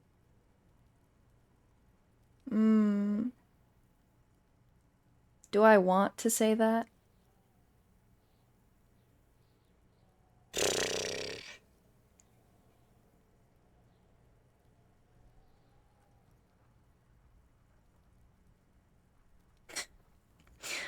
I'm not reading that one out loud. Stop choking, Kuno! The faggot has got you in a chokehold! Oh. Kuno's not fucking choking. Oh. Choked you out there. Serves you right for using reactionary shit. Like fuck you did. Uh-huh. Kuno's gonna keep saying kipped forever now. Oh, great. Kipped. That's what you deserve, you stinky little child. Shit. The fuck did you want anyway? You got your fuck bag down. Now let's talk normal shit. Oh, now you want to have a normal conversation, huh? Yes. Kuno wants a normal conversation. Ask normal shit, please. Asking if he has speed is not normal. We'll come back to that. Kuno doesn't fucking care. Okay, bye. Bitch. Alright. Preliminary examination. The corpse lies on the ground among the remains of an absolutely demolished pinewood branch. I don't think... Gently laid on one side. Well, it's down. Mr. Measurehead has done a good job. Nothing is too broken or compromised. The victim is ready for a field autopsy. Oh, it's Finnish? Honestly, I thought it was, like a made-up version. That's... That's funny, actually. I had no idea. A field autopsy. Yes. 1. Investigation of the scene. 2. Initial examination of the victim. 3. Field autopsy. 4. Transportation of the body to the morgue. We are on number 3. I still have the flashlight out. The RCM's 4-phase murder scene processing manual. Uh-huh. The fuck are they on about? Cop's gonna cut his shit up! Got it. The lieutenant adjusts his glasses and takes a deep breath. Wait, hold on. I need to... I just want to take the flashlight off. I can keep everything else on. The rotting man. The lieutenant adjusts his glasses and takes a deep breath. First, what exactly is a field autopsy? Come on, officer. You know what a field autopsy is. You've done 100 of them. Okay. What you do know is, at 18.9 kilometers, the dormant shield volcano, Corpus Mundi, is the world's highest summit. Girl. And the failure of the 38th single, Et puis descend, to crack the top 20 was the death knell of disco. But what a field autopsy is, you have no idea. Encyclopedia, you're failing me right now. Why don't you know? What use are you? You must have me confused with the Coppepedia. Coppepedia? I think I need to talk to him. You, sir, you are the Copperpedia. Oh. Okay. Let's get in there. There truly is a time for everything, even for yellow gardening gloves. However, they are lacking hygienically. I suggest you get in there in limited capacity. Alright. I'll ask you when I need you to. For the most part, maybe I should handle the contact and you take notes? We just fill this in, right? Show him the red field autopsy form in your ledger. That's right. He nods. Yeah, we got this. We're smart. We're smart. Thank you, Logic. Open your ledger at the field autopsy form. The dead man stares in silence as you crack open the ledger. The bright red paper is covered in boxes and lists, describing the condition of his skin and organs in 3 parts. Above those, an 11-field info form needs filling out first. It begins with... Begin 1 assistant. That's you. Harry Dubois. The corpse is indifferent to your scribblings, just lies there. The next box says... Coroner case number... KK57-0803.0815. KK equals Kim Kitsuragi. 57 equals Precinct 57, followed by his date 0803 and time of arrival 0815 on the scene. He's indexed the case after himself, not you. That's because he doesn't want to bring up the messy question of your initials. Shouldn't we file the coroner case under me? Technically, I arrived at the scene before you. And what would that make the alphanumeric? HDB 41 0803. Help me out with the time of day, anyone? Anyone? 11:11. It's meaningful. 10:15. It's understated.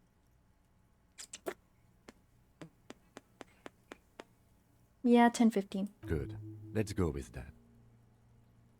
The lieutenant is quite surprised you managed to come up with an adequate case number. Eehee! I did it for you, Kim. 3 names. NA. Next. Date of birth. NA. Age? Roughly 50. Try 40. The damage is so extensive, it's better to err on the young side. I'm gonna write 42. He nods. Race? Mondial.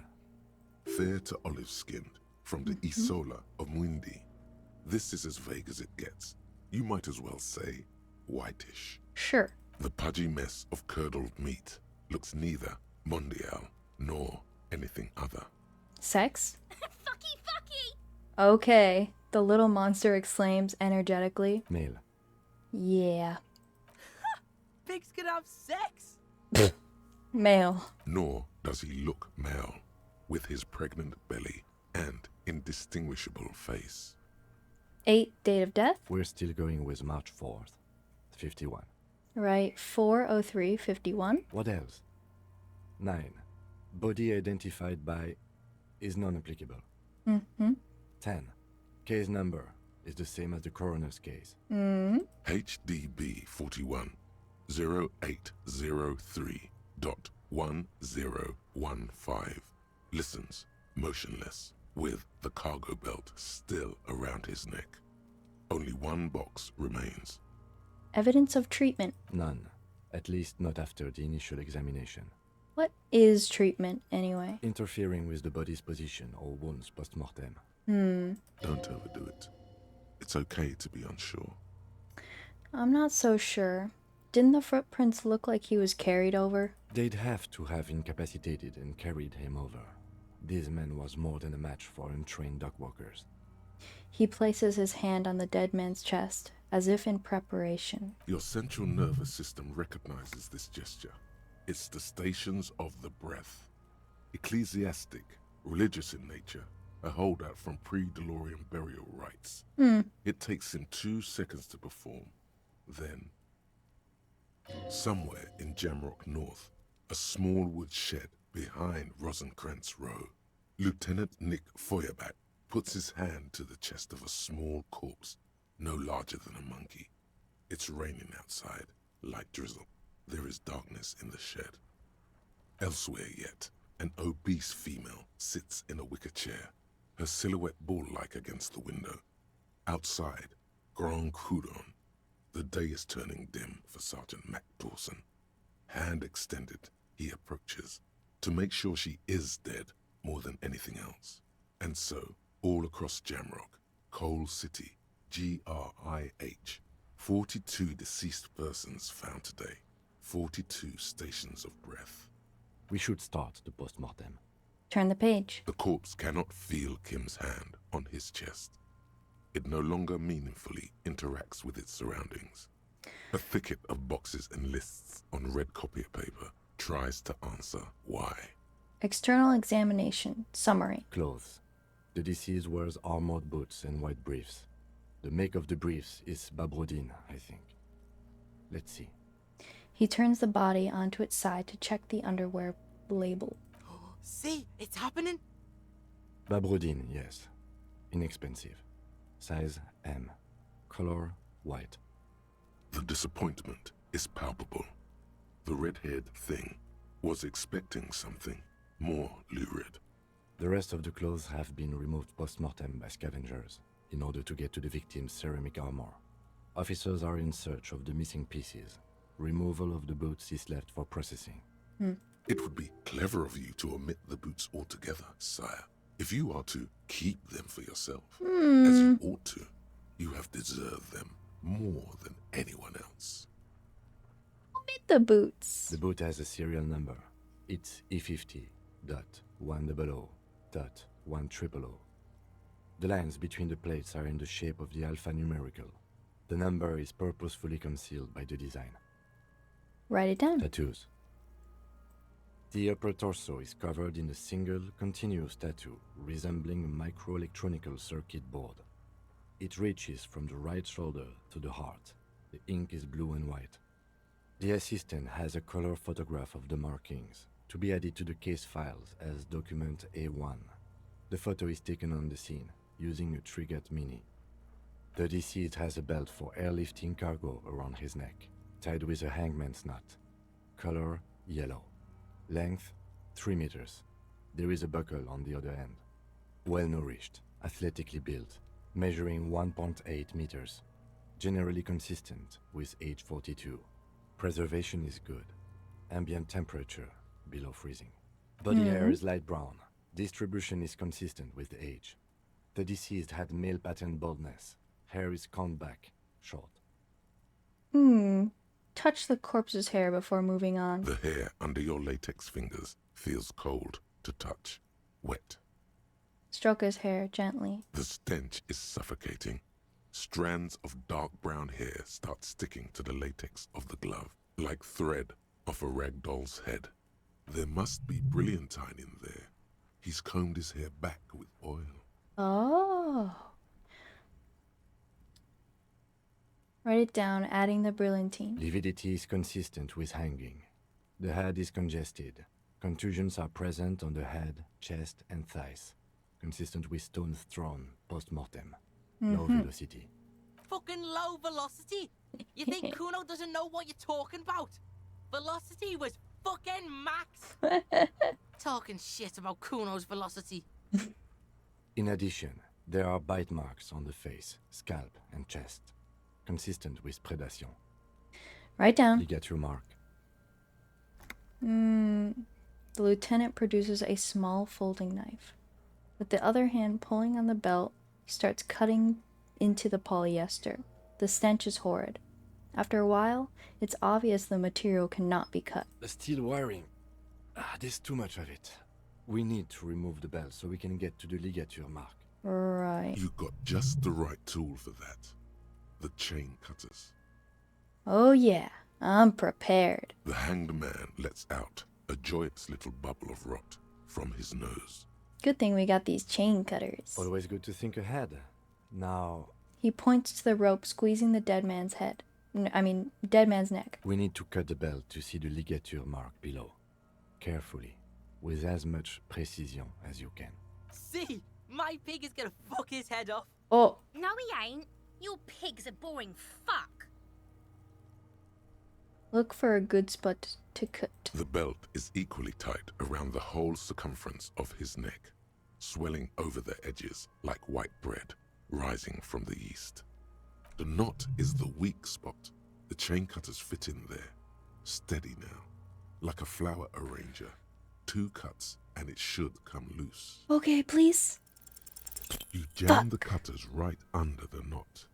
That seems like a smart idea. Yeah, somewhere there. Already they're buried deep in the man's flesh. Then you rotate them to get a better hold. Then... Buggity bug. The lieutenant looks by, somewhat worried as you summon power words to your aid. Rotate some more. A really, really bad smell is coming from there now. And some kind of cracking sound. Enough, cut some. Yeah, fuck him. Fuck that faggoty. Corpse fucking time. Kuno-S, please. Told you my pig was hardcore. Aye. I should have a go first. I think I have a strategy. Let him work. He sinks the cutters into the knot, preparing to perform the cuts, with his elbow to his knee for precision. Do it, Kim. Snap. Yeah. The knot is slashed. Another cut and the belt falls apart like a flower bouquet, revealing the dead man's neck and the dark red ligature mark around it. Here. He hands you the chain cutter's back and then kneels closer to the body, running his finger along the red groove until he comes to a gap. The rope rises to a point, leaving a gap in the ligature mark. The suspension point is in the back of the neck, on the nape. Hemorrhaging is observed on the skin, above and below the ligature mark. The mark is well pronounced, consistent with a drop from 1 or 1.5 meters. Write it down. Chest is intact, normal contour. Abdomen is protuberant, pelvis intact, genitalia... He pulls down the man's underpants. No! Let's get out and see! I fucking knew it! This is clearly what they've been waiting for, ever since the autopsy began. The lieutenant is trying to make it as boring as possible. Genitalia is male and unremarkable. No evidence of injury. Oy, inspect. The dead man's penis is average-sized, congested from the downward collection of blood. Yeah. The testicles are uneven in length, hanging underneath. The genitalia is greenish. Marbling is present around the crotch. Okay, write it down and move on. Back is symmetrical and intact. Upper and lower extremities are intact, but asymmetrical. There are combat injuries on the right hand, thigh, and hip. You can't be saying that, Kim. Yep. I mean, he's dead. He doesn't really care, does he? In addition, I see smaller, residual scars, too numerous to count, covering about 30% of his skin. From wounds sustained over 2, maybe more decades, dispersal and accumulation indicates long and active combat duty. Scarring is extensive, way more than a law official's. We have a real museum here. Of battles, wars. Write that down. Last item. Hands. Pick up the hand. The hand feels heavy, filled with decay liquids, like it's ready to explode if squeezed hard enough. You're suddenly repulsed, so much so you feel compelled to drop it. Hands are clean. No sign of injury from struggling. Were we expecting any? I was. Maybe I'm just not seeing them. Honestly, this stench is making it hard for me to think at the moment. Write it down. Ooh. That's all for the external. Well done. What next? Internal examination. Summary. Central nervous system. I have nothing. Do you have anything on this man's central nervous system? Of course, there is a moral to be drawn from it. A moral to this story. Conceptualization, I feel like you're leading me astray here, but I am curious. What would that be? The dead man looks, too, with barely contained excitement to hear the moral of his story.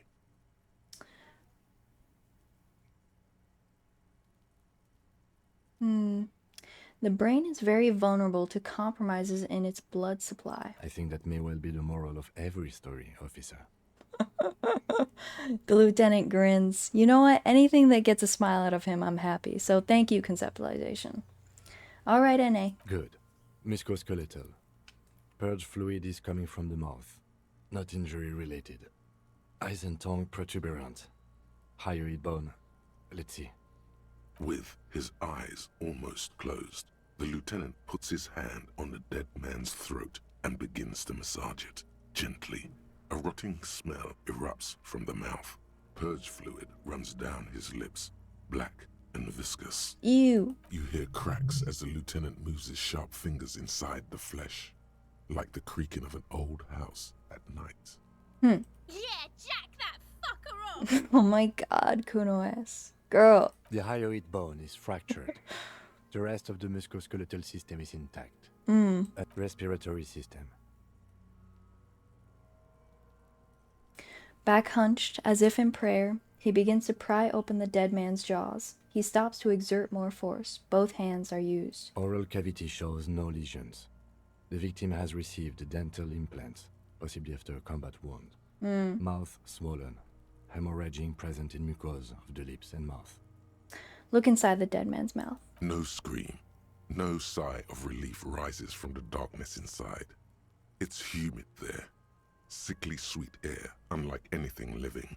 You feel like you're about to throw up again, straight in that mouth of his. Look deeper inside. It's hard. Oh. Once more, you taste stomach acid in the back of your throat. A contraction. Your throat pumps a little something from your stomach and into your mouth. You're forced to swallow, just to keep looking. Yuck. Inside, you see darkness. Just a mess of meat and darkness. Huge silence as always. Hemorrhaging present in mucus. He lets go of the jaws. The mouth snaps shut before you. Write it down. Hepatobiliary. NA. We don't have anything? Are you a hepatobiliary expert? No. Hepato means liver, and biliary, the gallbladder and bile ducts. Am I an expert in those things? Nothing in your alcohol-soaked memory directs to having forensic expertise on either one. I don't think so. Neither am I. And that's it? That's it. Okay. Same for toxicology and serology. NA. Both? Unless you have untapped reservoirs of knowledge there. Reservoirs? No, but do they take obscure trivia and odd tidbits? Would obscure tidbits and odd trivia fit the fields? No. The completionist in me wonders if there's still something we could do. Like a toxicology screening? At this stage, I doubt processing will find anything, even if he was brimming with cocaine. But still, you should add a request. Okay. Cardiovascular. The body exhibits heavy lividity. Blood has gathered in the hands, feet, and neck. Hypostasis is visually consistent with the hanging. Write it down. Gastrointestinal. He breathes a sigh of approaching relief. This is the last field on the list. He looks around, to the ground, the pool of feces there. This will do. Digested semi-solid food in stomach. Voila. Voila. What's next on the list? Description of injuries. Summary. Let's see. We have bite marks, contusions on the head and chest, and a ligature mark encircling the neck. You'll need 3 fields. Leave a 4th one too. Okay. Be thorough if you want maximum results. What about the injuries we have inflicted? Oh, so we inflicted them? Okay, I have inflicted. Okay, so there's a spin-stabilized munition from a Kiel A990 muzzleloader lodged in his lung. Okay. And an incision on the thorax from a chain cutter. I wouldn't mention those. Better not to muddy the waters.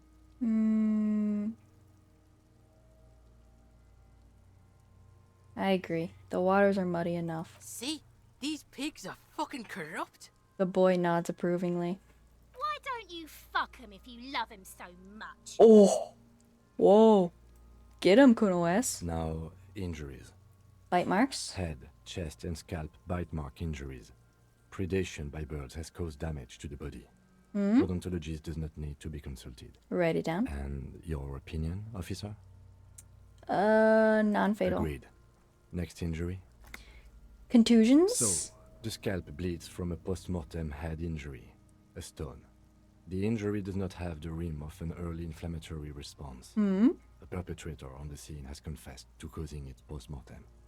At maximum velocity, fucko! Uh-huh. Has confessed to causing it at maximum velocity. Write it down. Coagulated blood sticks to his scalp and chest, where the countless stones have hit the dead man.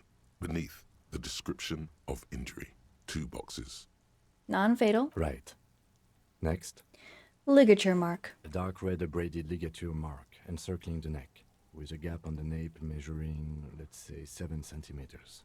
The hyoid bone is fractured, the cervical column intact. Mm-hmm. I see hemorrhaging on the skin, above and below the ligature mark. Depth of the mark, 1 centimeter. No signs of clawing on the neck. Write it down. Below the note, 2 customary boxes wait to be ticked. The man's head jerks to the side. The ring around his neck is visible. Think for a moment. There's time. Don't rush. Non-fatal. Post-mortem. The lieutenant falls silent abruptly. He is deep in thought, eyes fixed on the bright red ring around the dead man's neck. Why do you say that? I'm serious. I don't think this was the injury that killed him. Okay. Why don't you think it was fatal? Why weren't his hands tied? A big man like this. I would tie his hands when marching him to the gallows? Honestly, I'm not sure there weren't marks on his wrist. That part got blurry for me. The stench. But you're right, I was ready to call this. Now I think we should leave it empty, at least for the time being. Okay. Let's wrap this up. I pronounce this field autopsy over. First, how did it go? It was an irregular field autopsy. We did not establish cause of death, which is supposed to be the goal of an autopsy. But, personally, I do not see this as a parameter for success. We also requested a toxicological screening. That was thorough. The results should arrive in a couple of weeks, if we are lucky. I will not hold my breath. What else? We were thorough with the list of injuries, too. We described them all in detail. What is there to say? Given the circumstances, it was a professional field autopsy. What now? I need a copy of that autopsy form. Then I will drive him to Faubourg. Rip out the autopsy pages. For processing. He looks at the dead man one more time, then at the slip of red paper in his hand, then at the corpse again. He's thinking, did I miss something? You tilt your head, also looking at the corpse. I'm sure we didn't get everything. There's always something.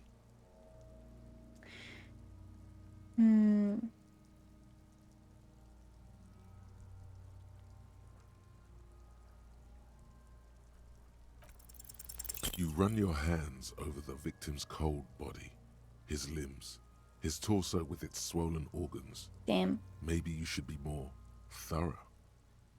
The corpse seems to yawn contentedly, as though it's glad you've run out of steam.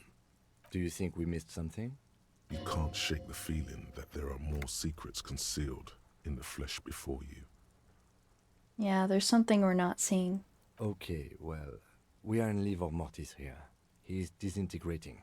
We need to refrigerate the body if we want to conduct another examination, and we need to do it fast. Okay, where do we find a fridge for the body? Hey, wasn't there a giant ice bear sarcophagus below that building? Yeah. He points to the commercial area. Why, yes, there was. Wait, an absolutely colossal fridge still plugged in, literally in the shape of an ice bear. Yes. Now, I've rarely been disappointed by the size of a giant ice bear fridge, but I think we should still take a look at it first. Make sure it's big enough before we carry him over. Let's move. With every hour, whatever we are looking for in the deceased will become harder to find. All right. And I think that's where we're gonna wrap it today. I will be back tomorrow, 3 p.m. EST, same time. Yeah. If you have been watching, I appreciate a lot. The people have chatted, a few people followed. I love talking to people while I'm playing this game. It's so much fun. And am I thinking of anything else? Oh, if you are on TikTok and you want to keep watching me after TikTok might get banned, I still am on Twitch, Slurpenheimer, also on you know, any of the other apps like Twitter, Instagram, Tumblr. Tumblr is where I'm most active for Disco Elysium stuff. And am I forgetting anything? YouTube. Oh yeah, YouTube. If you want to watch the VODs, if you missed anything, part 1 and part 2 is already up there publicly, so you can watch there. And thank you, Cowboy Smoocher 69, for following right before the end of the stream. I'm guessing that's Cowboy Kisser. Hi. Let me get rid of this. Keep this here. And all right. I'm still not feeling. I don't want to raid anyone today. Again, I'm lazy about that. Yeah. All right. Bye bye. Is the Tumblr name the same name as this account name? Yes. Everywhere that I am is Slurpenheimer. Other than I do have the place where I post my Disco Elysium art is a different user, but it's linked on my link tree, which is also on my Tumblr. Hope to catch the next one. See ya. Bye. Bye. Have a good night.